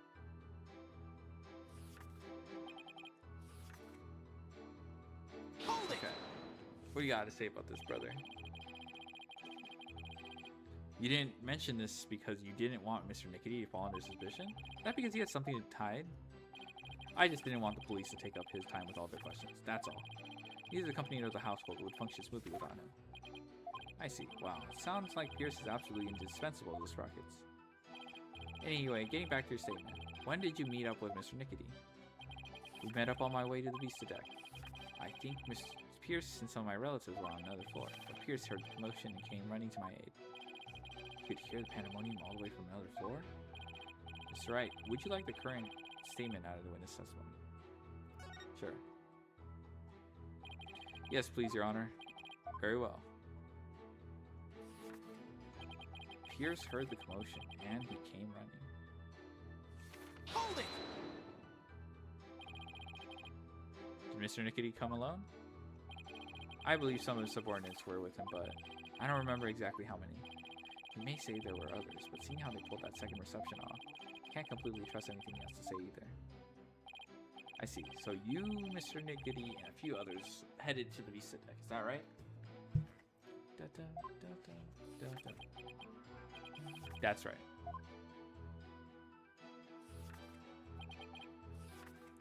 That's why my name... Badly injured from... What the fuck? Hold it! Speaking of your injury, how are you doing now? The knife wound is deep and continues to throb with pain.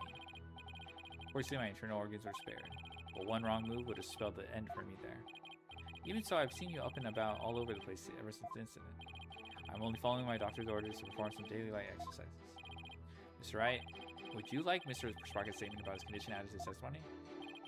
Not that it appears especially relevant to me. Should I have him add this? Yeah, what the... Yes, Your Honor, I'd like to have it added to his testimony. I see. Very well. The knife wound is quite deep and continues to throb with pain. Okay, but that's gotta be... The cat... Okay, it's gotta be... You didn't get hit by a knife.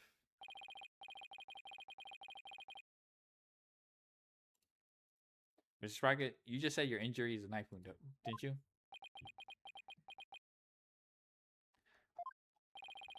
But the weapon you were stabbed with was this candelabra. In fact, the fact that I know that you're quite aware of. This is what I heard directly from Master Soren himself. As you surmised, Master Soren was stabbed by Bloomsbury on the day of the murder. Happened after the first wedding reception. The happy couple was in the reception hall when suddenly Bloomsbury appeared. He attacked Miss Ellen and tried to take her. Master Soren went to stop him and found himself in a struggle with Bloomsbury. That is when Mr. Master Soren was stabbed with a candelabra, he said. Objection! It must have been a simple memory slip that made him misspeak. It happens to everyone. It has nothing to do with the case. You must be pretty desperate to point out something so minute. Grrr! I have to agree, Mr. Wright. You hardly need to make such a big deal over such a small mistake. I contend that it's an important inconsistency. Besides, I couldn't find anything else. This is the only thing I have to go after. I say it's not important. Now, let's not waste any more time on this matter. I agree. Everybody has a little memory lapse every now and then. Hold it! Bruh. But Your Honor, please let me explain. But can you? Can you really explain to this court what makes this slip so important? Yes, I can, Your Honor. After all, it was Soren himself who told Pierce that he had been stabbed by a candelabra. This is more than a simple memory slip. There has to be some kind of reason for it. Well, Mr. Wright, please explain why the witness's slip of the tongue is so important. The point is to focus on here is why the witness would mistake the weapon used to stab him. Think carefully, Phoenix. This could very well change the course of the trial. I see. So why did the witness make the mistake, Mr. Wright? Mr. Sprocket identified the wrong weapon used against him because he's covering for someone. Duh. Sprocket is trying to cover for someone. He is? And who might that be? Well, oh my god, too early? Mr. Bloomsbury. Objection! Uh-oh. Why would Mr. Sprocket try to cover for the man who stabbed him? Regardless, the fact remains that Mr. Bloomsbury stabbed the witness. Exactly, Mr. Edgeworth. Yeah, sorry, Nick, but I have to agree. Ugh, I guess that makes sense. Too bad there's no one to cover for you, Mr. Wright. You'll have to accept this penalty all by your lonesome. I wouldn't mind having someone to cover for me every once in a while. Oh well, I can't lose heart now. I've got to just keep on trying. He has no memory of it. Fine. He doesn't remember the incident, let alone the weapon used against him. Not only that, but I believe Mr. Sprocket has some sort of memory disorder. Therefore, the defense contends that Mr. Sprocket's testimony thus far is invalid. Objection! Oh, he's memory disorder. That's why he writes in his notebook every detail. Just because you can't find a flaw in his testimony, you want to throw it all out. Your baseless claim is nothing but pure slander of the witness's character. Mr. Edgeworth is correct, Mr. Wright. Can you explain your grounds for making this claim? Of course, Your Honor. Think of what Soren has said now. How his view. That's where I'll find a clip. Very well. Let's hear your argument then. My grounds for claiming that Mr. Stark has a memory disorder is his notebook. The notebook he always has with him. I saw daily events and information about the people around him recorded in it. Like a diary, perhaps? No, Your Honor. It's much too detailed to be an ordinary diary. It's more on the order of a database, actually. A database, you say? That's right. Hello, Eiler. How you doing? For some reason, Mr. Sprocket is apparently unable to retain memories. That's why he writes every little detail of his life down in his notebook. How do you possibly know that for sure? He might just be an extremely compulsive person. I thought so too myself at first. To be honest, we accidentally got a stain on the notebook yesterday. I mean, you got a stain on it. Hey, you're the one who tried to grab it out of my... Objection! You know why ritual abuse is illegal? That's funny. I don't know why either. Never mind whose fault it was. Just get to the point already. I guess it's part of dual terminal, so they'll just allow dual terminal. Right, sorry. Mr. Sprocket. The page Miss Faye got a stain on yesterday. That's the page with the details of your stabbing on it, isn't it? No, I only write in this notebook because I'm very compulsive. Now drop the subject already. Sorry, but I'm not convinced. I noticed an odd fact about your notebook, Mr. Sprocket. On the earlier pages, you used to write it down invention ideas. After a certain date, you started writing down a lot more and in much more detail. Okay. I believe your memory disorder stemmed from what happened on that date. Something so monumental caused a memory disorder, Mr. Wright? You don't know what you're talking about. Sorry, but I do know what I'm talking about. This is the thing that caused Mr. Sprocket's memory disorder. Where's the accident? Take that!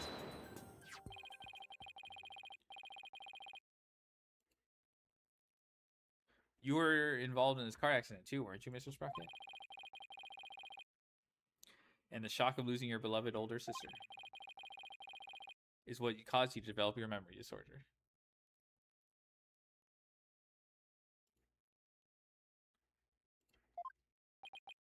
Bro, yeah, bubble explode, yeah. Is this true, Mr. Sprocket? Well, is it?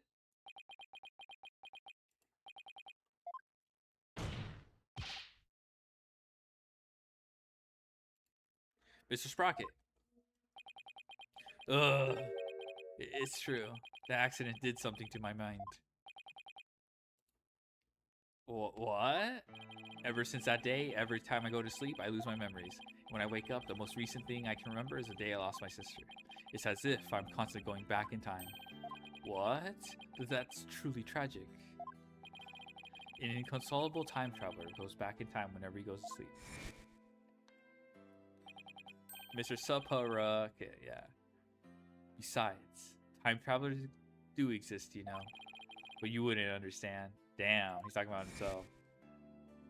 Aura? An IQ too high? So that's what Soren meant. He was talking about himself. The reactions of people around me each time I woke made me aware of my condition. That's why I decided to write everything down in my notebook so I could move forward. The only memories you have since that day are the ones written in that notebook. That's right. And since the page about your stabbing got stained, you couldn't read from it, could you? There's just one more thing I'd like you to clarify for me, Mr. Sprocket. Exactly what are your feelings towards the victim? Mr. Sprocket's feelings towards Bloomsbury? That's right, Your Honor. The witness said that every time he wakes up from the sleep, his mind goes back to the day his sister died. Mr. Wright, you can't mean... Mr. Sprocket? Your pent-up feelings of anger and resentment towards Mr. Bloomsbury for the accident were renewed each and every time you're... Well, were they not? Soren, yeah.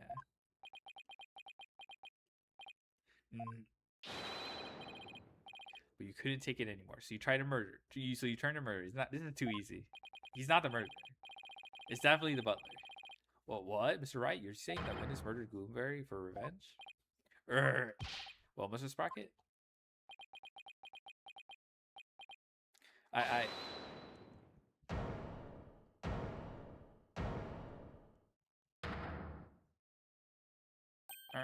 Miss Wyatt. Your Honor, I did it. I killed Mr. Gloomsbury. No! What? Oh my god, though. Miss Wyatt, what are you trying to do? Don't tell me you're still thinking of going that route. Thorin is innocent. He can't be found guilty. Take me instead. Ellen, please, try to get a hold of yourself. I guess she really meant it. My Thorin didn't do anything wrong. I'm the one who should be convicted. Are we to understand that you're confessing your guilt? No. Now, wait just a minute here.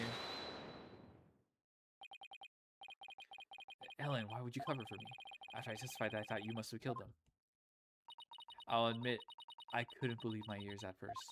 But all I want is for you to be happy. Your happiness is my happiness, Soren. But without my notebook, I'd even forget those feelings of yours by tomorrow. Knowing that, you still feel this way? You've loved me all this time, the same way you did before the accident. That's how I know that you're the same person I've always loved. No disorder can change that. Ellen. Your Honor, there are two things I'd like to correct. Two corrections? What are they? First of all, I want to withdraw one of my statements. That's right. Dumas was killed by Ellen. Without memories to rely on, I took the police completely at their word. You can't be serious. So that means Thorin never really doubted Ellen in the first place, did he, Nick? Ellen really does love Soren with all her heart. But in order to save her, I'll still have to go after Soren. I hope you can forgive me, Ellen. And what is yours to correction, Mr. Sprocket? The truth is, I never felt anger or resentment towards Dumas about my sister. Thorin Sprocket? Thorin, like soaring, like flying? Soaring in the air. That's what I imagine it is. What? Why not? That's because the one who caused the car accident was me. Oh, fuck. What?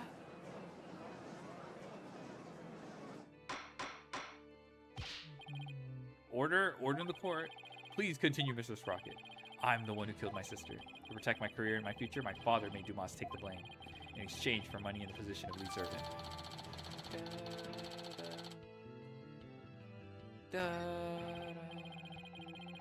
So you see, Dumas must have held a grudge against me, not the other way around. And he must have attacked Ellen to get his revenge on me. Are you sure about all this, Mr. Sprocket? Very sure. It's all been written down in detail in my notebook.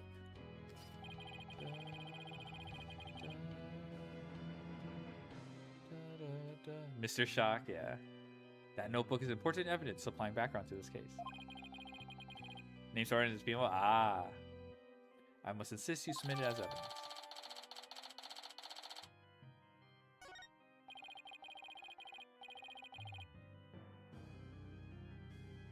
Lawyer said I turned to murder, but that's just not true. However, it is true that my older sister and Dumas are both dead because of me and my negligence. I just glanced through Mr. Sprocket's notebook. I wasn't able to read the part about when he stabbed due to the bloodstain. But what's written here about his sister's car accident exactly as he stated. Your Honor, as long as it matches what's written in that notebook, can we still take the witness testimony as valid in spite of his memory disorder? Yes, I believe we can. Bro named Dumbass? Yeah. His name is Dumbass. Yeah. I understand now that the witness' memory is in disarray. But if what Mr. Sprocket himself wrote in the notebook is true. And that means by the time Mr. Sprocket's party reached the scene,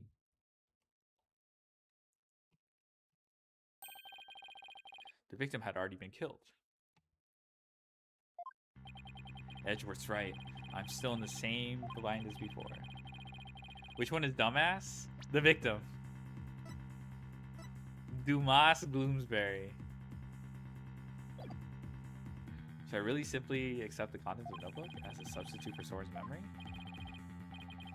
Well, Mr. Wright, what do you think? Will you accept Mr. Sprocket's notebook as an official representation of his memories? accept Mr. Sprocket's notebook as an official representation of his memories? No. Wait a minute, Your Honor. Defense requests a chance to examine the notebook and see if it's trustworthy. Very well. But be quick about it. Thank you, Your Honor. So how should we examine it? Well, we should look at it from all different angles to see if there's anything suspicious. Okay. Alright, brother.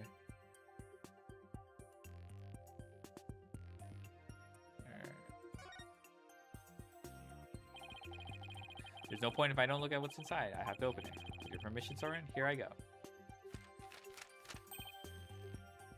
Yikes! Oh, it's just the page Maya got all saying.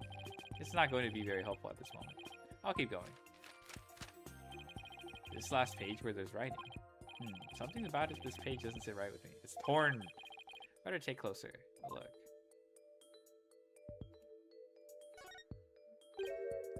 Huh? A page has been torn out, and it looks like there's something written on it.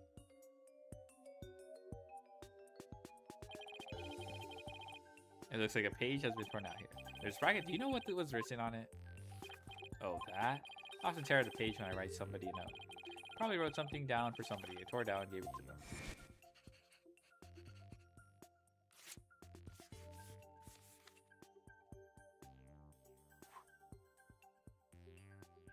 Oh my god. Oh yeah! That solves that then. Objection! Wait a minute. We can't ignore the possibility that something important was written on the page. Now that the page has been torn out, how can we determine what was written there? Well,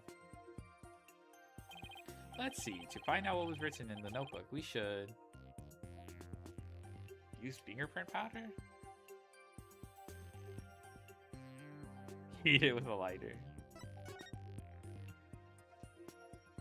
If we use fingerprint powder on the notebook, we might be able to see what was written. Fingerprint powder. How would that help us to find out what was written there? Well, if the writing left indentations on the blank page behind it, fingerprint powder could make those small indentations visible to naked eye. Oh, stop. Fingerprint powder would only sully the notebook further.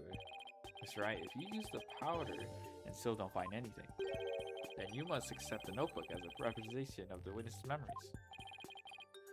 Alright, Your Honor, I understand. If I don't find anything, it's all over anyway. Powder, don't fail me now. I'll use fingerprint powder on the blank page to find out if we can see what was written on the torn out page.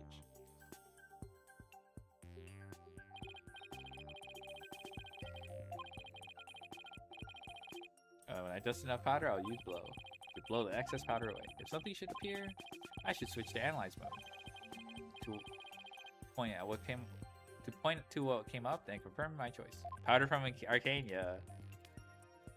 Oh, this minigame is ass. I forgot about this. It does not feel good to put the powder on. It's so sluggish and like the response time is so delayed. Oh my god. There's more? Bruh.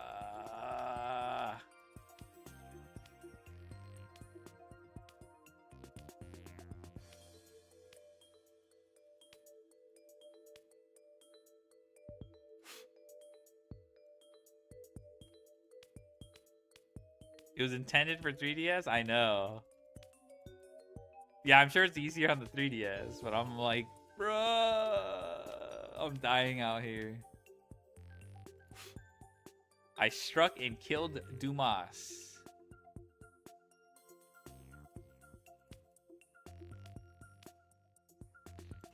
So it's just what I'm saying, like,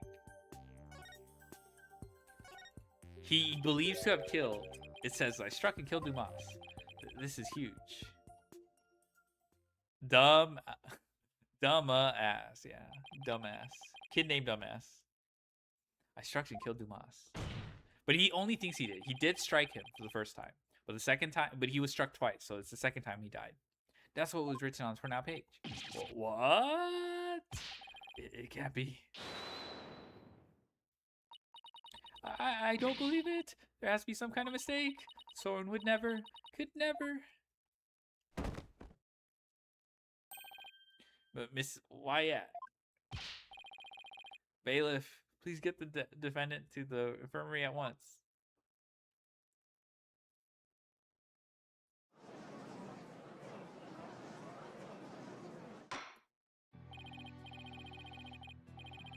Apparently, the defendant got too worked up. She's resting in the infirmary as we speak. Now then, please continue on, Mr. Wright. Your Honor, this notebook is all Mr. Sprocket has to remember things by. Bubsy fucking dies, I know. But this critical page torn out. Not even Mr. Sprocket himself knew the truth of what he'd done. I struck and killed Bubsy.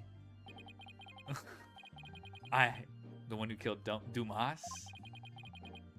So it wasn't Ellen, who, thank goodness. Mr. Sprocket, does this mean you were at the crime scene during the murder after all? I guess I must have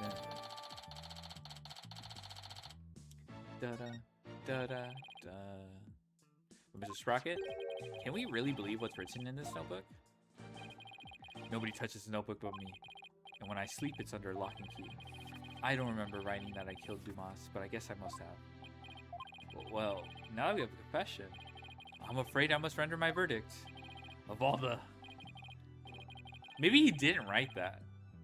Maybe it was Pierce who wrote that. I don't know. I mean, maybe he still struck Dumas, but the kill part was probably suspicion,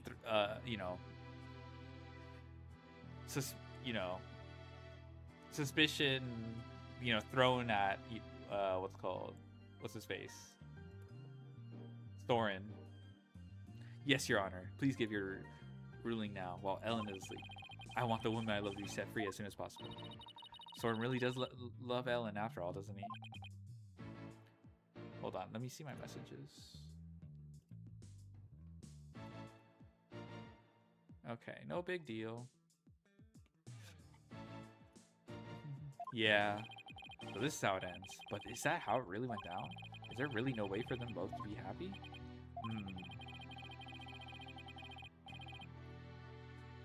I know we should consider anything written in the notebook to be the truth, but still.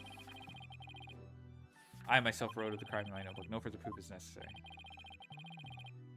Soren himself wrote it in his notebook. Wait a minute. Very well. I will now give my verdict. Ellen is about to be found not guilty, and Soren will be convicted for the crime instead. And yet, am I really ready for the judge to give his ruling? No. No, not when there's still one more avenue left to explore. Hold it! This court finds... Your Honor, there's still something that bothers me about that notebook. Oh, is there? What are you doing, Mr. Wright? All you have to do is keep quiet, and your client's a free woman. I know, but I think there might be more to this case than meets the eye. I'm not quite sure yet, but I think there still might be a way for Ellen and Soren to be happy. What do you mean by more than meets the eye, Mr. Wright? I believe the question here, Your Honor, could be, why was the incriminating page torn out in the first place? Why, to destroy the evidence, I would imagine. But removing it from the notebook is the same as removing from Mr. Sprocket's memory, which means he wouldn't have been able to trick the police if he came under suspicion. No, if he wanted to cover up his crime, he would have to remember that he had done it. What are you getting at with this line of inquiry, Mr. Wright? Yes, please explain so that we can all understand. Yes, Your Honor. The page was torn out of the notebook because... Is it because somebody else... Yeah, it was the butler. It was the butler, yeah. The incriminating page was torn out by somebody else. What?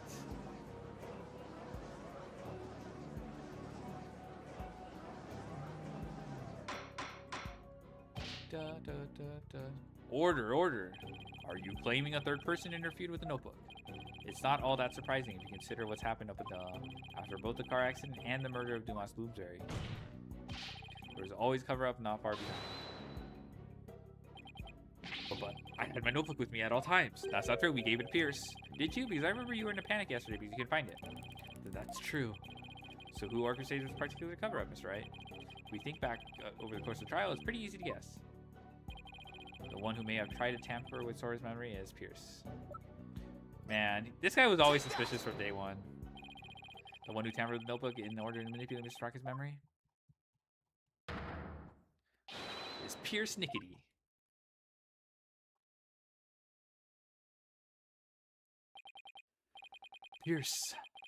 Pierce tried to tamper with my memories? Pierce was manipulating me? Case in point, the 2 receptions that were held to cover up the murder. It was Mr. Nickety who directed the guests and orchestrated the entire scene. No, it can't be.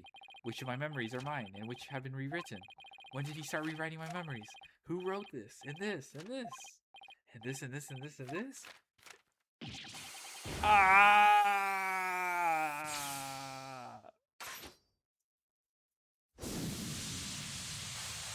Oh my god. That's fucked up? Yeah. He literally took off. Ah! What? Where is bro going? I don't know. Look, Nick, he's coming back down.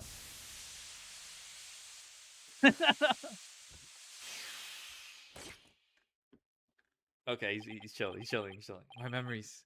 Ellen. Okay, no, he just fell out.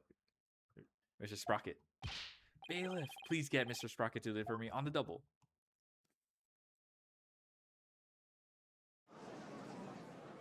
Alright, this should be the final stretch. Mr. Sprocket has been taken to the infirmary. We don't have to worry about him running away, so let us resume where we left off. Your Honor, the defense would like to call Pierce Nickety to the stand. Objection! Oh my god, we already know he carried out the cover-up to protect the company and Mr. Sprocket. What more do you want from him? The final Bubsy fucking dies. This time it's different. The notebook, or rather Mr. Sprocket's memories, have been tampered with. That means the only person who knows the whole truth is now Mr. Nickety.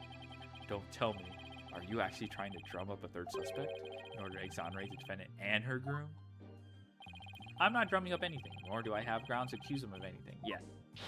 All I know is that Mr. Nickety is the only one who knows the truth, and I think he's still hiding something we don't know about yet. No grounds yet, is it? Well, Mr. Edgeworth, does the prosecution consent to calling a witness to the stand? It does, Your Honor.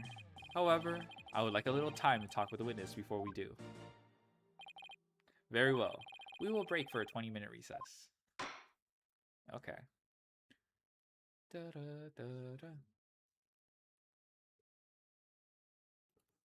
To be continued.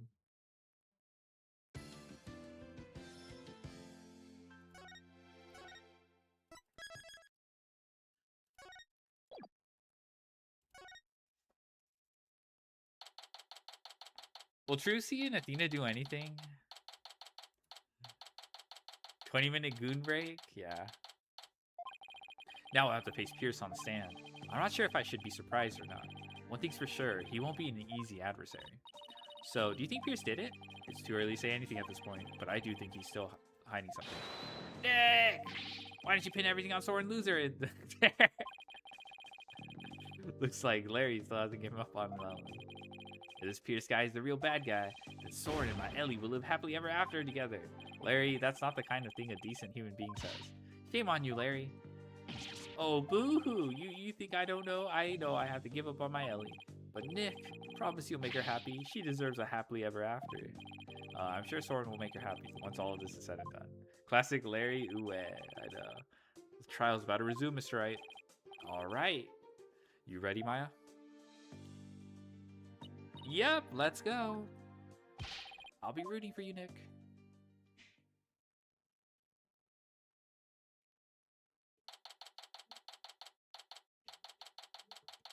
Yeah, this should be the last stretch. I knew that butler was sus, bruh. This court is now back in session. Witness, please take the stand.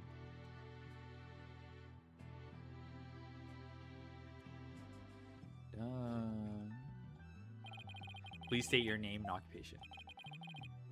My name is Pierce Nickety. I am the Sprocket family butler. Let's get straight to the point, Mr. Nickety. Somebody tore out a page from Mr. Sprocket's notebook to manipulate his memories. And that person was you, wasn't it? That is correct. What about it? Well, that was easy. Why did you do it? Why did you tamper with Mr. Sprocket's notebook? Please allow me to explain. It pains me to do this, but I will tell you the truth. Pains you? That is correct. For my testimony will go against Master Soren's wishes. Soren's wishes? What is he talking about?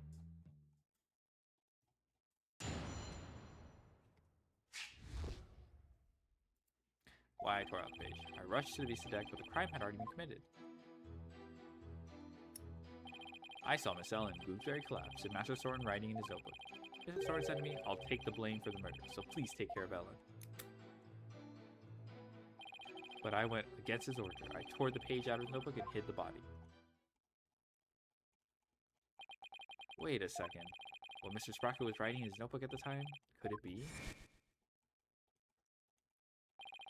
It was meant to be a confession? An admission he killed Bloomsbury himself? Well, we know Bloomsbury got hit twice. He wrote that message to take the blame for Miss Wyatt? That's correct. Mr. Soren did hit Bloomsbury with the timekeeper to save Miss Ellen. And Mr. Sprocket was a culprit after all. However, that blow did not kill Bloomsbury. Yes, he was hit twice. That makes sense. Mr. Sprocket's injury wouldn't allow him to put much force into it. Enraged, Bloomsbury tried to attack Mr. Soren, who was already seriously wounded. But just in the nick of time, Miss Ellen hit Bloomsbury from behind and finished him off, it would seem. Bruh. So the one who inflicted the fatal blow was the defendant. Okay, so we're going to dispute the second blow. But it's Pierce. Yes, that is correct. Master Soren tried to take all of the blame onto himself. No way. This is pretty bad, Nick. No kidding. Pretty bad is an understatement. Well, Mr. Wright, it seems your decision to call for Mr. Nickety has backfired. For the true culprit behind this case remains the defendant, Ellen Wyatt. Arrgh, could this get any worse? Pierce was involved in the cover-up plot, and I bet he still has something to hide. Yeah, this guy's sus.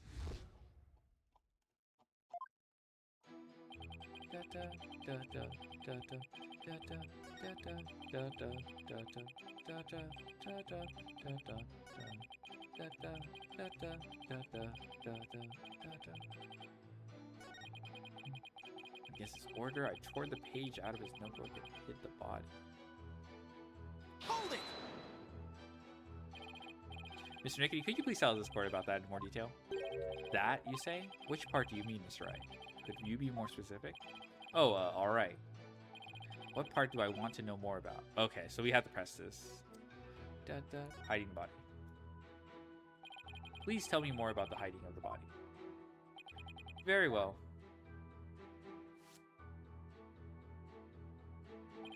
After saying he would take the blame, Master Soren passed out. That's when I hid the body.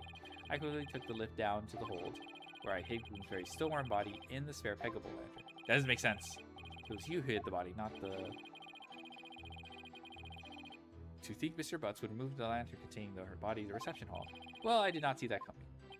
I don't blame you. Not even Larry can predict what Larry will do next. Doesn't make sense. Maybe I should take another look at the lantern and evidence. Mr. Wright, would you like that statement added to the... Yeah. Very well. Please add that statement to your testimony, Mr. Nickety. In the hold, I hid the still warm body in the same spare peggable lantern.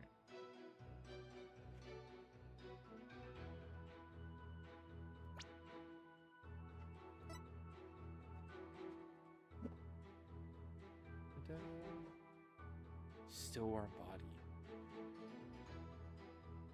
He had to be alive. If this is like the interior handle, Dumas should have still been alive.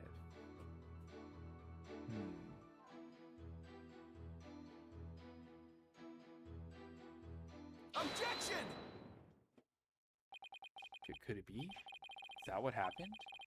If what I'm thinking is true, then maybe I can prove neither Alan nor Soren did the deed. Mr. Nickety, you said the body was still warm when you hit it, correct? So then what if Mr. Bloomsbury was still alive when you went to put his body inside the lantern? What? What? That's preposterous. Actually, this shows that the victim might have still been alive while inside the lantern. I'm afraid you'll have to point out which part you're talking about. Mr. Wright. Yeah, so this is meant to be the interior handle. This part here shows the victim might have still been alive inside the... Yeah, in order to grip the interior, you'd have to be, you know... Nope. Take that! As you see the back end of the lantern, the door. There's a blood beyond the wheel.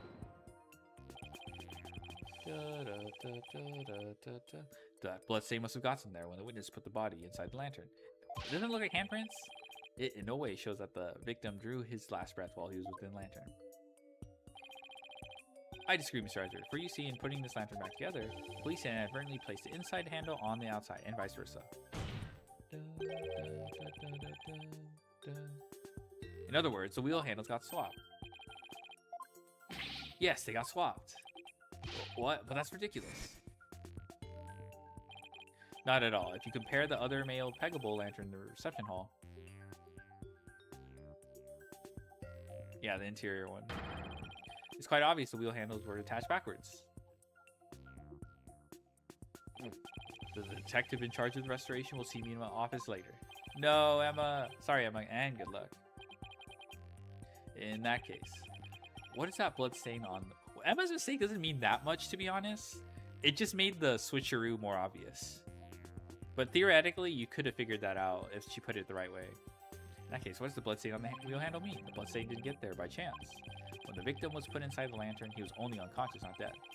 When he regained consciousness, he probably tried to get out of the lantern. So he grasped the inner wheel handle, and that's when the blood got on it. This proves that the victim was still alive when he was inside the lantern. At the time, I was completely convinced Bloomsbury was dead. Had I checked more carefully, he might have survived. Fortunate to be sure, but not significant enough to change this trial's outcome. Again, I disagree, Mr. Edgeworth. Actually, has a very significant impact on this case. The victim was struck by the defendant. And died from his injuries sometime later. There's nothing more to it. That's where you're wrong. Let's take another look at Mr. Bloomsbury's autopsy report. Cause of death, the contusion found in the head, blows were caused by the same one. Please focus on the description of his injuries. There's one contusion was found on the back of the head, and one on the side. Yes, the one Mr. Sprocket gave him, and the one Miss White delivered to finish him off. No, the defense would like to submit a different interpretation. A different interpretation? The victim was knocked unconscious by the first blow and was then put into the lantern. Then what about the lethal blow by the defendant that the witness talked about? Very well, that didn't happen. After some time, when the victim regained consciousness and tried to get out of the lantern, that's when he received the second blow that finished him off. Taking into account the fact that the victim was alive for a period after the first hit, and the fact that he did receive a blow to that. This is exactly what I was saying. It does seem entirely possible. Yes, as long as the first blow didn't kill the victim instantly. Then there's a possibility that someone other than Mr. Sprocket or Mrs. Wyatt delivered the fatal blow. Objection! That's all you've got. Even if there was a time lag between the two blows, the prosecution's position doesn't change. What? What do you mean? It's elementary, Mr. Wright. After reception, when the defendant was cleaning up the reception hall, the victim, who was supposed to be dead, suddenly came out of the lantern. The victim grabbed the murder weapon, which was right there, and finished him off. That theory sounds awfully familiar. Of course it does, Your Honor, because it's exactly what I proposed at the very start. The second blow was inflicted by the defendant after all. I see. That means it seems a tangle of mysteries has unraveled into a single thread. Objection! As long as there's a possibility that the fatal blow is delivered by a third person, then we must continue the deliberations. Give it up, Mr. Wright, unless you have something to prove the presence of your precious third person. Okay, Nick, just relax. You can do this. Come on now. Take some deep breaths. Good idea. Deep breaths. Deep breaths. There! Don't you feel better already? Maya's right. I should calm down, get my focus back, and go over everything again. And then, hopefully, I'll be able to find something to prove there was a third person. Let's see. First, why did Bloomsbury attack Ellen? Because he was tired of taking the blame for the accident? But something about that line of reasoning just doesn't feel quite right to me. No? How come? Well, if it's just a personal vendetta, he had already stabbed Soren. So why then was he so determined to go after Ellen? You're right. This whole thing feels too premeditated with crime passion. Bloomsbury didn't seem to have a personal grudge against Ellen. Bloomsbury didn't have a personal reason to attack Ellen. Taken long enough, Mr. Wright. Now it's time for some action. What proof do you have that a third person was involved? Alright, I'll show you. I'm not sure of what I'm doing yet, but it looks like I'm out of time. Bruh. This piece of evidence proves involvement of a third person. Right-handed person. Oh! We're gonna prove that he couldn't have written that. I get it now. Now I see why this note bothered me so much when I first saw it. It looks like a note outlining the murder plot. That note was apparently written by the victim. Why would he feel the need to write instructions? But we know Bloomsbury is left-handed. Your Honor, please take a look at this note. This is the victim's murder plan, right? It's definitely a murder plan, but what if Mr. Bloomsbury didn't write this note to himself? What? This is how you intend to conjure up your mysterious third party, Mr. Wright? Can you even prove that note wasn't written by the victim? Yes. Yes, I can. Very well then. Keep in mind, Maya's the one who pointed out the left hand versus right hand inconsistencies earlier in the investigations. So we owe it to Maya. Even though we made fun of her for pointing out that the left hand, the left-handed thumbprints meant Dumas was left-handed. Very well then. It was obvious, but Phoenix didn't have to be NAS. Very well then. Please present your evidence, Mr. Wright. This evidence proves the victim didn't write the note. Candelabra. Take that! Left. This is the weapon Mr. Bloomsbury used to stab Mr. Sprocket. I was wondering what you'd pull out this time. Dare I ask what could possibly have to do with the note? Mr. Bloomsbury's prints were found on this candelabra. The prints were from his left hand. So that makes the victim left-handed, correct? Exactly, Your Honor. The police looked into it and confirmed as much.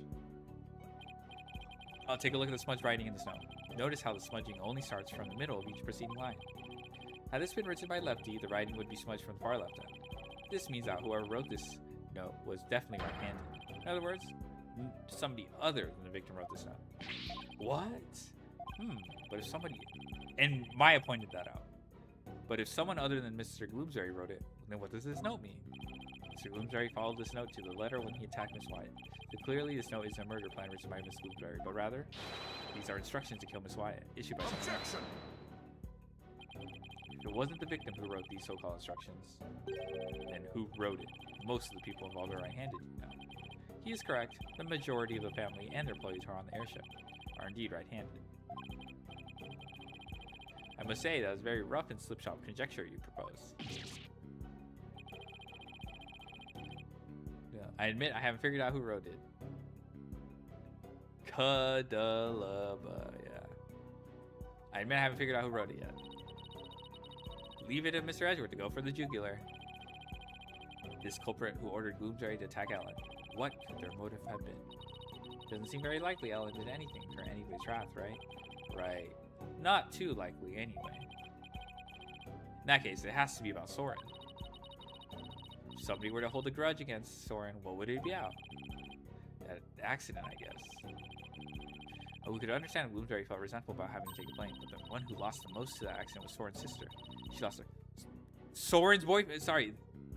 Soren's sister's boyfriend is the one who wants revenge. She lost her life after all. And the butler is the boyfriend. Soren suffered too, of course. He was crushed. Somebody precious, huh? Soren's sister, huh? Wait, there's one more person. There's someone else who must hold a grudge against Soren. Did you figure out something out? I think so. I think that somebody else used Bloomsbury to try and get revenge against Soren. Did you say somebody tried to get revenge against Mr. Sprocket, Mr. Wright? The person who manipulated and used Mr. Bloomsbury was? Selena's fiancé. Yes. Who is the butler? The person who used Mr. Bloomsbury to try to get revenge on Mr. Sprocket and then finished Mr. Bloomsbury off to silence him was a man dear to Mr. Sprocket's older sister, Selena Sprocket's fiancé. Not that I'm not positive, but it's certainly possible. This fiancé could have made Bloomsbury attack Ellen to get his revenge on Soren.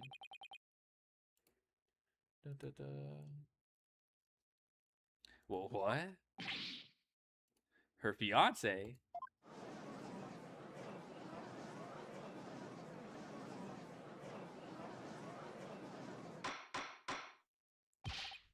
Order in the court.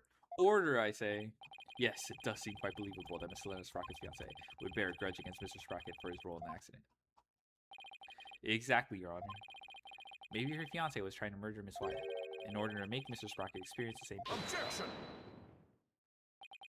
Miss Sprocket's fiance was a surgeon, if memory serves. Oh my god, it's coming together. The butler does look like a surgeon with his monocle.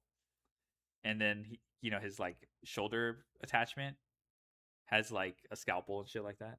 The only people attended. And he also mentions about fixing people is very hard. You can't bring back from the dead. Yeah, it's the fucking butler. But the only people who attended the reception were family and staff members. That may be, but then that just means that Miss Sprocket's fiancé must have been among those who attended. What? Really? Of course, otherwise, how could he have killed Bloomsbury? Oh, I see what you're doing. This is just another giant bluff, isn't it? Alright, I'll bite. Who exactly do you claim this fiancé to be? Yes, I would like to know as well. Are you sure you're going to be okay, Nick? But maybe. When it comes to suspicious people, there's only one person on my list. I need to find something that connects him to Selena. It's the watch. This will help us identify Miss Sprocket's fiancé.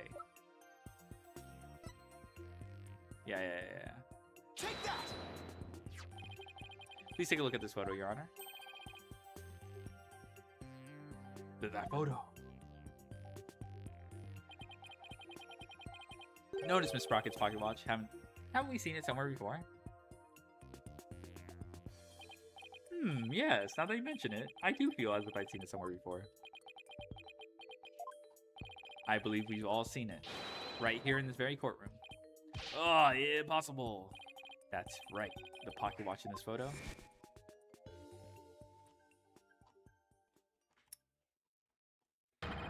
The same pocket watch Mr. Nickety has on him right now.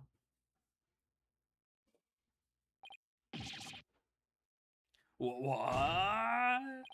This is clear proof of a strong connection between Pierce Nickety and Selena Sprocket. No. Well, Mr. Nickety?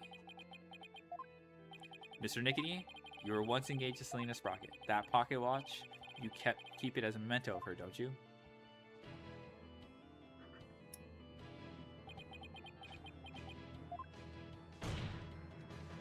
Mr. Nickety, you plan to rob Mr. Sprocket of his loved one to make him feel the same pain as you. Isn't that right?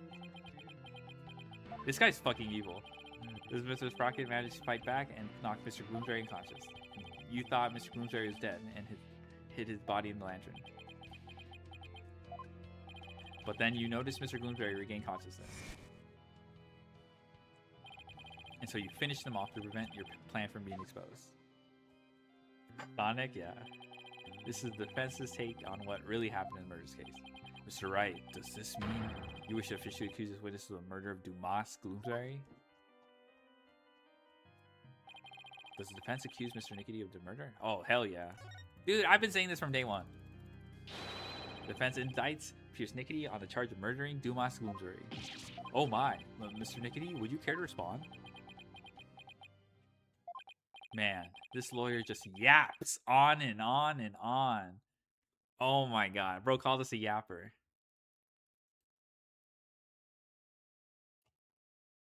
Oh, hell nah. Hold on, I need to screenshot this. Yippee!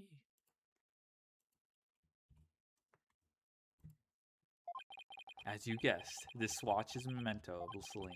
It stopped working at the time of the accident. Oh my god, time stop for this guy. Oh my god, me as fuck. Yeah, me too. I'd be yapping. And you really are. Oh my god, time stood still for this guy. He travels back to the point of... Yes, I was Selena's fiance. And not just her fiance, but the surgeon beside her death. Objection! Mr. Nickety, why didn't you tell me any of this before? Shut it, you useless prosecutor. I thought you could be of use, but apparently this case was too much for you. What did you say? If your office hadn't stuck its nose all up in this, I could have swept it under the rug. Not only did you interfere with the case, you even let me fall under suspicion. That's because you kept trying to cover things up on the sly. That's true.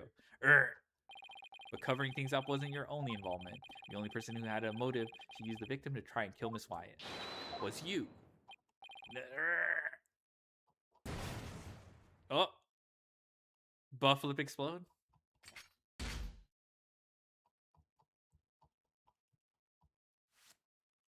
Oh my god, he has surgeon gloves this whole time. Oh my god. And that handkerchief was the mask. Malignant tumors. There are malignant tumors in this courtroom. Lesions oozing with false charges. Oh my god, this guy. Okay, it's a screwdriver. The tumors are idiotic lawyer and one useless prosecutor. After the truth is revealed, I'll have the both of you incised from the legal world. I'd like to see you try. With the power of the Sprocket family, it'd be a cinch. Okay, brother. I'll now begin the operation. What in the world happened to Mr. Nickety? Looks like he's finally showing his true colors. Nick, look what he did to that shoulder mech. Quit your yapping, before I suture your chatty lips shut. It's like he's a completely different person. Sure looks like it, huh? Can't let our guards down now. Mr. Nickety, it's finally time for you to testify to the truth. Witness, your testimony, please. This has got to be the final one. Right to remain silent. Okay. No way. No way. This motherfucker.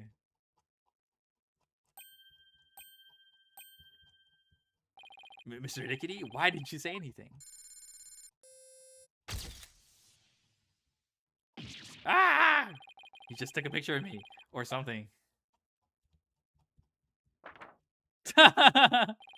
You want me to volunteer to testify? Hope I will make a slip of the tongue. Not a very impressive plan, or brain, I might add. Ow, that was uncalled for. If you want to know something, you ask the question. I will answer, but I have no intention of making any voluntary statements of my own. Ugh. What's he trying to do, Nick? He's using the silent treatment as a strategy to avoid getting tripped up. Clever guy. No more lies, Mr. Nickety. You will tell us nothing but the truth from now on. Oh my god. Ah! What do you think you're doing? Oh my god, the cravats got captured. No one asked you to speak. Just keep quiet over there and play with your frills. How dare you? Well, this is a rather unconventional situation, but please proceed, Mr. Wright. Yes, Your Honor. Da, da, da, da, da, da, da. Yeah, this gotta be last one. This motherfucker. Hold it! Da, da, da, da. If he won't speak voluntarily, then I guess I'll have to ask him something. What question should I ask? Da, da, da, da. Reason for killing Luther. I think we already have that. Grudge against Soren. Alright. On the day of the incident, you were constantly surrounded by your subordinates. Lama's Japanese is Hare Ha da, da, da, da. Hobby?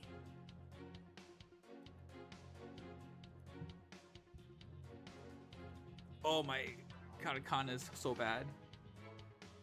Naruhodo! Oh, you're talking about Phoenix. Naruhodo. Yeah. Yeah, it's Naruhodo. You should look up what's his face? Yeah. You should look up what's called Edgeworth's. Really? This guy's name is Naruhodo too. The killer, really? Is that right? Absolutely. I was in someone's line at all times. After all, I was busy taking care of every detail of the man. Mr. Edgeworth, I believe you investigate your investigation backs up my claim. I got statements that said group of his subordinates worked with him in rotation. So he was always with someone. As the prosecutor just said, I couldn't even get close to the lantern containing Bloomsbury myself. Let alone kill him. Pierce didn't have a chance to get close to the victim alone, huh? Mr. Wright, would you like that statement added to the witness testimony?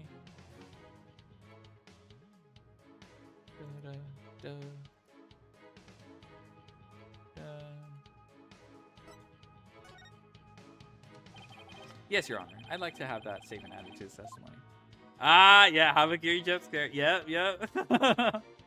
Very well. I think it's meant to be like sword or something like that, and he's like a prosecutor. He's a sword versus the defense. But yes. I was always in company of others. I didn't have an opportunity to murder Bloomsbury.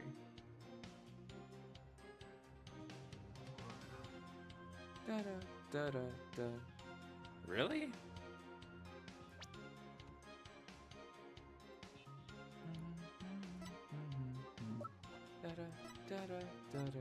I remember there's a photo of him here. Oh my god, is the are we gonna say he did it under the cover of fog?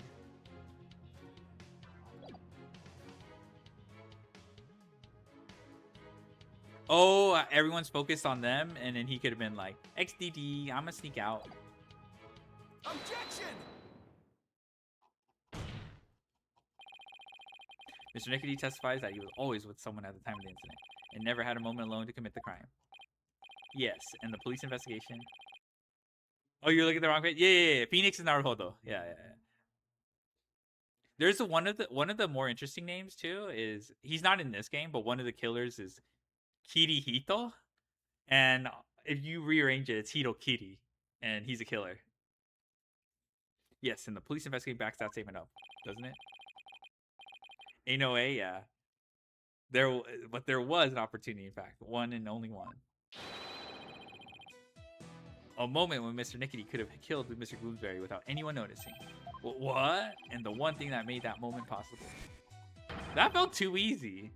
I knew he was suspicious back here, but... With all of these people watching, I couldn't have possibly committed murder. Do not believe him, Your Honor. This lawyer is a malignant tumor. He wants to infect this judicial body with a... Objection! Malicious accusation. Mr. Nickety, I would ask that you keep quiet about this time. You need to evaluate the defense's claim. And your yammering only serves to throw further suspicion your way. Mr. Wright, let's see this one thing you mentioned. Be warned. This had better not be one of your offhanded claims. Who do you think you're talking to? Well, Mr. Wright, please point out for us the one thing that made the moment of the murder possible. It's the fog. I said this from the beginning! At one moment when it was possible for Mr. Nickety to kill Mr. Gloomsbury. The one thing that made that single moment possible is this.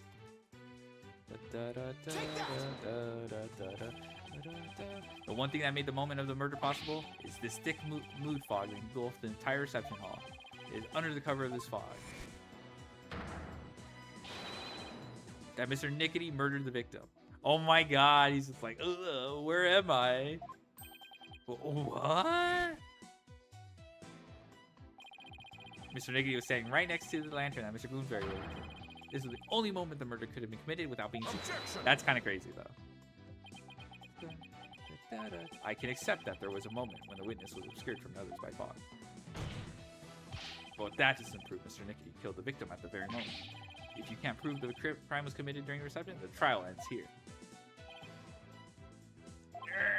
So caught up in finding a foothold that I forgot to think that far ahead.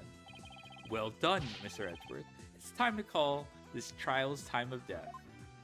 Well, Mr. Wright, can you prove the murder happened during the reception? Don't even bother. His claim is dead on arrival. Victory's within your grasp, prosecutor. Quiet, witness. I have no interest in victory. All I care about is the truth.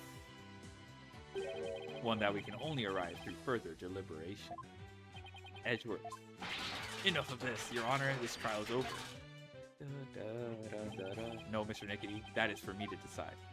Mr. Wright, can you prove it? Can you prove that the murder was committed during the wedding reception? Why is there no verdict yet? The lawyers obviously out of answers. Prosecutor, the judge, they're all infected. Their malignant stupidity is so advanced, not even the best surgeons could save them. In fact, not even a brain transplant could cure them. Bro, chill. This court is infected with idiocy. It's a pandemic. Objection! Mr. Nickety, that's enough already.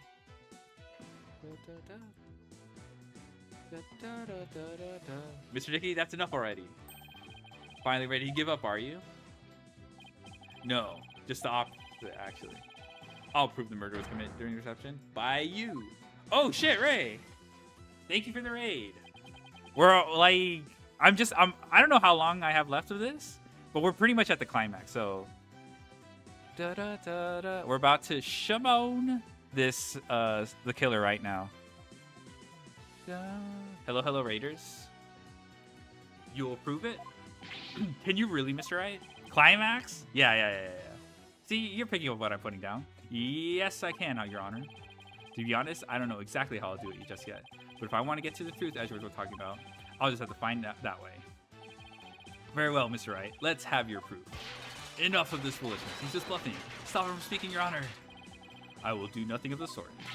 You are just a district court judge. With the power of the Sprocket family, Enough of your foolishness, Mr. Nickety. This judicial body will not succumb to the influence of money or power. You want me with the doobie? Yes. Now then, let's hear it, Mr. Wright. Let's hear your truth. Think, Phoenix. Remember everything you've learned so far. You can do this. You can find the definitive evidence that will lead us to the truth. Oh, here we go. Here we go. Okay, it should be over now. Think, Phoenix. How can I prove the murder took place during wedding reception? Pierce committed the murder during reception. Then he had to have used.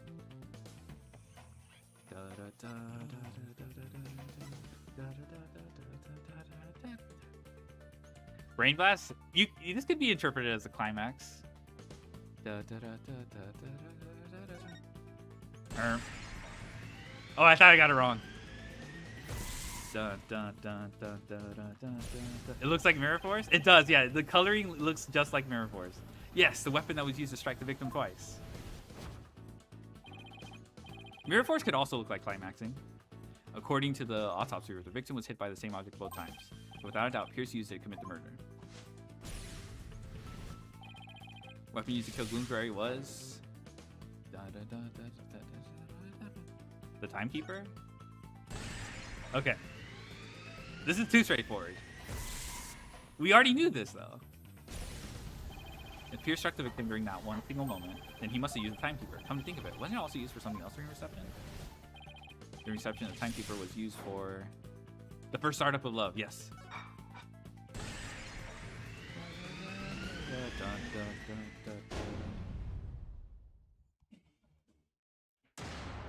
The Timekeeper had been activated. That's right, the Timekeeper had been activated at reception. If we activate the Timekeeper again now, find any trace evidence of the murder, that would be conclusive proof that Gloomsbury was killed during the reception.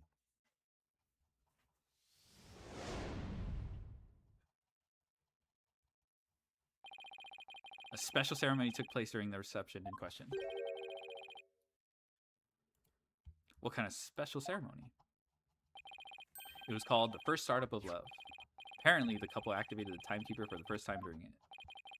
Does that mean the Timekeeper here in evidence isn't activated at the moment? And what would happen if we were to activate it? Why don't we see for ourselves? It would give us a chance to examine it. While we're at it, we just might find some conclusive evidence. What? No! You can't activate. Mr. Nickety, keep quiet or I'll have you thrown out of court. Nerd. By the way, Mr. Wright, this is supposed to be a time machine, right? We aren't going to travel back in time to the Stone Age or anything, are we? I don't think we have to worry too much about that, Your Honor. This poor judge, he's so dumb. I'm still a little nervous nonetheless, but the truth must be known. Very well. Go ahead and start up the Timekeeper. Do you know how, Nick? I think so, maybe? The bride and groom each had a symbol of their love, and when they put them together... Oh, how romantic it was. Okay, it's the key. Let's see, I think the symbol of the groom's love must be the Timekeeper itself. The symbol of the bride's love would fit together with the Timekeeper. Oh, I know, that has to be it. Mr. Wright, are you ready to activate the time machine now? Shut up, this fucking judge. He really thinks it's a time machine. Yes, Your Honor. Symbol of the bride's love that's necessary for activating the Timekeeper is... Okay, where's the key? Take that! Once we set this in place, we can activate the Timekeeper. Set in place where? It doesn't look like it fits anywhere. You don't think so? Not even if we kind of jammed it in? Mr. Wright, you know what's coming, don't you? Oh, okay, I'm stupid. Okay, it wasn't the key. I'm glad you understood. That will save us some time. Ugh, alright, okay. Negative aura loss. Alright, I better take another good look at what I've got to work. It's this. I'm so stupid. Take that! Miss Wyatt's pendant is a symbol of the bride's love that's necessary for activating Timekeeper. Was that your first miss? It's my second. Then does that mean you can start up with the Miss Wyatt's pendant? I believe so, Your Honor. Very well. Please try it now, Mr. Wright. Okay, here I go. But first, I have to figure out where the pendant goes. we see a gear here. Oh, I mean, it could be here. I don't think this is the spot. Okay, dude. Oh, here. This hole looks like a good spot. I'll try setting the pendant in here. Whee! It fits. This must be the right spot. Now I have to find a place to insert the key.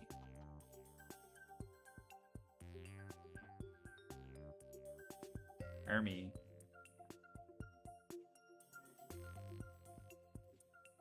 Oh, is it? Okay, I guess there's a keyhole here. This hole in the middle of the pendant. Could this be it? Erp.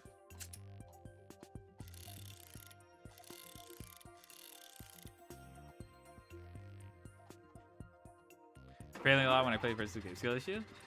No, I think the first trilogy is like definitely harder. There's more railroading in these games, in the last 3 games. It worked. The timekeeper's been activated. Now all I have to do is find proof that the crime was committed during the reception. Like, look how railroaded this is. Gee, I wonder. But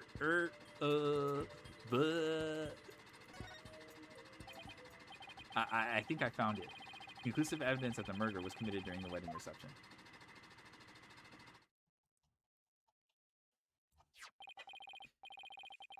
Just as I suspected, there's evidence of the murder inside the timekeeper, Mr. Nickety. The timekeeper was only activated open during the wedding reception, right? No! Stop! So that means this is conclusive proof that the crime was committed during the reception. Why did he get rid of it? Ah! After you killed the victim under the cover of the fog, you closed the timekeeper to hide the bloodstain, didn't you? No, you're wrong. Ellen killed Bloomsbury. It wasn't me, I tell you. Give it up, Mr. Nickety. How could the defendant, who was in the middle of pledging her love, have possibly committed the murder with everyone wanting it? It was the family. Yes, all the family members conspired together to kill him. There's no way you can talk your way out of this, Mr. Nickety. During the reception, during that one dreamlike moment, only one person could have used the timekeeper to beat the victim to death. And that one person was you, Pierce Nickety. Yeah. Ah. Oh my god, the breakdown. No. This isn't over yet. I won't give up. Oh no, I cut the artery. This stupid thing. We must stop the bleeding now. Give me forceps. Forceps, I said. Hey, where's everyone? Fine. I'll manage this alone. I'll do it all by myself. I can fix anything, repair anything. So you have to get better. You have to live. You must. I would have been able to save her. If only I hadn't listened to her. If only I had treated her first. If only that Soren hadn't been there. Oh, Selena. No.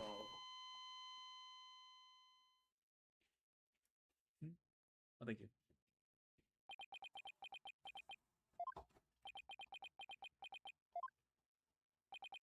Witness, are you finally ready to tell us the truth? It's just as the lawyer deduced. It was all a revenge scheme against Soren Sprocket. Do you have any idea how hard it is to lose someone you love right in front of you? Selena's condition was clearly more critical than Soren's, but in spite of that, she said, "Please help Soren." 07. The Sprocket's last words, so that's what she really meant by those words. I was able to grant her wish, but at the price of her life. So you got a job with Sprocket Aviation and waited for your chance to get revenge. You got close to Mr. Gloomsbury and hatched this plot. Is that right? Gloomsbury already bore a grudge against Soren, so when I tempted him with an even better position, he immediately took the bait. He was your accomplice, someone who shared the same goal as you. Why was it necessary for you to kill him? I didn't expect Soren to strike Bloomsbury out on the Vista deck. and I certainly never imagined he'd make his way there along the outside wall. Soren's love is the real deal after all. My plan had been compromised, so for the time being, I hid his body in the lantern and tried to think of my next move. Then Mr. Gloomberry came too during the second wedding reception. As soon as I saw Mr. Bloomsbury, I instantly hit upon an idea to pin the blame of Bloomsbury's murder on Ellen. We tried to break up the couple by making the bride out to be a murderer. How despicable. Thorin was getting the company and a wedding, both things that were supposed to be Selena's. He took every happiness from her. Who's the despicable one here? Oh my gosh, shut the fuck up. Do you think what you did would make her happy? I know it wouldn't, but I couldn't just stand by watching Soren enjoy his happiness. I was going to have Soren taste the same pain I had, and then take over Sprocket Aviation. I would take back from him all of the happiness that was rightfully Selena's.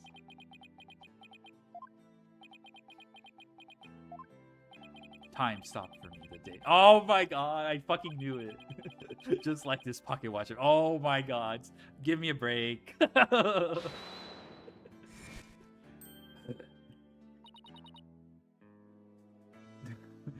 Pierce. Miss Wyatt? I believe Selena would have said, leave this ill will behind. Your time is yours to live.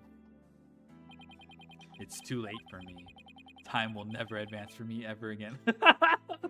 Cordia. Oh my god. It's just like these like sad backstory villains, you know, like time will never march forward. I can never move on. Guess I'll ruin someone else's life. Oh my god. What? It can't be. Bruh. This whole time it could have been fixed. He must look really stupid now. I see now, Selena. What I did was wrong.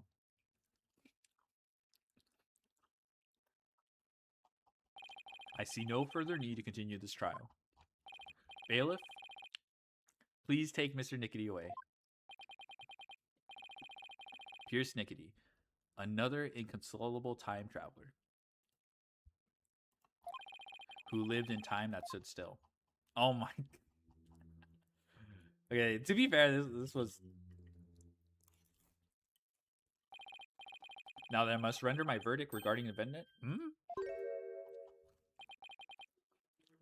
Your Honor, before you give your ruling, would you please allow me a moment? Very well. Ellen, there's something I need to say to you. Yes, Soren?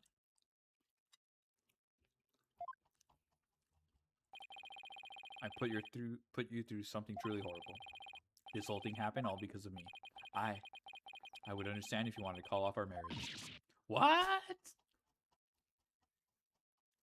Oops. Of course not. I've never once thought of that. If you stay with me, you'll only face even more trying times in the future. What do you mean? The truth of this incident and the car accident before it. I'm going to tell the public everything.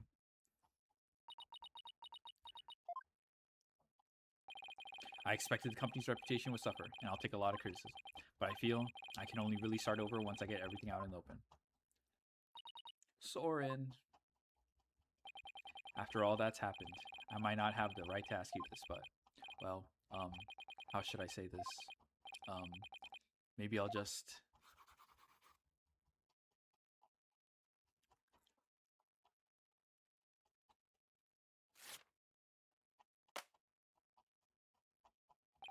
A life with me probably won't be very easy, but...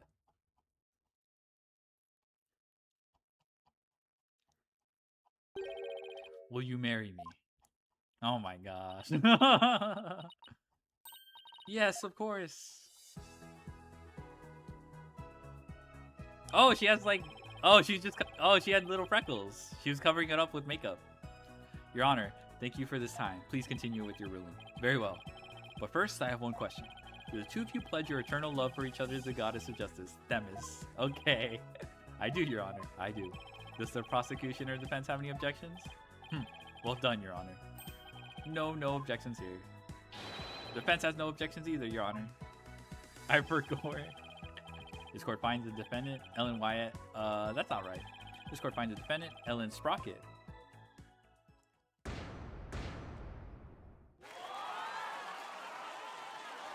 Yippee!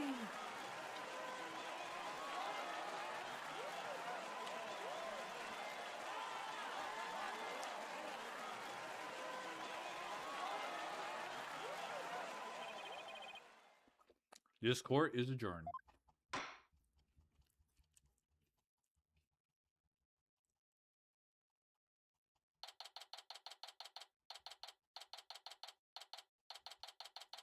Yatta! Yeah, yatta!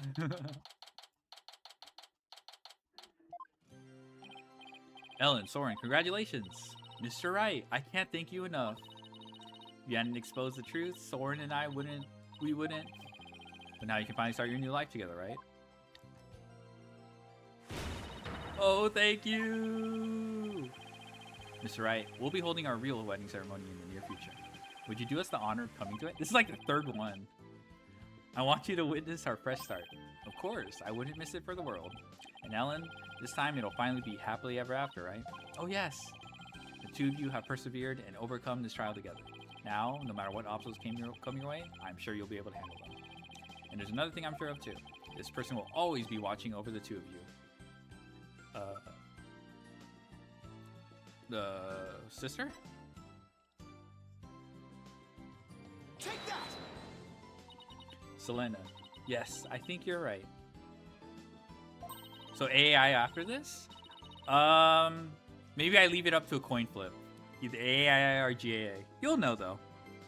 I don't think I'll play. I'll talk after this, but yeah. I'll think about it. Right, Soren? That's right. Well, we'd better be on our way. Yes, my love. Aww. Wow, the old threshold carry, huh? Way to show off. We'll be seeing you. Goodbye for now. I'll be looking forward to that wedding. Hold on tight, Ellen. Have you played Danganronpa? Danganronpa's not my thing. Yes, I played all three. Someone asked me earlier this stream, I'm just like, the designs are pretty top tier, but I can't stand the dialogue. I can't stand the dialogue, bruh. Like, so, there are a couple characters I find insufferable too. Like, not Byakuya. This Komeda, I fucking hate Komeda. I fucking hate Komeda. He's like trying so hard to be deep. The little shit from number 3, the instigator, who's like trying so hard to be a villain, but obviously isn't. But he just drags out the fucking. Is it cringe? I don't know. It has this like aesthetic. Yeah, he just drags out every fucking case. He's so fucking annoying. It's so obvious he's just there to annoy. He's like not even like, I don't know. The stupid scarf guy, I hate him. But I think it has a very good style. Better believe I will. I'm never letting you go. Oh my god, though. There they go. You're not thinking of going to that wedding by yourself, are you, boss? You're taking us too, right? Oh boy, I bet there's gonna be all kinds of fancy food there. Athena, when did you get here? Just now. I would have been here to cheer you guys on earlier, but Trucy never gave me a chance to slip away. You're gonna be in even bigger trouble with her later. First game is really good? Yeah. Speaking of the wedding, maybe I should ask them to invite Mr. Edgeworth. Really? But he thought Ellen was guilty all the way to the end. That may be true, but don't even bother. His claim is dead on arrival. Victory is within your grasp, prosecutor. Quiet, witness. I have no interest in victory. All I care about is the truth. One that we can only arrive at through further deliberation. If he hadn't stood up for us when he did, the trial probably would have ended there. You mean Mr. Edgeworth gave us that chance? I think, yeah, maybe. Though knowing him, I doubt he'd ever tell, even if I asked. I know, Edgeworth is such... Edward's definitely tsundere. Well, if that's how you feel about it, Nick, then why not try to get him invited? Hey, Maya, Have you tried to catch a bouquet? What? No. I never have either. Fighting over a bouquet that's been tossed by the bride. Talk about a fierce competition. I'm totally stoked. I'm not sure it's really supposed to be all that competitive. I'm a pretty good jumper, so I think I've got a chance. He's definitely missing the point of the whole thing. And Larry, how did you manage to stay so quiet for so long? Yeah, what the fuck? This guy never shuts the fuck up. Shut up! Wishing the lady you fell in love with every happiness is what a real man does. I'm pretty sure that relationship was over before it even began, Larry. Darn it all. If only I was 10 years younger, things would have gone differently. Dude, he's like 30. This guy's... Yeah, he's 34. Oh, yeah. Oh, yeah. Hands of time, why won't you turn back for me?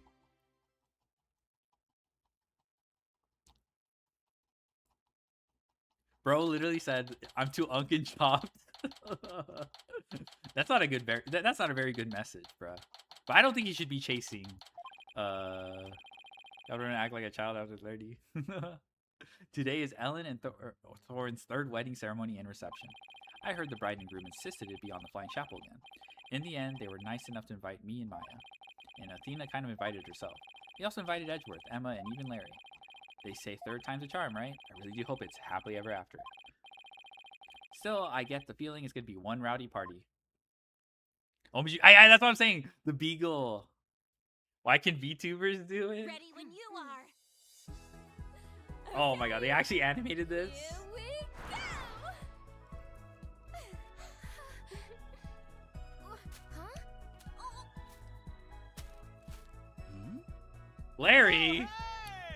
Look who's next! Huh?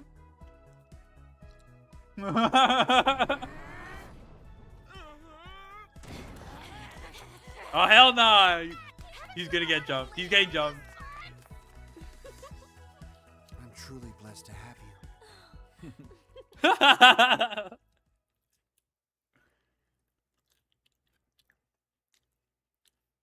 Get his ass. Okay. So with this, what the? Oh, hell nah. I did not expect that. I don't even get to see it. Oh, this looks sick. Oh my god, I can't even, like, look at it. You don't even have a chance. Okay, with that, we're done with the mainline Phoenix Wright games. It was a pretty good ride. This case was fine. It didn't help that I figured out everything.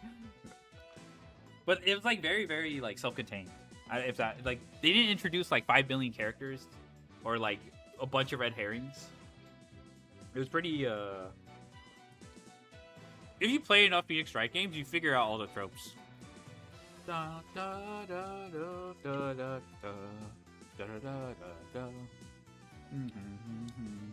So, as mentioned before, there's still the spin-offs. Technically, they're still part of the main series, but they don't involve red herring. I did not see any fish. You know, red herrings were like you know, like a bait plot line or suspect that they pursue for a bit, and it turns out it's not them. I mean, they did bait Soren, but I called that. That was just like I called that out immediately. Like I already knew Soren wasn't the. But yeah, no fish. So yeah, there's 4 games left. Actually, 5. There's the 2 Miles investigations. I'm thinking of it. There's the 2, Great Ace Attorney. That one I'm really looking forward to playing. Because I've been LARPing the OST for a long time. And number 5 is Layton. Layton's weird because you need to have a 3DS. The evil-looking guy is the killer, ain't no way. He's also the butler, too. So, like, if you're familiar with other murder mystery tropes, then, like... This case has one of the best killers, in my opinion. I don't know in the whole game. I would have to focus my whole thoughts. But I think this case, number 6-2 has one of the best killers I've ever... It rivals the final case of Game 3. In my, like...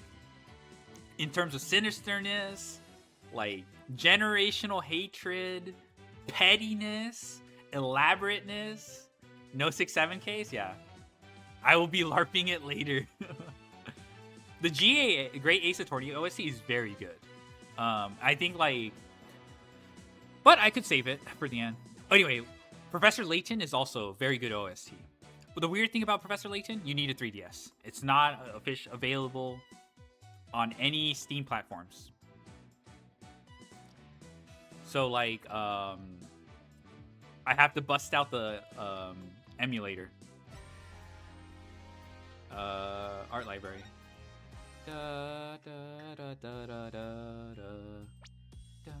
Let me put the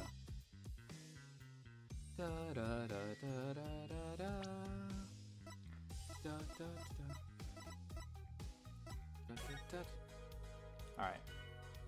Confirm change. Alright. AI2, I believe, also in Japan. No, I have it. I have AI2.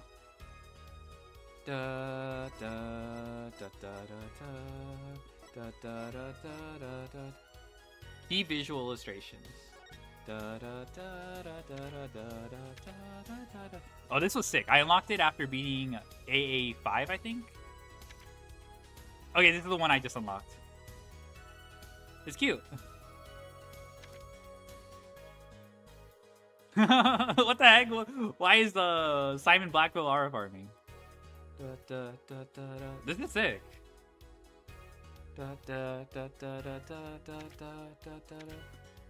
Alright.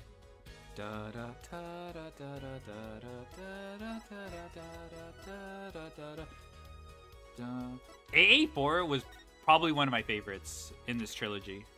It's probably AA4, AA6, and AA5.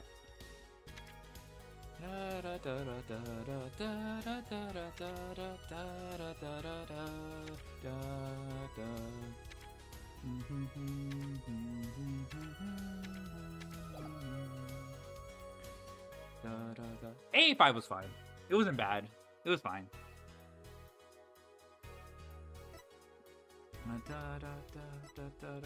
Character designs. I like when he makes his face. Do they have the one where he has like his upper lip like hang down? Oh, yeah. They have the little sheepish one. 4-1 and 4-4. 4-4 is too long. 4-4 is great. Who the fuck? Who is this? Who is Oh my god, this is supposed to be Apollo? Oh, it's Trucy. Early design. He looks so... I prefer the original. I mean the current one. Oh, okay. Okay, they're just like messing with the hairstyles. I like this. I like the side ponytail.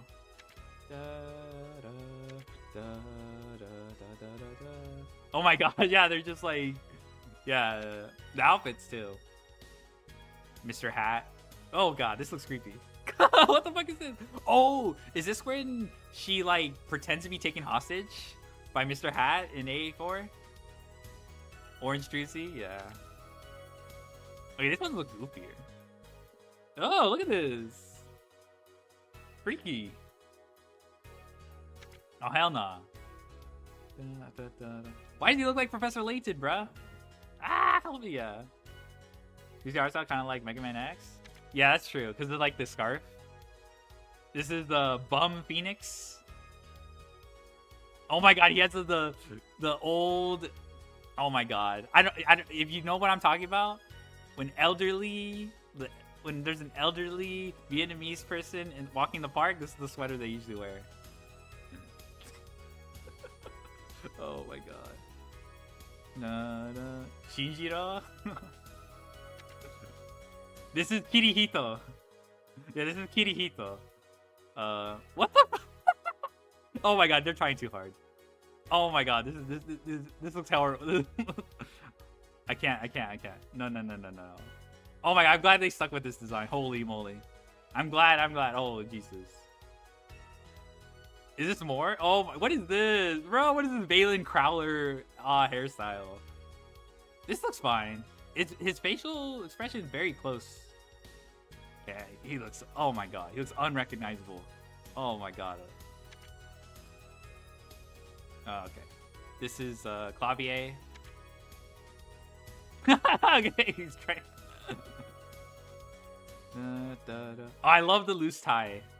Okay, I like what they're going for with this. Gavin Brothers, yeah. I like what they're going for with the loose tie, but... Hey, I guess having his... Okay, this makes more sense. Oh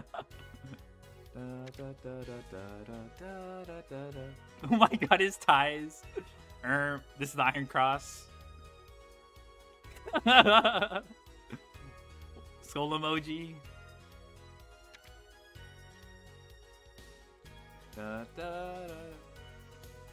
Oh my god, I don't like that. What is the receding hairline hairstyle? Oh god.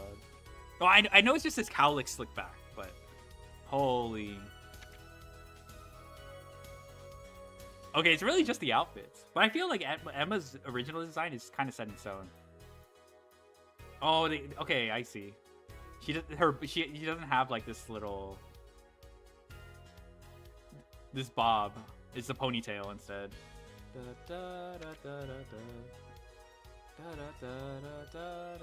Spiky bun, yeah.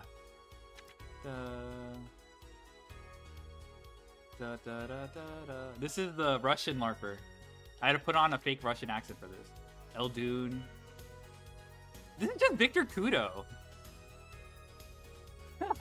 I like... Okay. Yeah, this is just Victor Kudo. From, Ace Attorney 2? Or was it 3? I think it's 3. It's 3. It's 3. The one with the restaurant and the maid cafe. What the hell? Oh, this is the malpractice guy.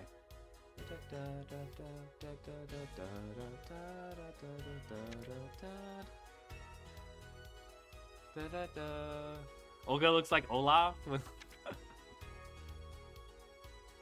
This is the wannabe... The wankster. He doesn't get much screen time. You don't really get to spend that much time with him. He like literally gets thrust on you on the end. This.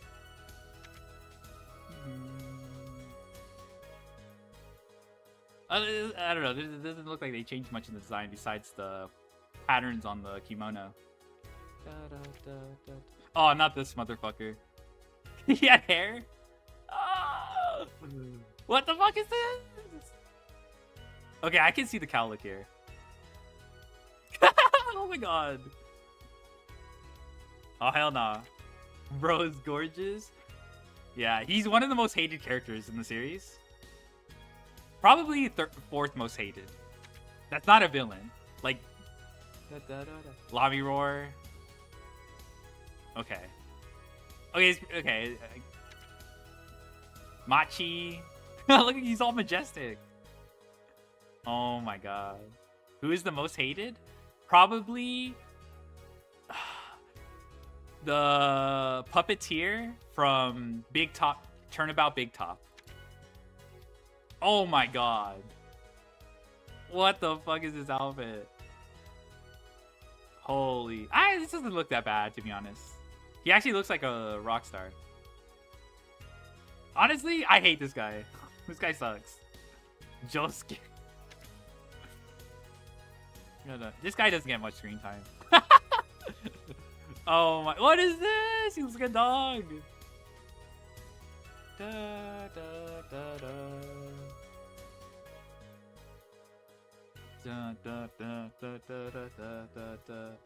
Oh my god, she looks too happy here.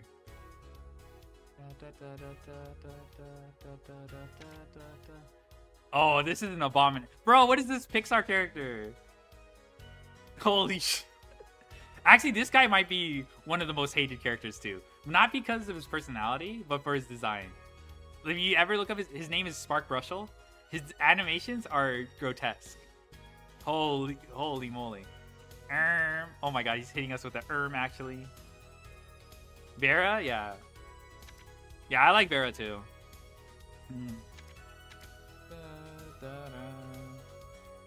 Oh, this guy's a dick. Okay, it doesn't seem like they... Oh. Oh, I see. Oh. Oh my god. His development is the best? Yeah. He's not bad. He just looks ugly as fuck.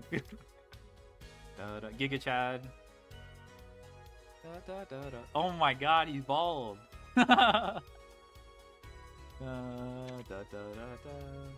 This guy's a giga dick. Fuck this guy.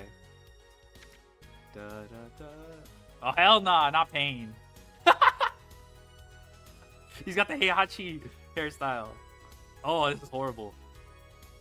Okay. Oh jeez, this is horrible. Oh no. I'd rather have this mohawk. Oh no.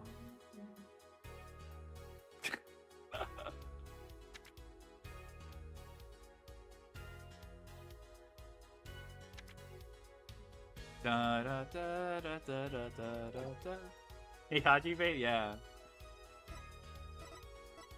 I kind of want to go through these before I end stream, but okay, this is Phoenix. Why does he have stubble?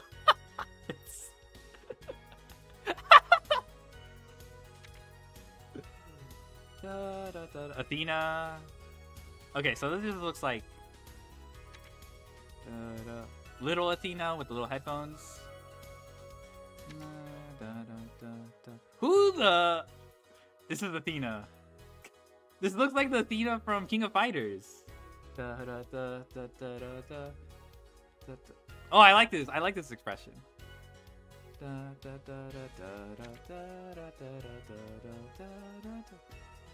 Oh dang, they were thinking of giving her accessories. I do like the short hair is not bad. This isn't too bad either. This flower is a bit much though.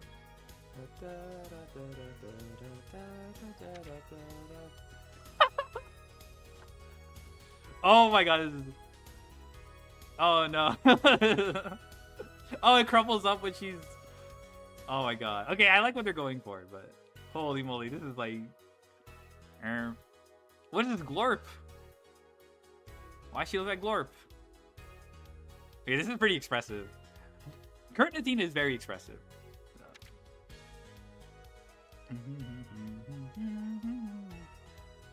I guess they're trying to make her space themed because of her backstory, right? Because her mother worked at like at NASA. Pirate Athena. Okay, this is not, I don't think this ever made it to the final game. Emo arc Apollo. He wasn't even... He didn't even lose his eye. He just did it to nerf his eyesight. Now, okay, he just looks like Dirk here.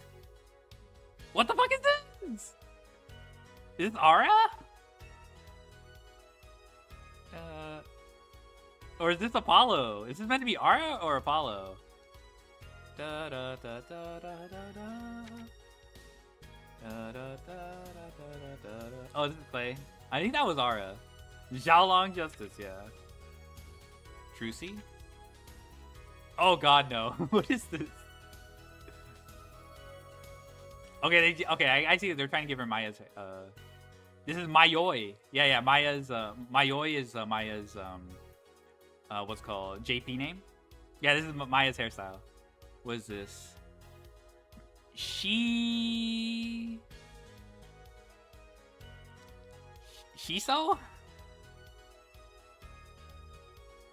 Is Gwen? Ah, okay.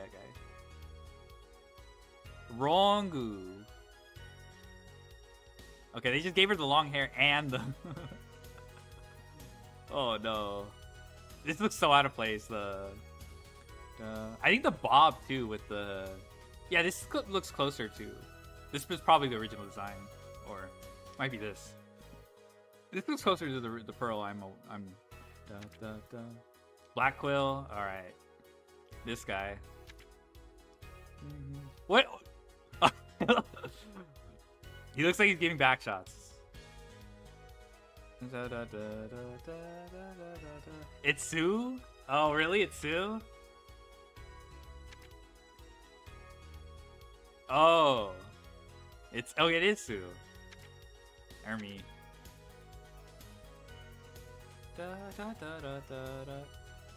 Oh, this is when he gets shocked. Oh, this is horrible. Oh my... No, no, no, no, no, no, no, thank you. Why does he have headphones? Bruh.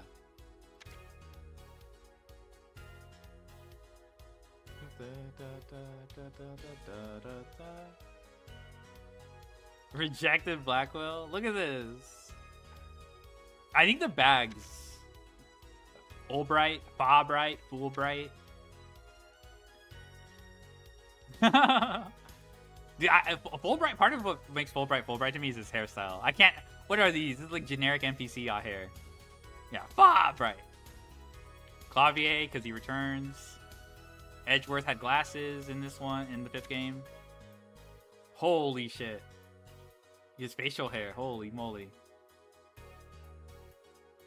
Okay, they were...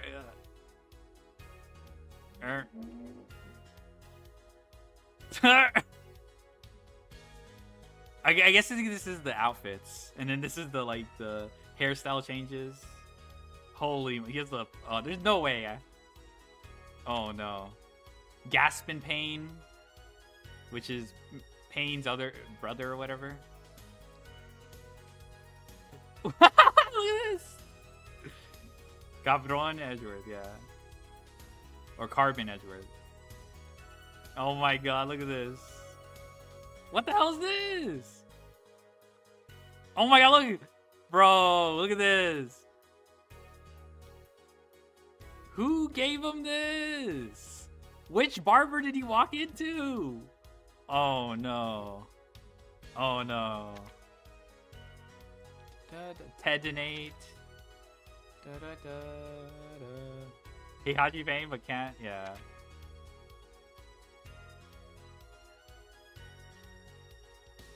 Oh no. Oh! Yeah, she does put on this outfit, but I don't think it...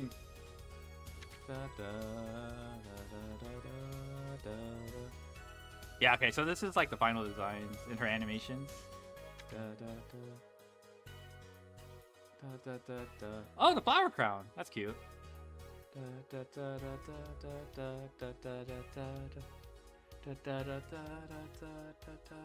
I like this. I like it. Oh, look, she has a little Apollo. Little tiny Apollo. Oh my god. Oh, Jinxie. This is one of the worst cases, in my opinion. But Jinxie was not bad.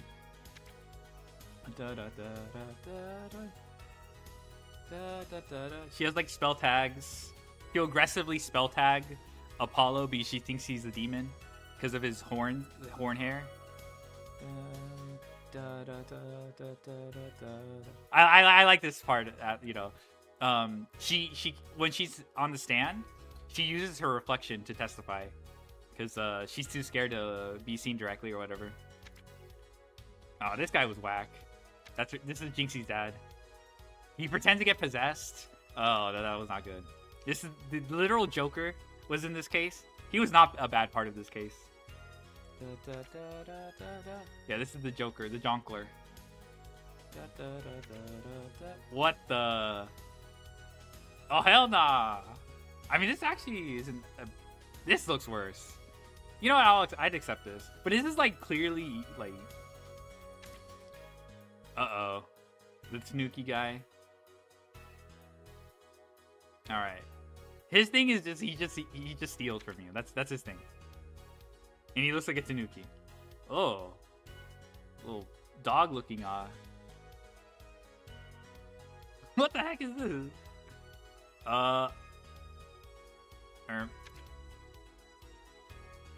This is a girl pretending to be a guy. Oh!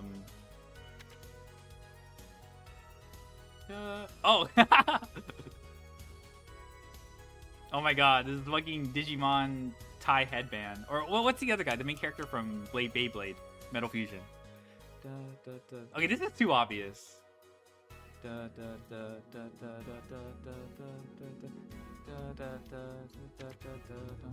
This is like the unk who faked his grades. He basically bought all his scores on exams. He's like 27 or something. Blue Xiaolong.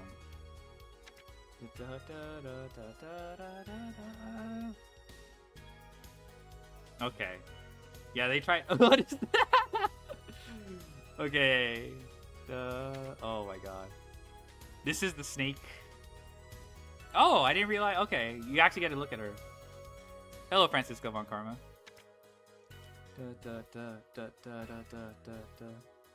Yeah, these are the animations in the game. Oh wow, they actually have it all like outlined. Cute anime girl. Yeah. This guy, one of the worst villains, as in like so obvious from the beginning. His ideology is detestable. Bro is wise. Will it show the Spartan version of him? Oh yeah, he becomes a Spartan. That's like the best part, to be honest. This case was pretty good, or I enjoyed it. Yeah, he crashes out and becomes a Spartan. Yeah. Ta-da. Rocket head shaped. This is the fourth case. This is where he pretends he's running out of air, despite being on Earth. Oh, this guy. He's pretty memorable, but what the? Oh my god, they tried to give the rocket motif for this guy. The Diddy files with AA6. No. He's Glurm. Okay, I do like the rock. It does feel forced though. It does feel, they're trying to, you know, communicate, give him, you know, the same, you know, rocket hairstyle, you know, the same visual language. It's a bit obvious, but whatever. Oh my god, look, he has like little, his nose becomes like the liftoff. Okay, so they at least put some, he looks like a squid instead of a rocket. Yeah, he's a bit thin. Okay, but look at this. This is crazy. Look at this. Look, you look like Glorp. Or some Glurm. He's a Glurmian. Yeah. Oh my god, the ends of his get singed. Oh my god. I mean, his current design isn't that, like, impressive. Maybe they could have gone for the wall. He looks like retired M. Bison. Yeah. Ara. Oh my god. So they do keep... Oh my god. So, oh my god. Okay. Look at this. She's blushing. Uh-oh. The dominatrix. Uh-oh. Oh, there's no more? Okay. Orca. We actually have to defend this Orca. Oh, she's fun. I like her.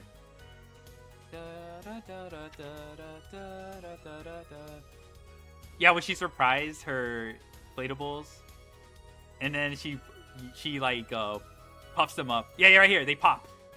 They pop here, and then she has to re-inflate them again. Yeah, these are in the game. Oh my god, not this motherfucker. He ended up being sympathetic, which was yeah, this rapper. What the? This is not in the game. Actually, this is in the game. This is in the game, but in like a like in a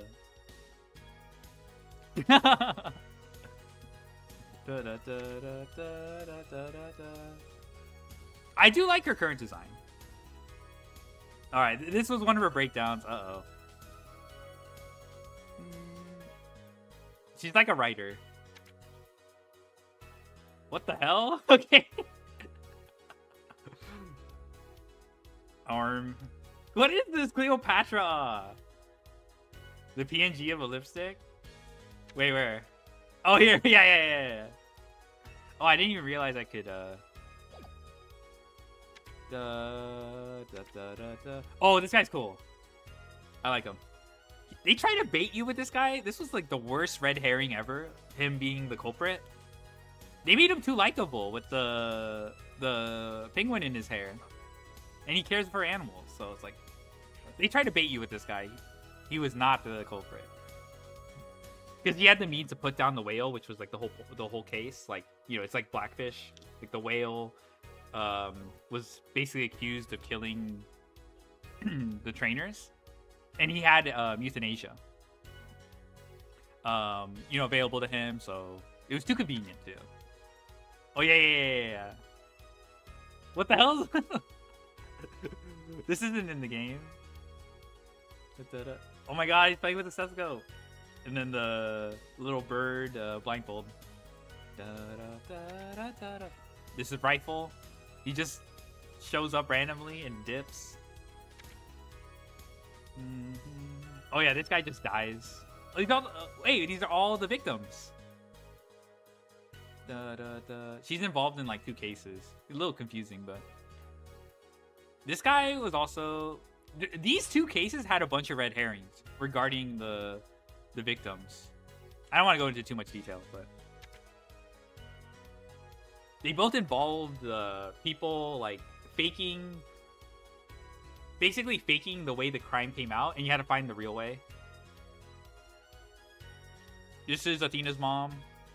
This is Clay. This is Apollo's childhood friend that you don't find out till like the 4th case. 4th and 5th case. Actually, you don't even find out about Athena's mom until the 5th case. This is the trainer that got killed. This is the other person who got killed. This is from a previous case. Oh, look at these. Pixel art. We have Phoenix, Apollo, Athena, Blackquill, Fulbright, Edgeworth, Trucy, Pearl, Clavier, Judge, Juniper Woods, Ted Donate, Gaspin Payne, huh? Jinxie, Tenma, the dad, fuck. Oh, I don't even know who this is. I still can't tell. This is the Joker guy from the boring ass case. Finch. This is the mayor that dies in the yokai case. Justice Court. Juniper Woods, but schoolgirl. Fuck. Hugh O'Connor, the guy who bought his, basically the fraud.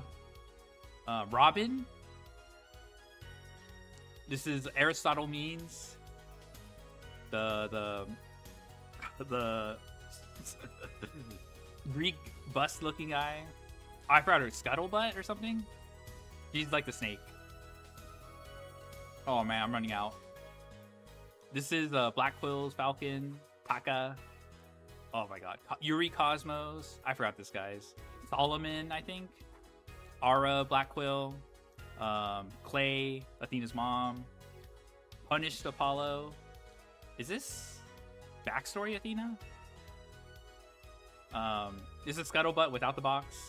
This is Bum Rap Riney. And then I forgot what this one, but this is the counterpart to Bum Rap Riney. Widget.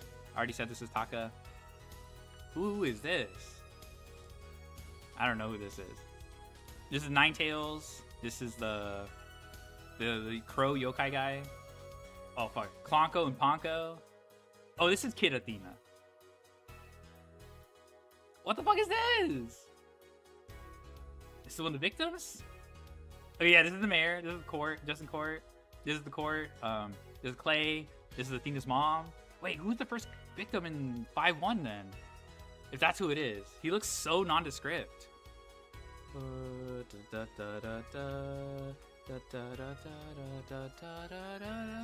Oh, this is Justice Arm. This is Justice Arm. Okay. I guess it's hard to tell. I can see it.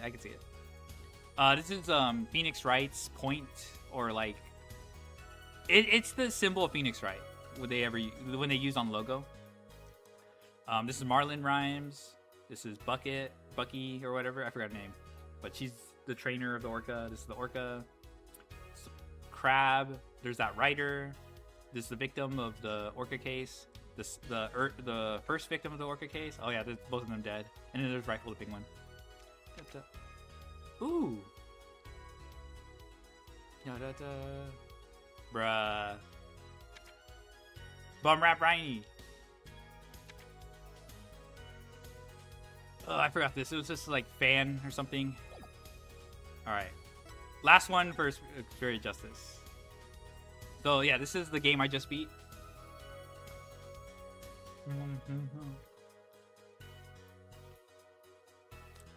Phoenix is back and better than ever. Apollo's back.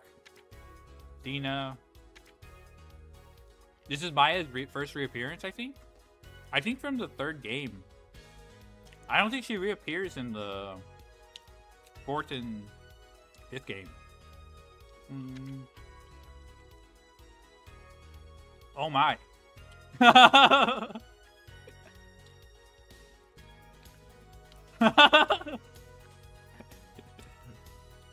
They didn't go with that. Big Maya, yes. This is Raifa. Oh, what happened to her? He's a pretty well developed character in the series. Okay, so they just did different hairstyles. Oh, this is the damaged. Oh, I didn't realize that they messed around with the skin tones. Oh, so they kept this expression. It's just the hairstyle and the outfit.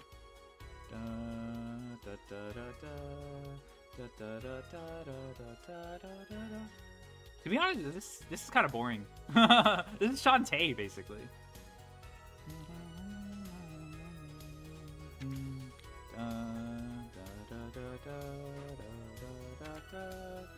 Nayuda.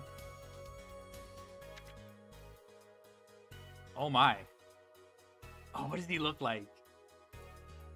Oh, I don't know what he looks like. The guy from Spirited Away, his hairstyle.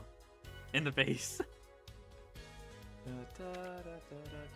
Male free ran? True. Oh my god, look! He's performing the jutsus. Oh my god, it's like the same animations currently, but just the hairstyle is completely different. Because his current hairstyle is like this long ponytail. But he has this short hair. Emma. Black Quill and Taka. Trucy. Edgeworth with the glasses. I'll be your guide in shadow.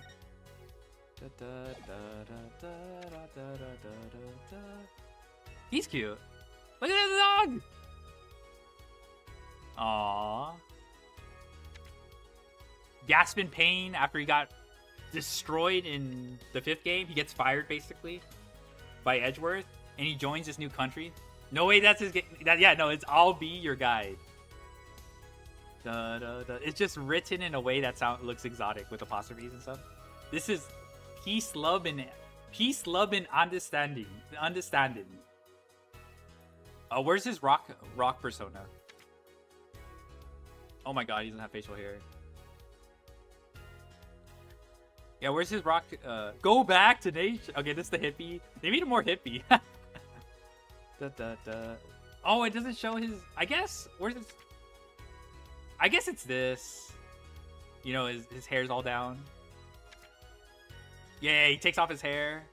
He plugs in the amp, and he becomes like a rock god.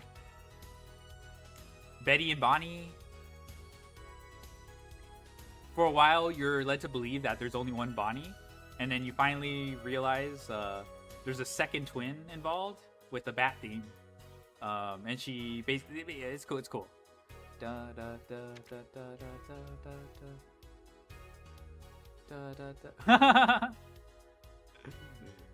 This happened in the game too.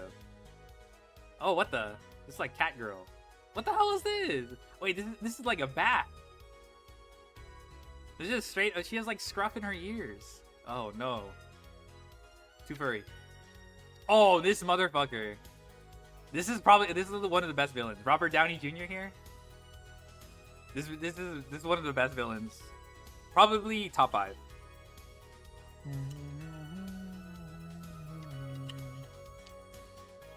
My favorite part about him is you can tell he's a former magician based on his cuffs, his little frills, even the necklace, even his like hairstyle and the hat. But he presents himself as like a producer, so he looks like a sleazy. He still looks the part as a sleazy producer. Like, look, look at his shitty ass fucking shoes, and his drip is disgusting.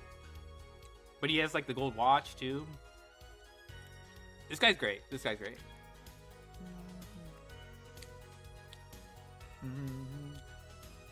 Like, they make sure you hate his ass, but like he switches up.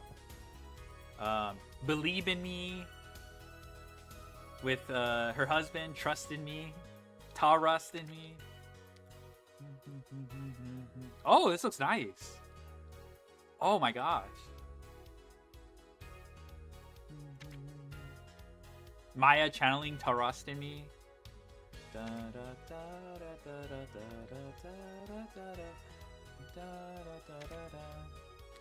That's a rebel.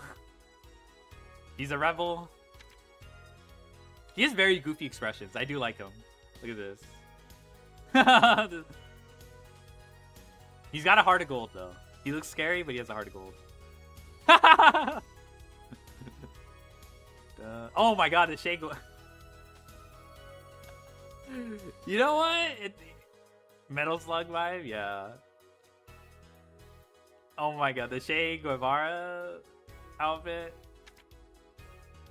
You barely get to spend any time with Bucky yet. He's fine. He's whatever. Yeah. She looks really different without her nose. I feel like...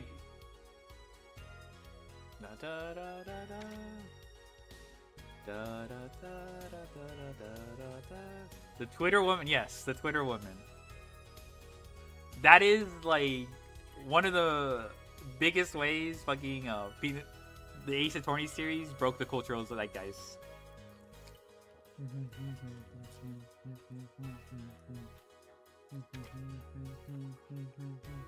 Oh my god, this was scary. These were scary. Oh hell no. I like this guy's design. This guy is really good. He has 3 personalities. Like, he has the courtesan personality, he has the really happy personality, and then he has 4 actually. This is the 4th one that emerges when all 3 are unconscious. I like this one because it's like they bait you into thinking like this 4th personality is like this evil, you know, like Diavolo, right, from JoJo Part 5. But now he's just some like scared kid, and like the struggle is really trying to get him to testify.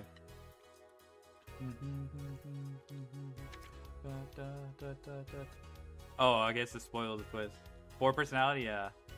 This is you meet this character LARPing as like a drill sergeant, and it's specifically this helicopter. You don't find out that she's the girl in a wheelchair until later in this.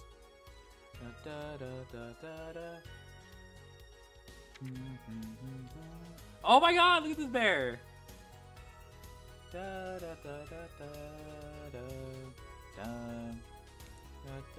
No, she's tearing up the bear.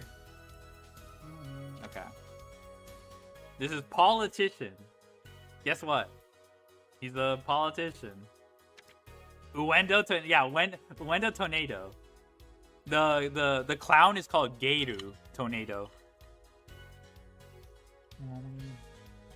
I like this guy's expressions. He really sells the like extreme confidence, but also like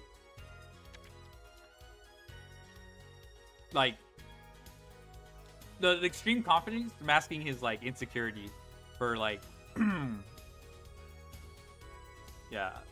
Also like the untrustworthy smile. This is Dirk.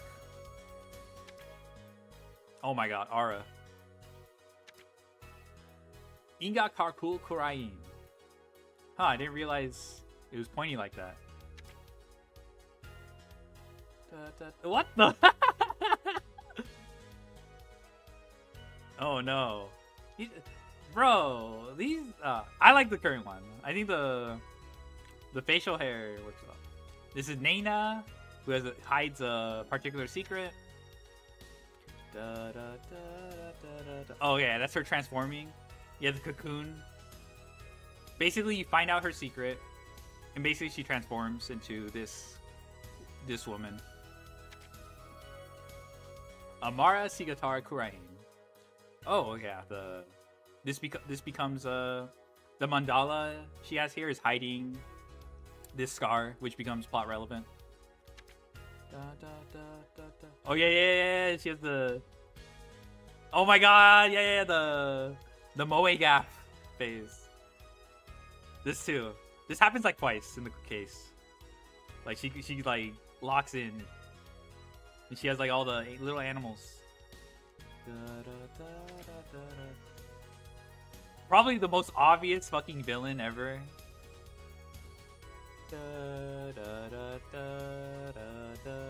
Oh, okay. Larry Butts. This Pixar tiger. Yeah, the Pixar tiger. Yeah.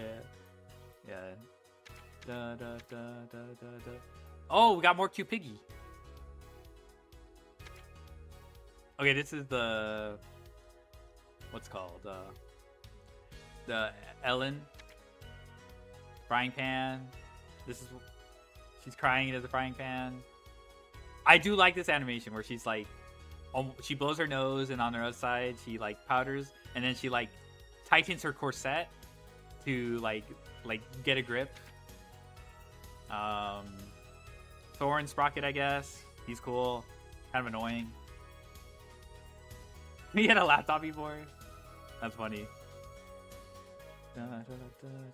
He's just like generic, like pretty boy. Alright, this motherfucker. The surgeon. I mean, you can kind of tell he's a surgeon. He has these really obvious, like, time motifs with the hour and minute hand.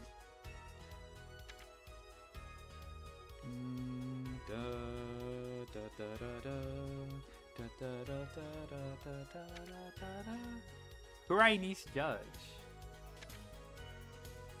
Pat Troll. Oh yeah, he's the first victim in the case. Pat Troll.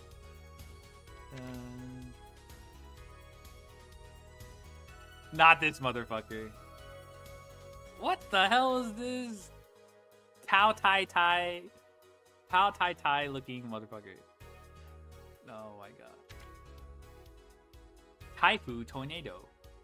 Bray Zealot. Archie Buff. Okay. Dumbass Gloomsbury. And Selena. Holy Mother. Oh shoot, this is cool.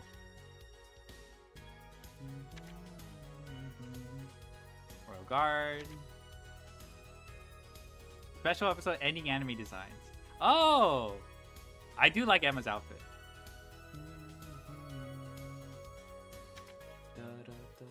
Oh!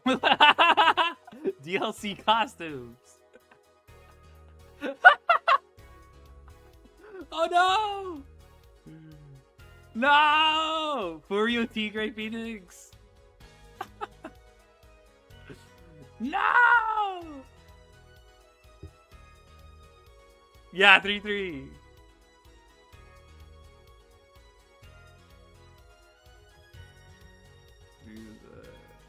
Sorry, I need to...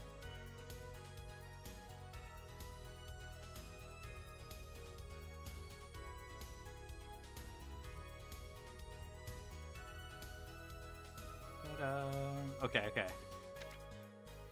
Super deformed character art, Phoenix Wright. Apollo. These are cute.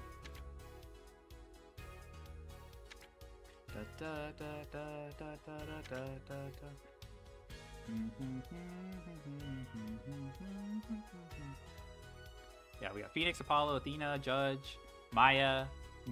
This is probably original trilogy Maya. This is the AA6 Maya.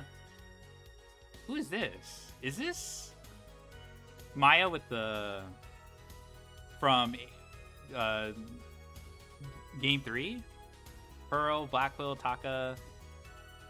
Who is this? Okay, this is just the bailiff. That's who this is. This is just bailiff. Edgeworth, Emma, Rafa, Dance of Devotion Rafa, and this is just Rafa when she's not doing, when she's just out and about. Sadmati, Kurani's judge, Gaspin Payne from AA6. I'll be your guide. I'll be your guide plus Shadow. Shadow. Oh, it's that cow that's in the background. Nana. I guess it's Patrol. And this is like the guard. I think these are probably both Patrol or the guard. Peace, Love, and Understanding. Phase 1, and this is the rocker. Peace, Love, and Understanding. Trucy. Oh, this is the Alice Trucy. Oh, okay. This is the Alice Trucy. And this is, what's it called? Betty and Bonnie. Roger Raytons. The Great Mysterious. Mr. Hat. The coffin. That the fake mysterious item. Believe in Me. This is Trust in Me being channeled. All right, goodbye, Eiler. I'm gonna head out after this. Oh, these two are That's a Rebel. I think this is Prey Zealot. This is the Warbard. This is Kira. This is Plume Punisher. Bucky Wet. Garo Tornado. This is Garo Tornado, basically the final cross. What's his face? Uendo Tornado. Taifu Tornado. Oh fuck, the dog that ate the evidence. Inga Kurain. Politician in his convoy. Sarge. I forgot her name again. This is Archie Buff, Dirk, Nana, Amara, the Queen after she transforms evil, Joke Justice. These are the Palace Guards. Wait, is this Soren? That's funny. Ellen, the stupid butler, we just kicked his ass. Pierce, and this is also, I think this is also Pierce too.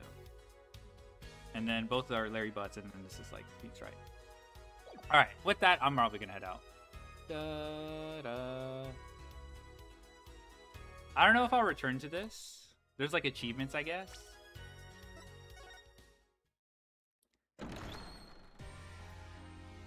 All right.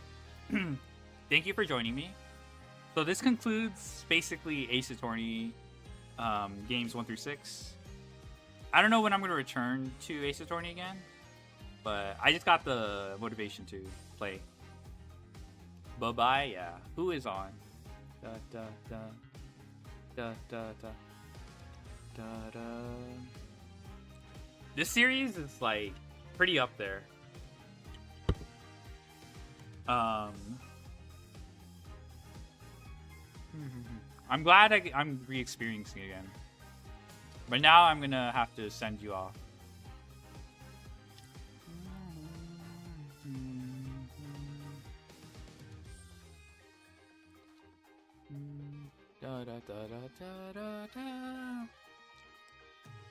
Alright.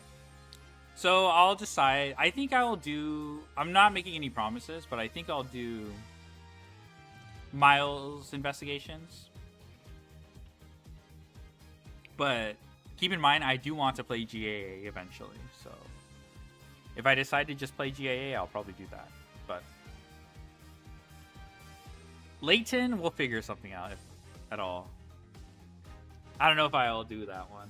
I also got it like recently spoiled for me. So I'm like, probably not a good idea. Alright. Go say hi to Sansoli. I will probably call it. I don't know if I'll take it easy, I guess, tomorrow. But I'll probably be playing Yu-Gi-Oh! if I return to stream. So we just finished Ace Attorney original trilogy and sequel trilogy, so we could take a break from Ace Attorney. Well, we'll see how long of a break we'll take. It's not over. By the end of the year, I should finish with the series. All right. Bye-bye.